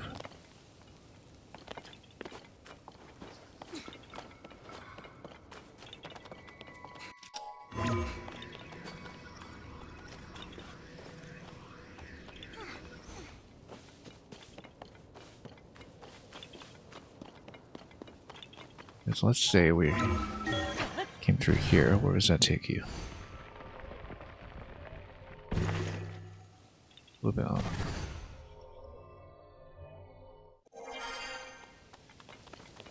But the range up top is limited enough that I wonder. Let's maybe move this platform out of the way just to give myself a bit more visibility.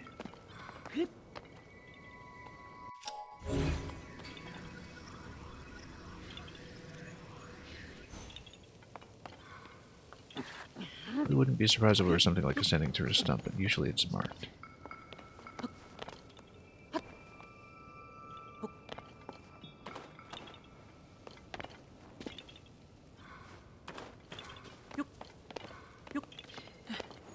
Let's just check a few more locations.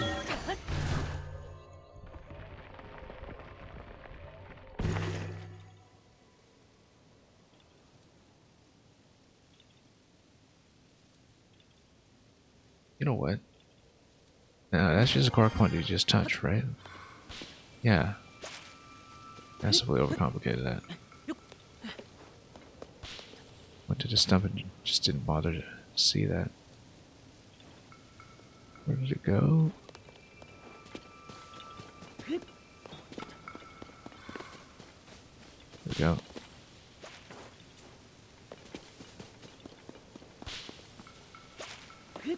Okay, simple.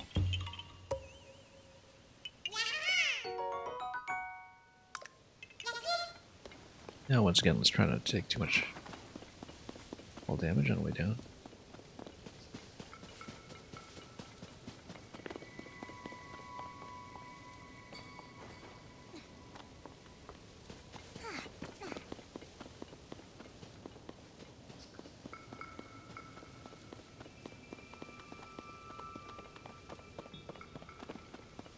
Need to figure out where it parked once again.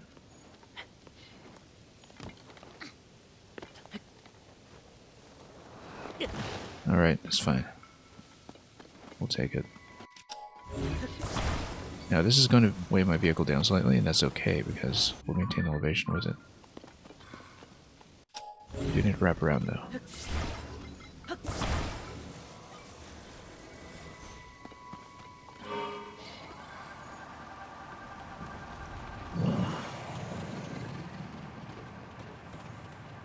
Indeed, we might have come in a bit low. Yeah, we came in low.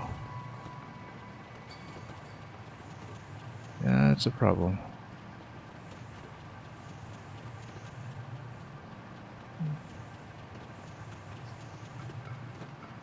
Go up. Nope.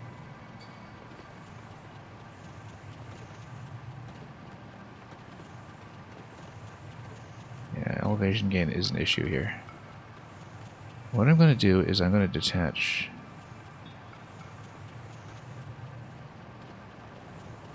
We can. Let's go to a lower point.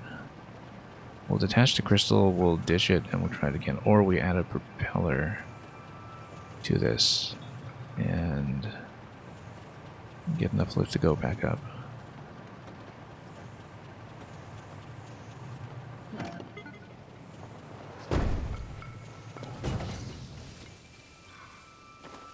Probably better if we just get enough lift to go back up. Or add some rockets or something.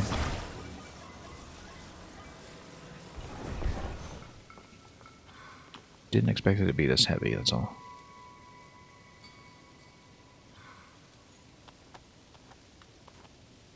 And we have a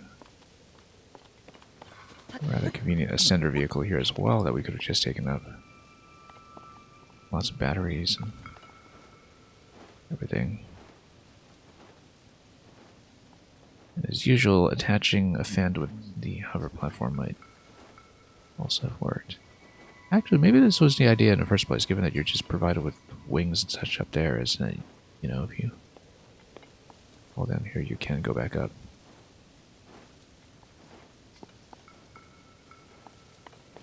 Alternatively, what we can do is we can get some lift using a balloon.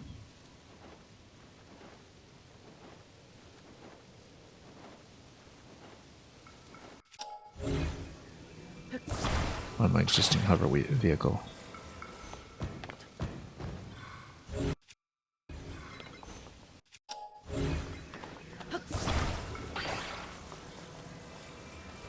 So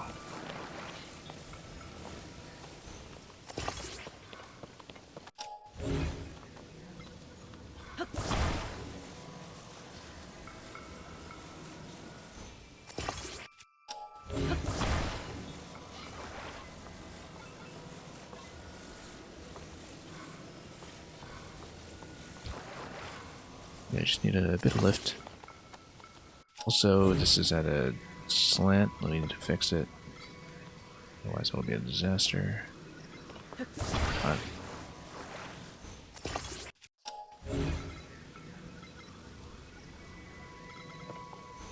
could just get in position to actually see that.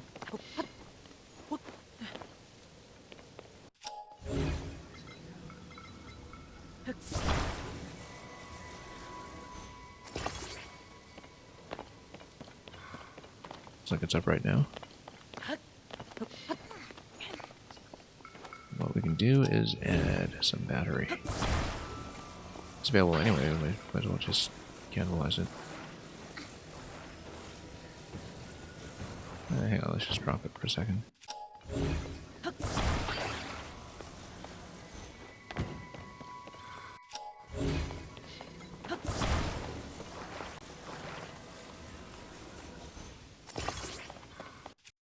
Doesn't matter if the balloon snaps off.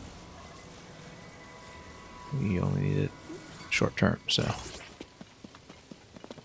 just to give us enough lift to work with here. I might even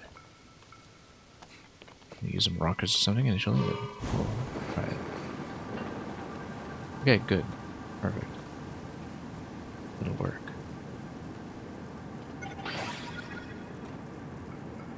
It'll work just fine.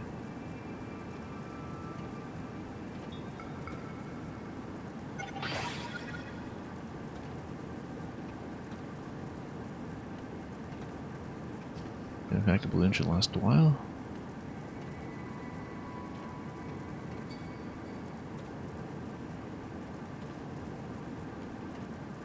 That's why it's nice to build this on top of the balloon basket as the centerpiece of this vehicle.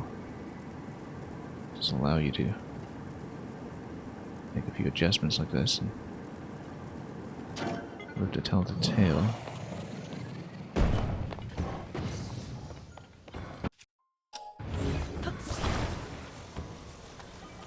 Look at all these hover platforms here too. Constructs over there, is that a treasure chest or? I suppose it is.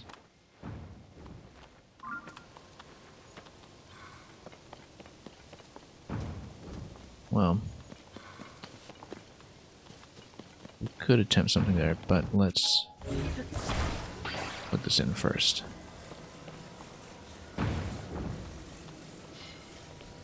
Actually, before we plug it in, we're going to do this so we don't have to potentially redo it in the event of disaster.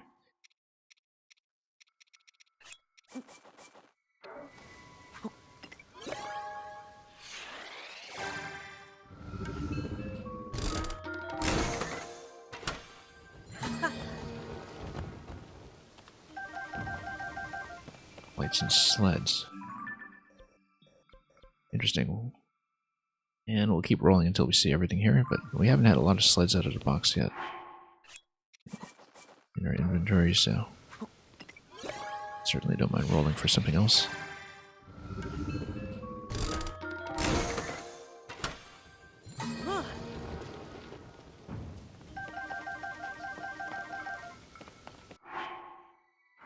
Have we revealed it all yet? Fans.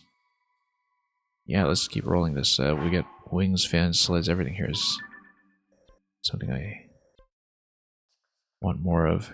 Except maybe the lights. The lights are kind of overkill, but they do fit into a lot of existing pre-builds. Maybe that just saves me currency.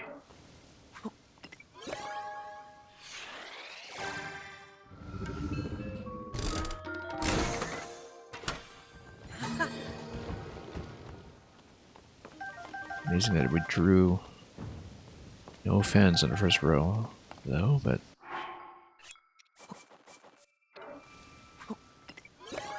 need a lot more of those.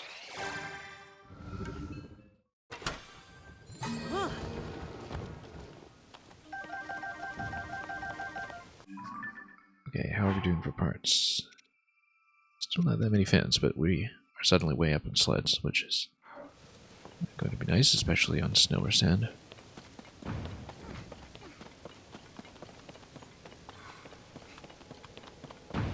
At this point, we can plug in.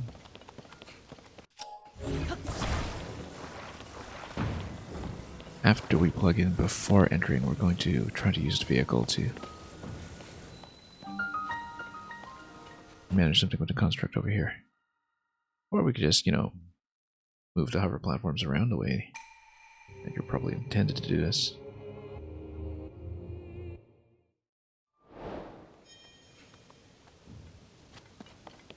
Indeed, if we have something like a spare fan.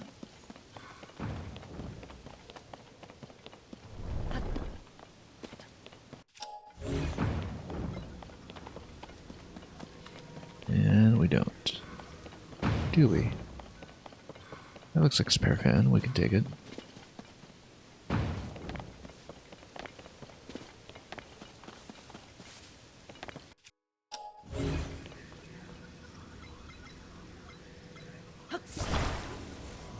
Oop.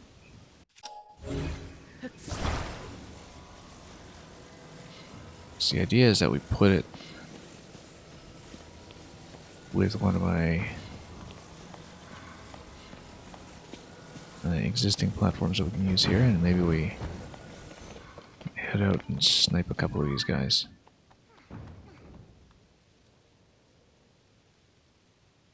Rockets.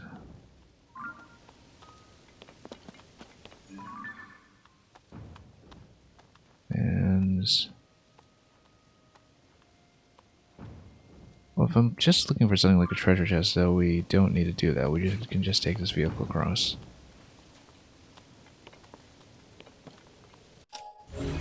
Yeah, so let's disassemble the balloon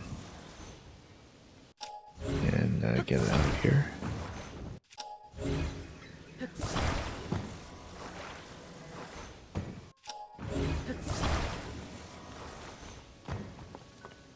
And yeah, we'll do a bit of vehicle hopping on either side. Don't even need to fight the constructs. The idea is, I think, that they're guarding that far platform that we now have a lot of trouble seeing.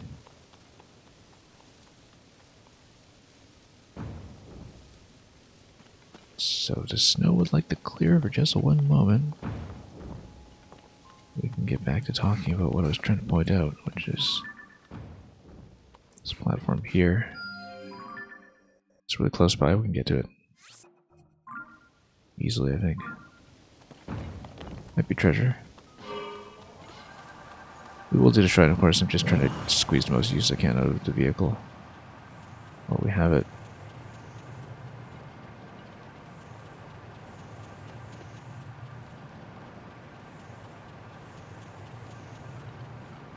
Quite the archipelago here, actually.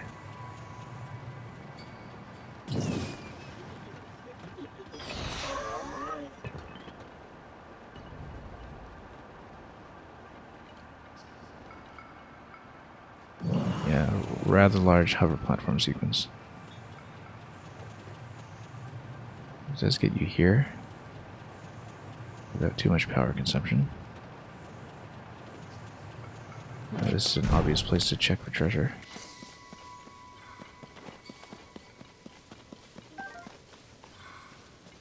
Steering stick. Or maybe this was just a resupply point for landing here on the way to the shrine.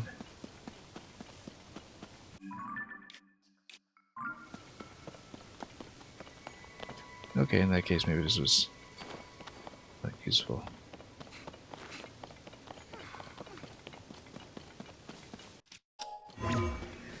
Check some of this stuff anyway, though. In case of chests or anything similar. Nope. Alright, so this area is a whole lot of nothing.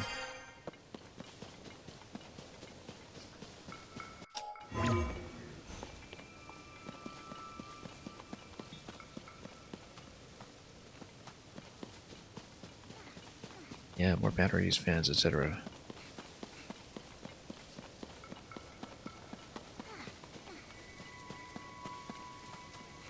But truly nothing critical.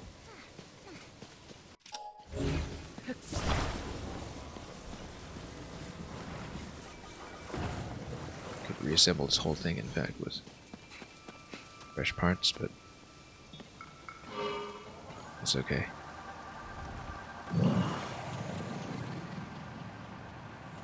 Yeah, maybe we should have done that. That would have cost me to rezone it. But the thing is, we're about to lose the vehicle anyway, won't we?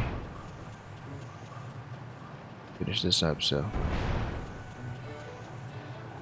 I do wonder if we missed some treasure chests or something along the way.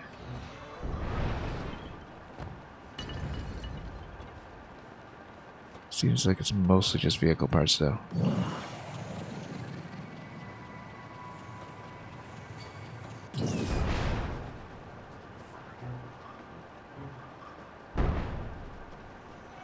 We can also check that tree. I'll have to decide that might be a car climbing point, for all I know.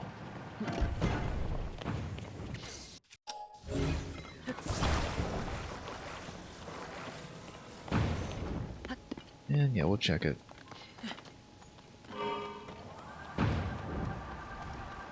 Hopefully we can land safely. We'll check it and try. It looks just like, yeah, it looks like a car climbing point on the side, so we'll do that.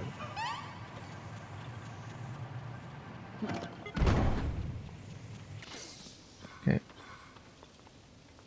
Climb down. Here we go.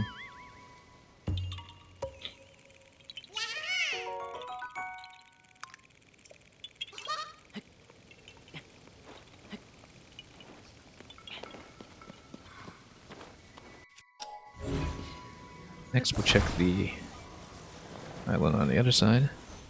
We'll check everything. Actually, yeah, that's just a high point that we got a crystal from in the first place, wasn't it? So, no need to check it after all. Let's just go down to the shrine and continue.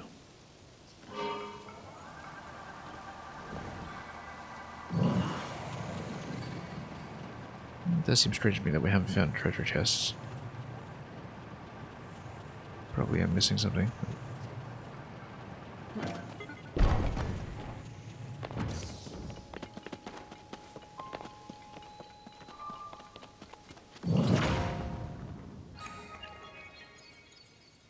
Okay, this should be just a freebie for completing the crystal escort.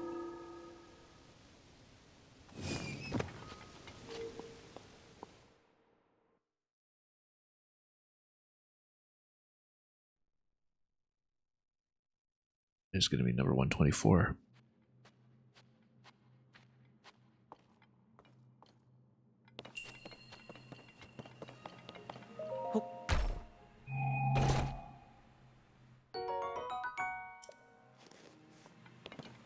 So much for topaz.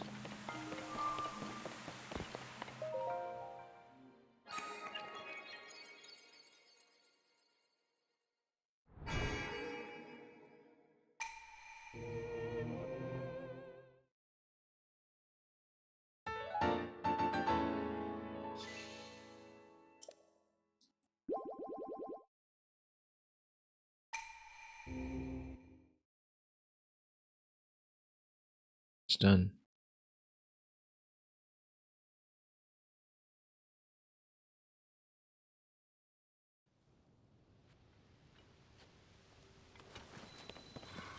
Okay.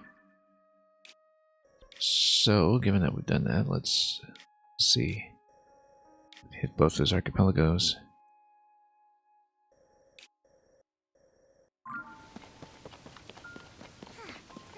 Obviously, since we are up high, we should see what else we can do with it.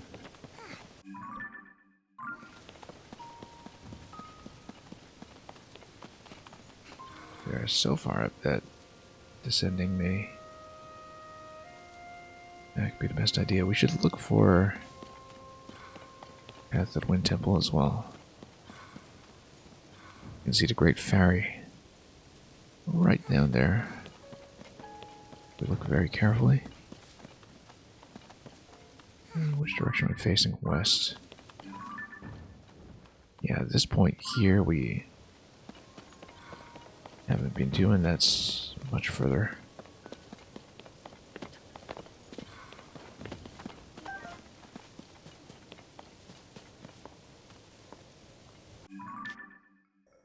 Yeah, it's much further along though. We definitely need some charges to get there, possibly a much larger battery in there.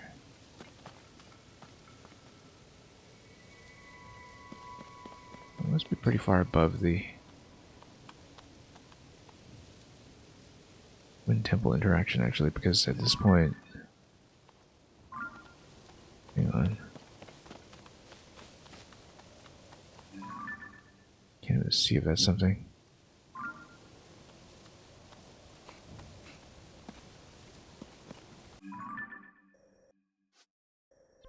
Yeah, at this point I can't actually see what's going on around Retail Village, but that's because this bit that we've marked as purple around Thunder Plateau is not too far off from that.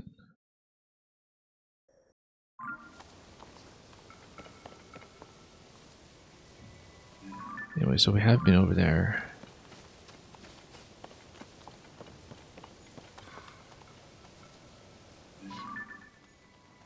I feel like finally moving towards that might be helpful. But we'll see. It's very difficult to have any kind of visibility here, especially with how high we've gone.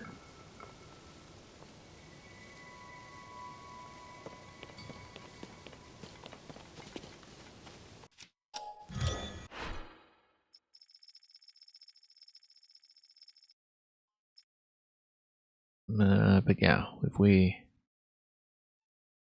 make this vehicle once again, then we can reach forward a bit. We're getting low in zonite. At least it feels like it. 600 some.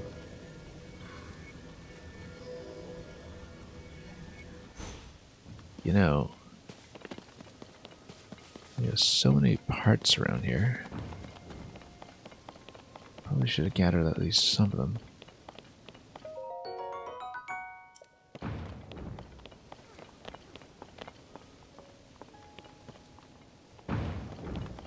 Yeah, we don't need to be extremely optimal about it.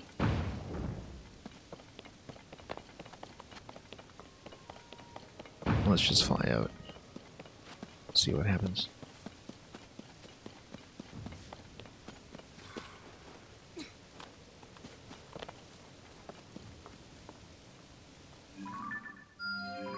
We've been there, but it might get well as a brief little way station.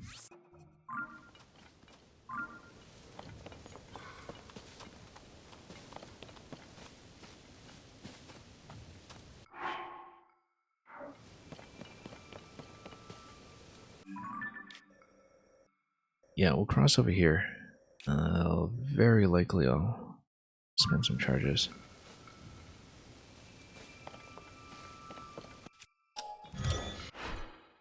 But we'll see how many. Guessing probably about 2.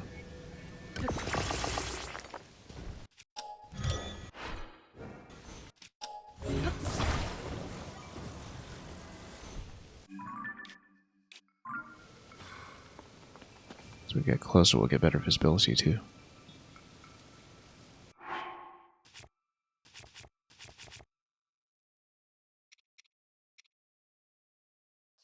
Tempted to put some batteries in, but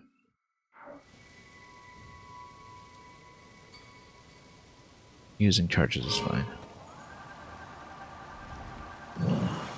At this stage.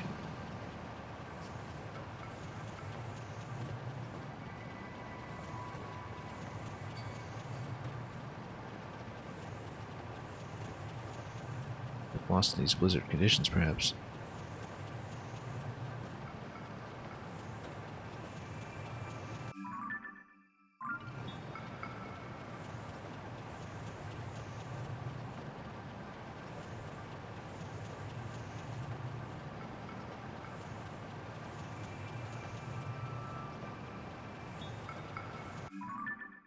We'll try to get some visibility again once we're out of here.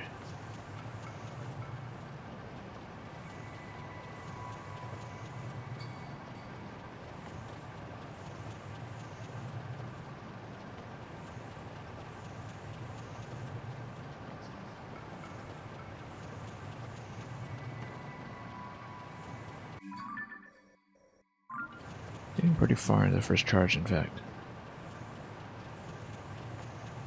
Maybe one large charge would in fact do it.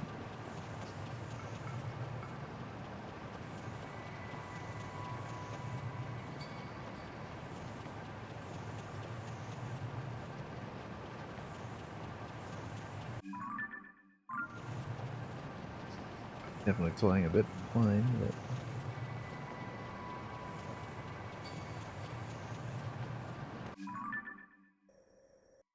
then there's a shrine we missed here originally. That Oh? am I going somewhere? Yes. Hmm.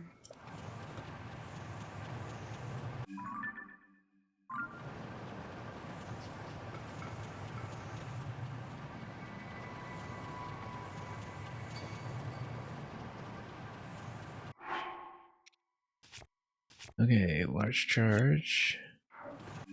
We actually covered about half the distance I wanted. So we're doing pretty good.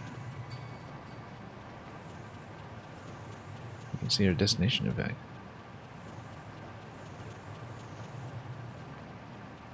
And we'll head over there. Star fragments we're not going to catch.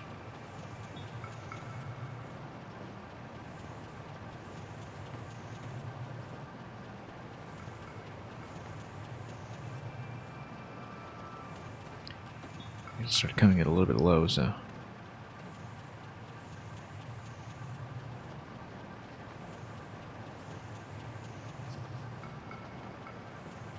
we'll see though.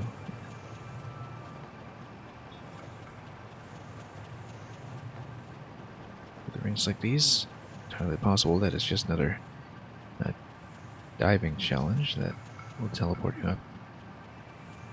So starting on the bottom level is probably fine.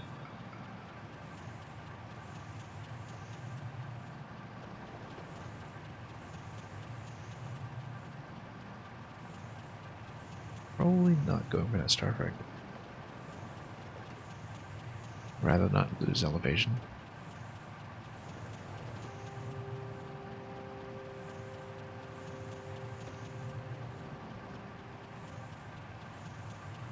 Yeah, fairly dense archipelagos around here that we haven't explored yet either.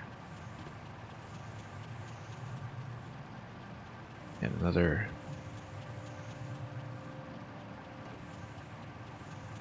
big descending tower that way. That might even be the one we came from. Yeah. We're in a position here.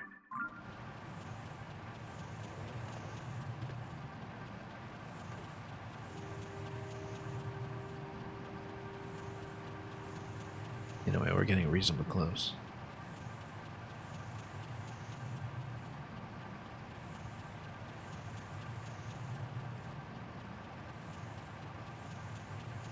This is rather elaborate, in fact.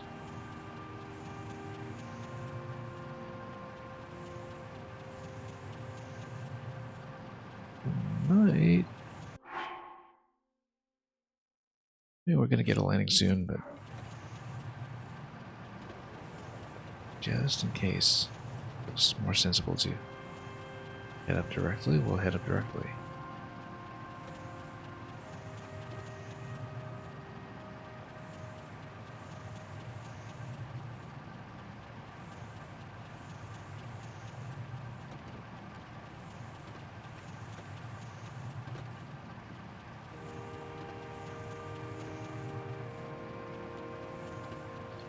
Yeah, I think the idea was to at least partly ascend your way up.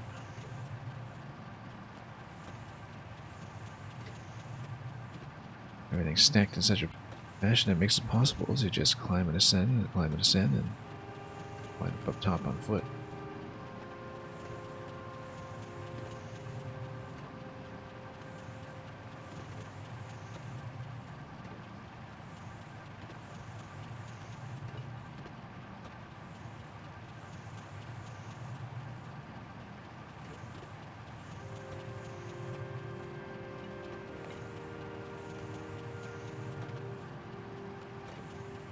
I should be able to just ride it up on the current charge. We'll definitely take a rest stop as soon as we can, though.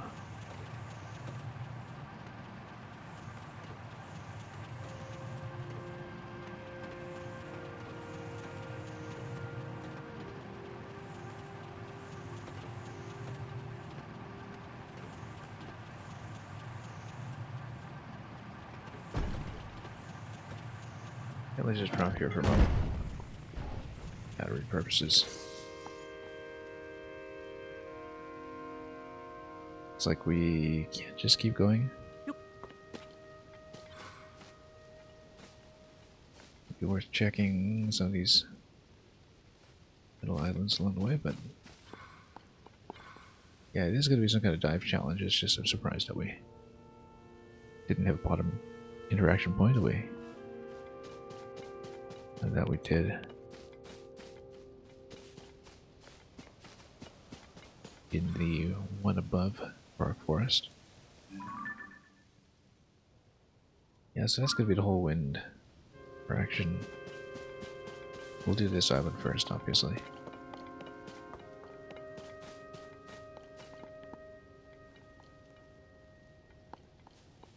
Here we go.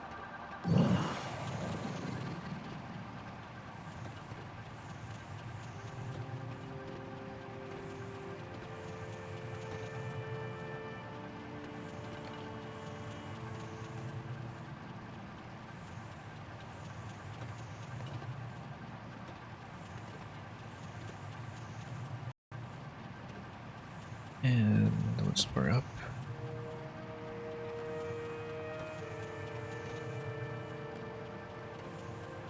well, I mean, there's a very clear diving point. It's been marked.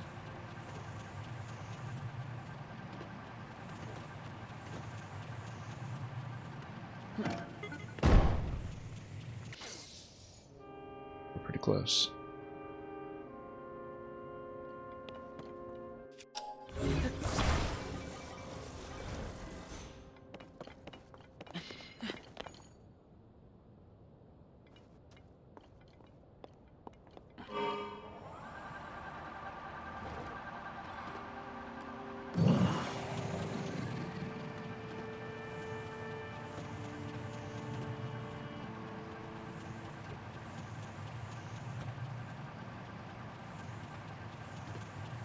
Had a spectacular view.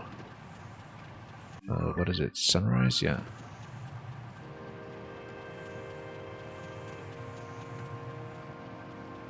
Here with the sunrise coming over the... Yeah, I was wondering. That's how we know we're facing east. Guess it didn't account for the rotation on some of the lower platforms. But, you know, looking at Death Mountain, the Labyrinth, Great Sky Island, everything, you can get a pretty good intuitive sense of where you're facing. The only place where that's not really true is in the depths, simply because of the walls everywhere. Lack of sight lines.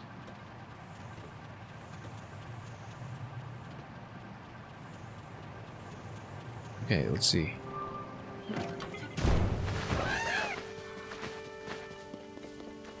Yeah, it's almost certainly a dive challenge. So we'll just do it.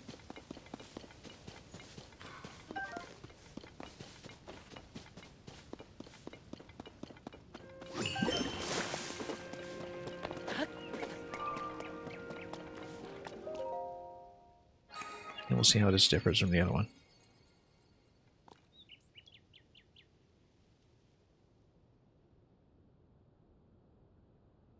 Oh. Never mind, it's not a sphere. Actually, now this is cleared up a bit. Courage Island, okay. Very similar to Bravery Island then. Yeah, this is the one I missed with the low gravity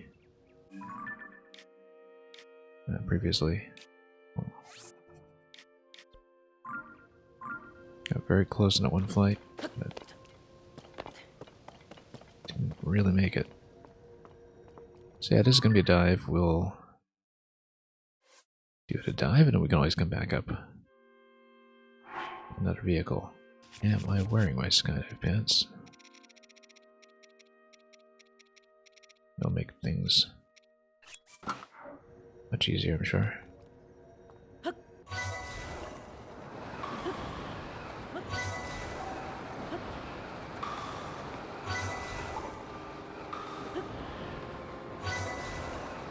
Yeah.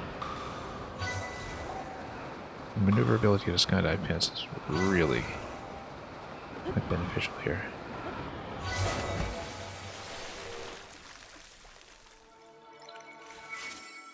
There we go.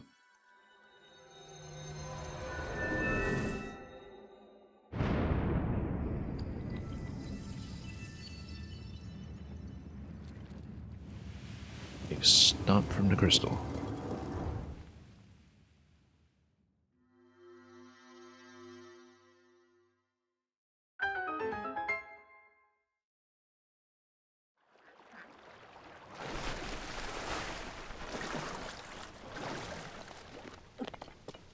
Yeah, I guess we didn't really even check this lower level previously.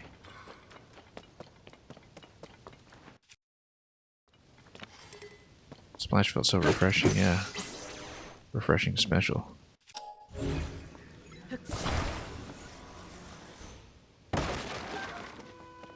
Just what we needed in this summer heat. Okay.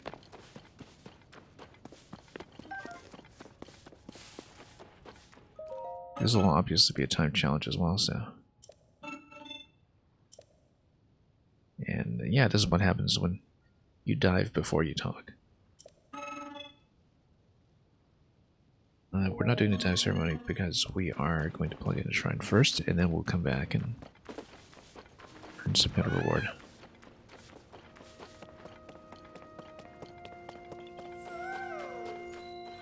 Korok as well.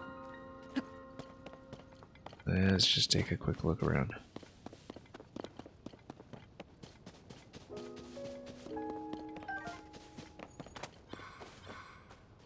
It's not spinning here though. Let's check the far side.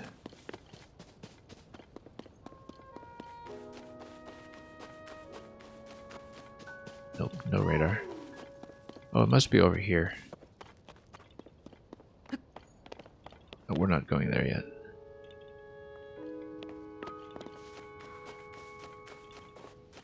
Also, before we activate that, let's see what's available here.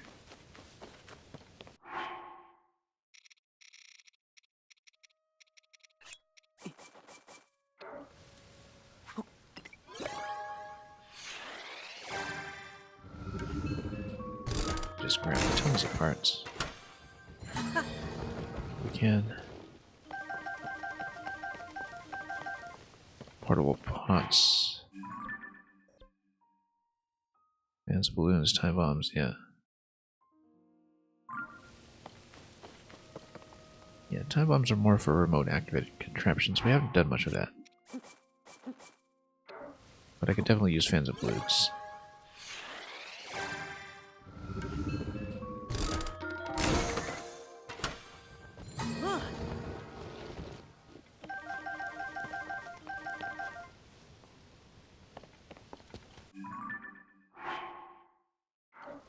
Okay. Try next. And we'll do some additional dives. I'm guessing, as I said before, that we'll earn another piece of the skydive suit, maybe.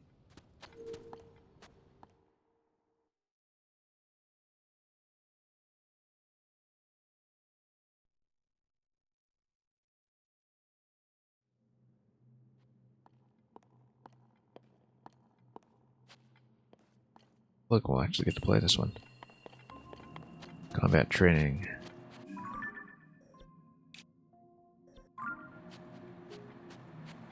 Oh, I see. Yeah, it wants you to ride the updrafts for archery, which we're not going to do.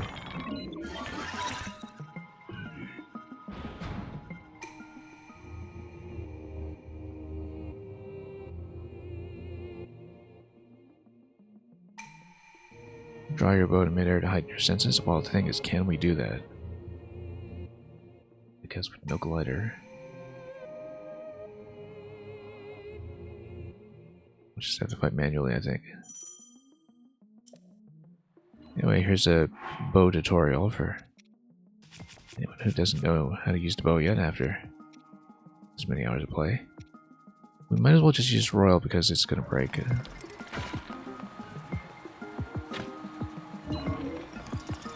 Oh, maybe it only lets you do the updraft. Hmm. Then we might have a problem.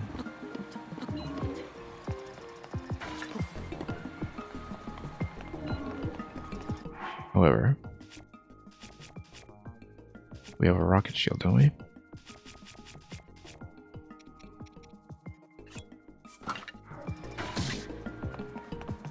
Because if it's updraft only, there are ways around it.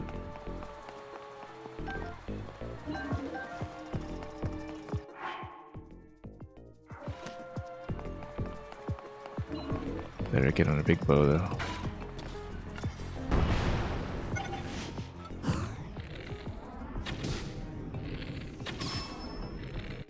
We better take a stronger bow just to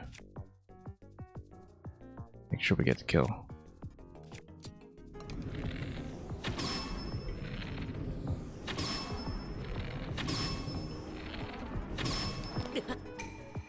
Okay, you don't actually need that many arrows, you just need to shoot it once.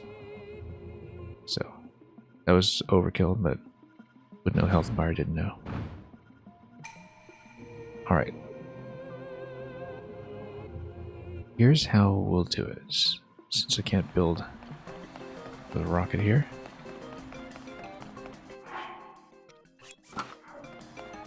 We're gonna use a bomb.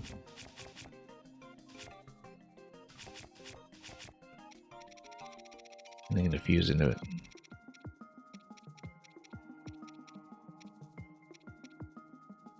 After that, or we can use something like a shroom for a bounce pad or something, but I think a bomb is actually going to be best.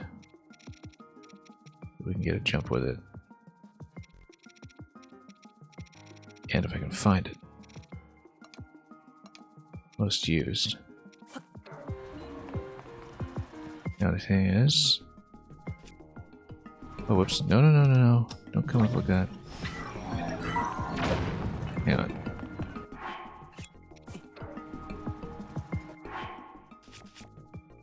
Okay. So night shield, yeah, we can still use this.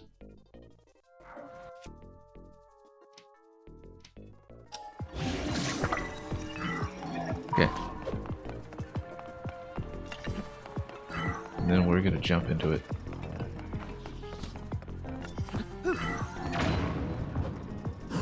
There we go.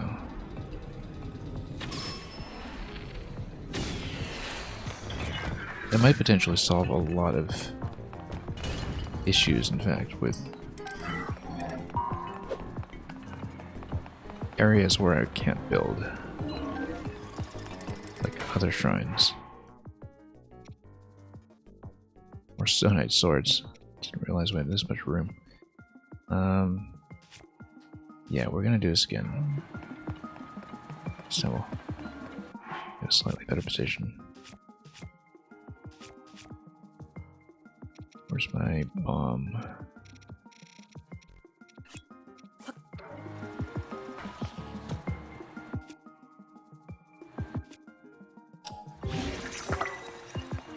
Okay.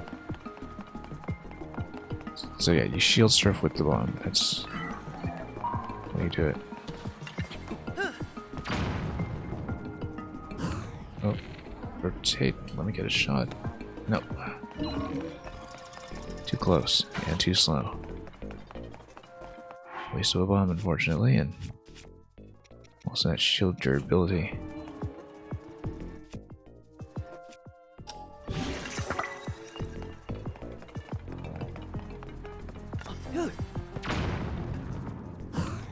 Come on.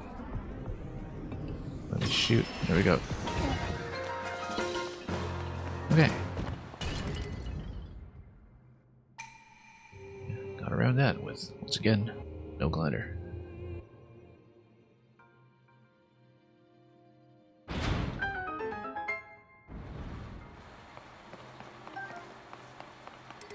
Yeah, I've known about the bomb interaction with the shield for a long time, but we've never really used it on a fly like this until now. Because usually we have better options. Let's just change bows. Yeah, we've got Zonite swords, we can attach various things to them. We'll Worry about that some other time. Construct bow, yeah. Wasted too many arrows and too many shots of my royal. That's okay.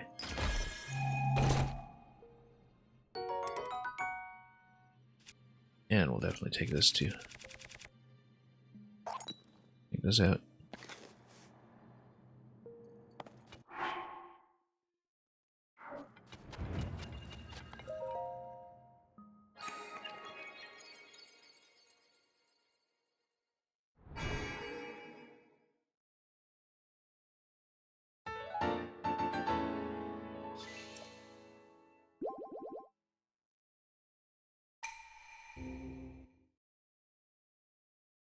So yeah, once again, no paraglider, no problem.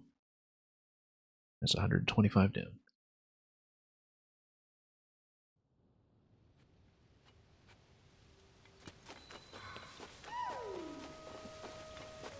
Yeah, I'm sure that this is just another wall climb or something.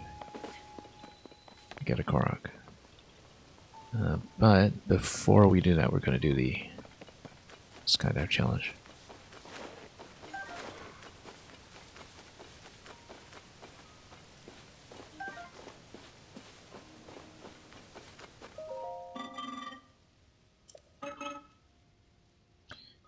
Probably the same dive ceremony. Special outfit, exactly.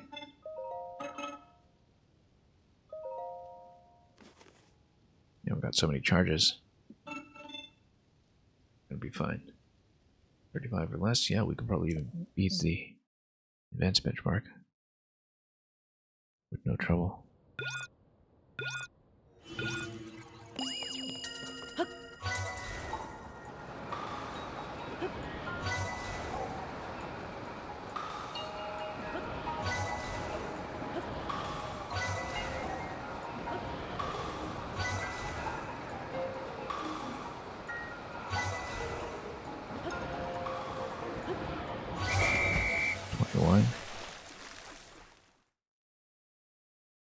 Way ahead of schedule.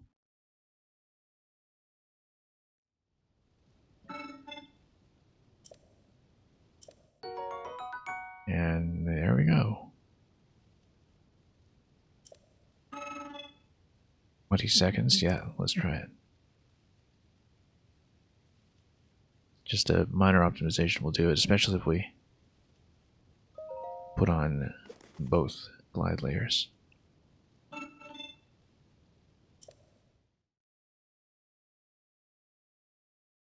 Because then we'll have tons of mobility.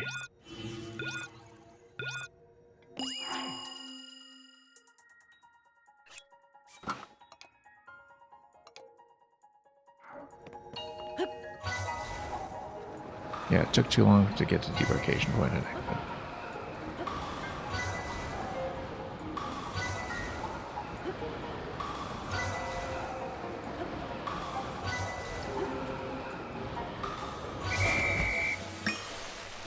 yeah, with that much mobility, that's absolutely no problem.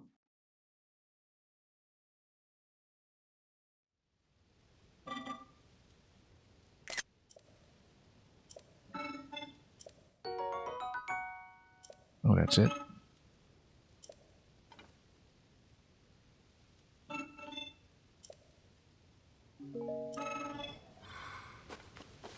I think that was the case last time, too. Anyway, that's it for Courage Island. Oh, fairies. We totally neglected to approach them safely.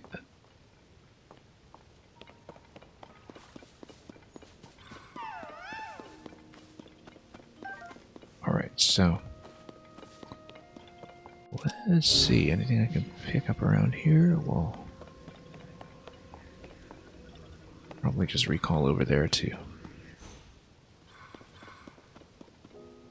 And grab whatever happens to be there. Then yeah, we'll have the whole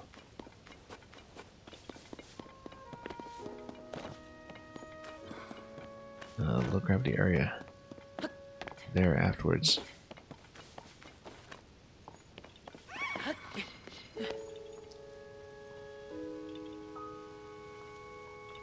Yeah, okay, let's check for Corax over here first, and we'll see. What we'll do is we'll build once again, and now that we have fans, we can build a little more cheaply.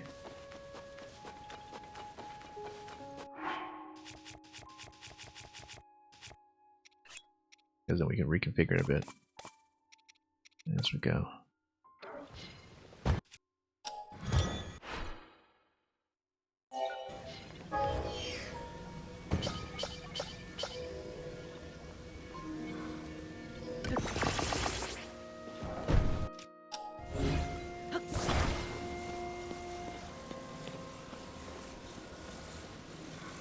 Also, we just placed this here without slipping.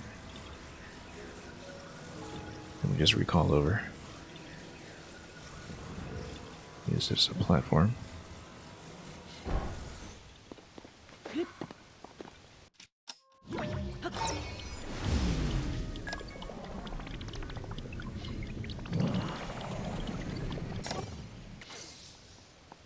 Oh, it's one of these, okay.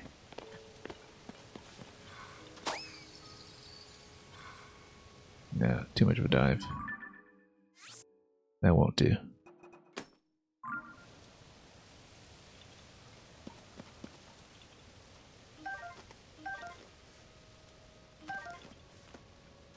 Okay. We'll probably do one more flight over to the next point of interest and then call it a stream from there. Probably over here.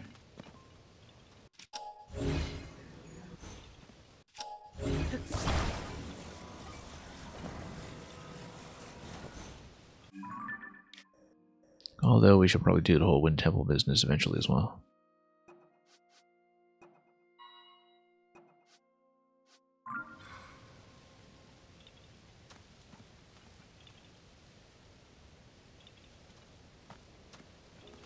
Well, let's just see.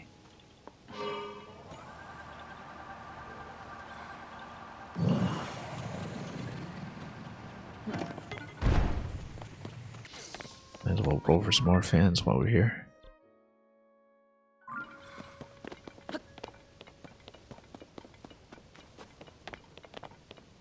Portable pods did turn out to be useful when I got into that whirlpool escape situation a few days ago, so shouldn't write them off as the right tool at the right time in certain circumstances.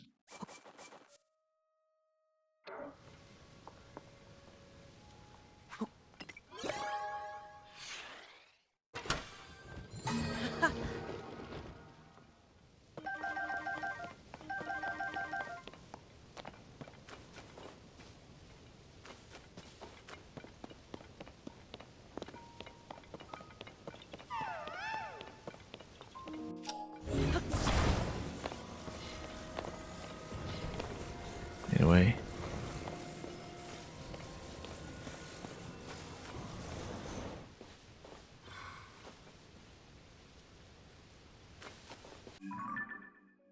Yeah, no more fairies about. We scared them all away.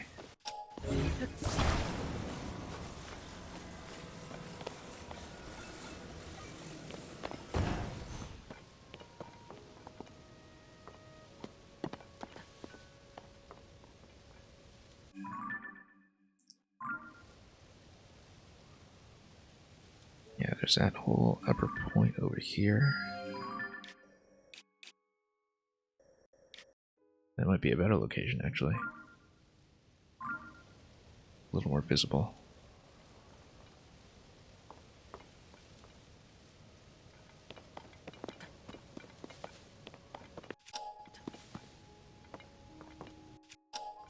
I think we'll go for it. Probably need a charge for it, but we'll take a look at my batteries first. Yeah.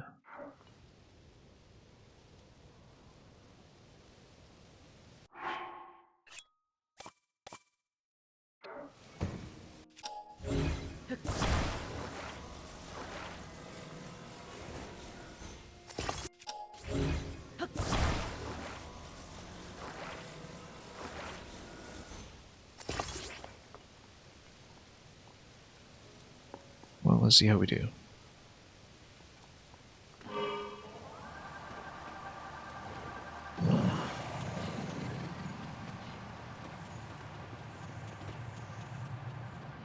And we'll land, we'll probably log off from there. Depending on what awaits us.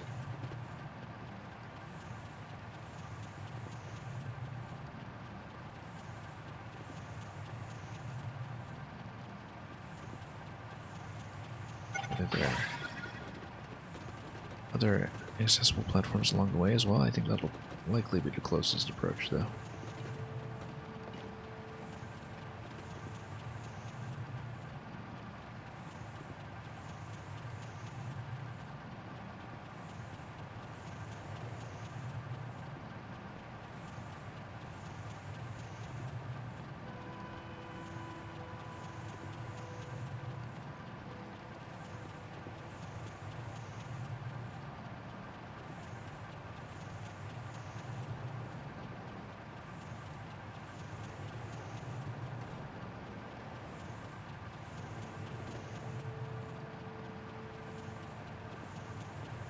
Feels pretty far now that I look at it, but that's okay.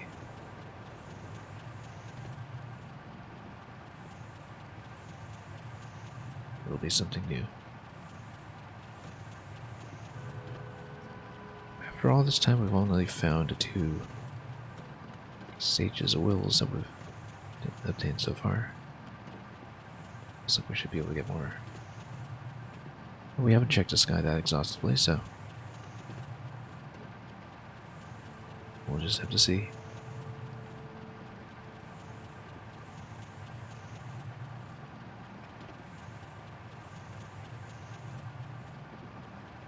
Likely an extra charge.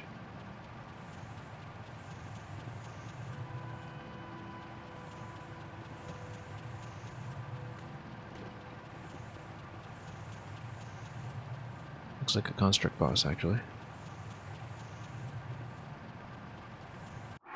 Looks very much like a construct boss, which is fine, we'll take it.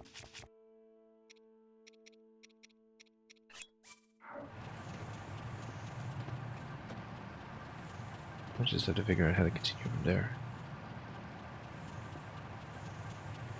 Love the silhouette on the construct boss, actually. It's like the Iron Giant or something.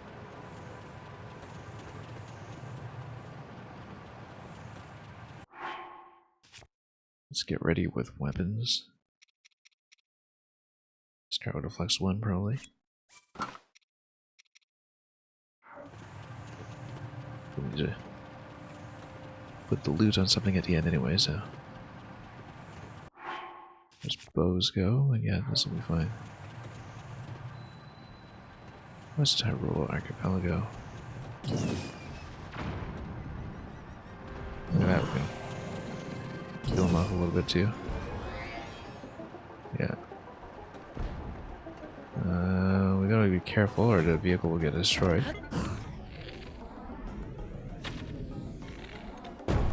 Nope. That's fine.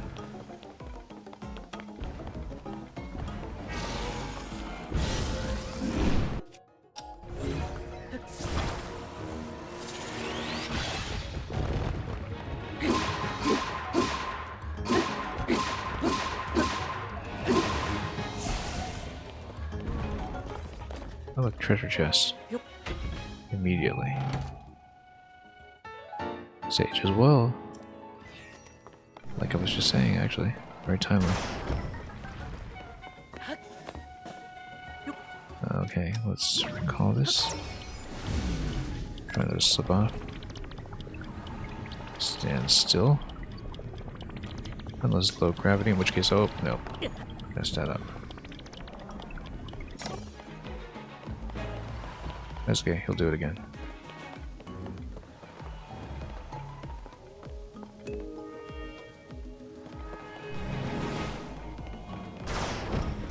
Okay.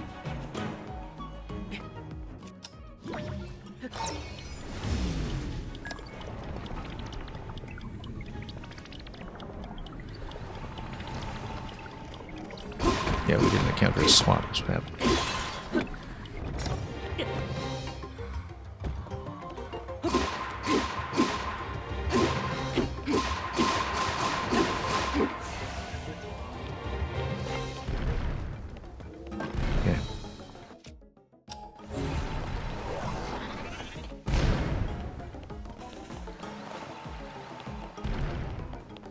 Pretty simple though.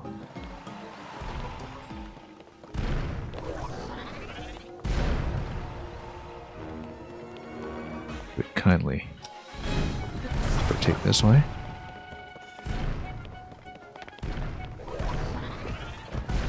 Should actually peel off the cube at the time. This one.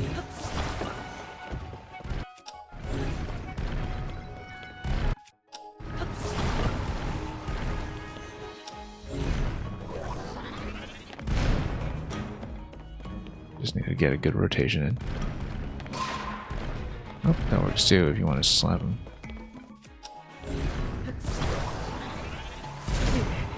Nope. It's too close. Oh yeah, we're still on the Karak mask and the skydive suit, knowing that we're taking damage. Let's put on something better.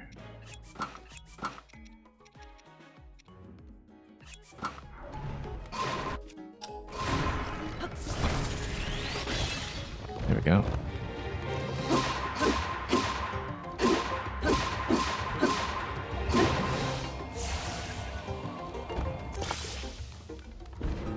Should be down pretty soon.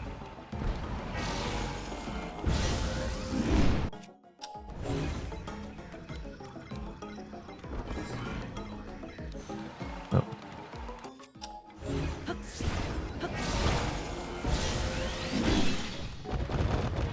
Just in time. Oh, come on.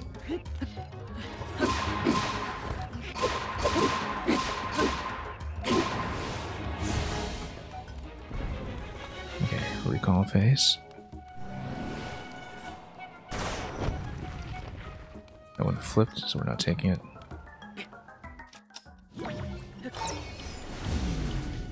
I always like that little subtlety too. How the Mark III tries to trick you out.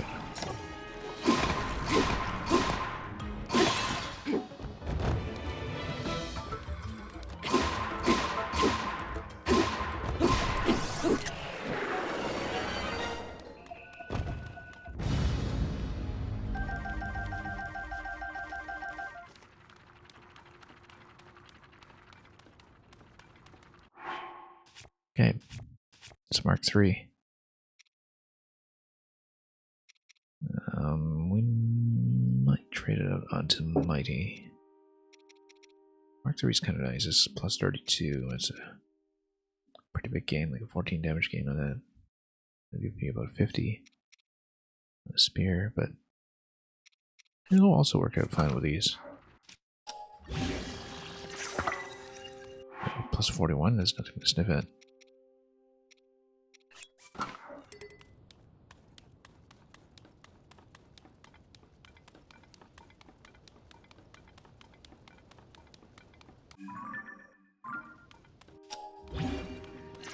Figure out where to go next.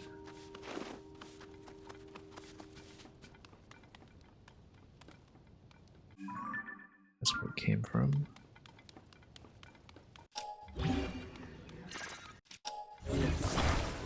Depending on cloud cover, I think west is where we'd like to go. So we definitely have some unfinished business over there.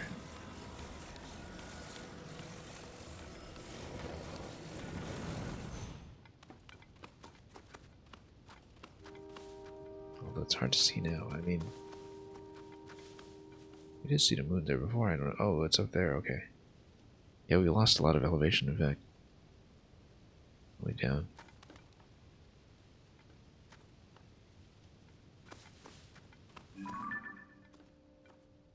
Thundercloud.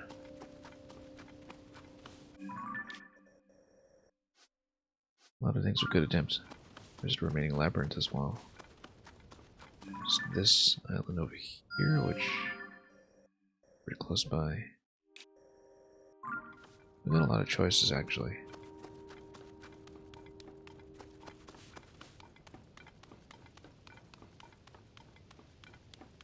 I think we'll just enjoy this range of choices, and what exactly we choose to do, we'll have to determine in the next broadcast. Okay, gonna take off for today. Thanks so much for joining me. We got lots done. Star fragment over there, not gonna reach that. Yeah, we're pretty well. Got a lot of time in the sky today. Covered quite a bit of content. Took way too long with the labyrinth, that's the only thing. And yeah, Dervish Advisor, thanks again for coming by. And we'll pass you folks on to somewhere else shortly. I should be able to be on tomorrow. I don't know how many more bonus streams we can do here and there, but we'll try to at least do one a day, as we've been doing, and the end is roughly in sight. We should be able to reach some kind of conclusion, even if it's not quite 100%, fairly soon. But of course, we've got so much left to do. Wind Temple, Spirit Temple, good chunk of shrines that we haven't dealt with yet. Just watch the moon go down. Anyway, have a wonderful time ahead of you. Thanks so much for watching, and we'll continue soon enough. So we'll pass you on to somebody else, and until we meet again, have a great day. As always, fare thee well.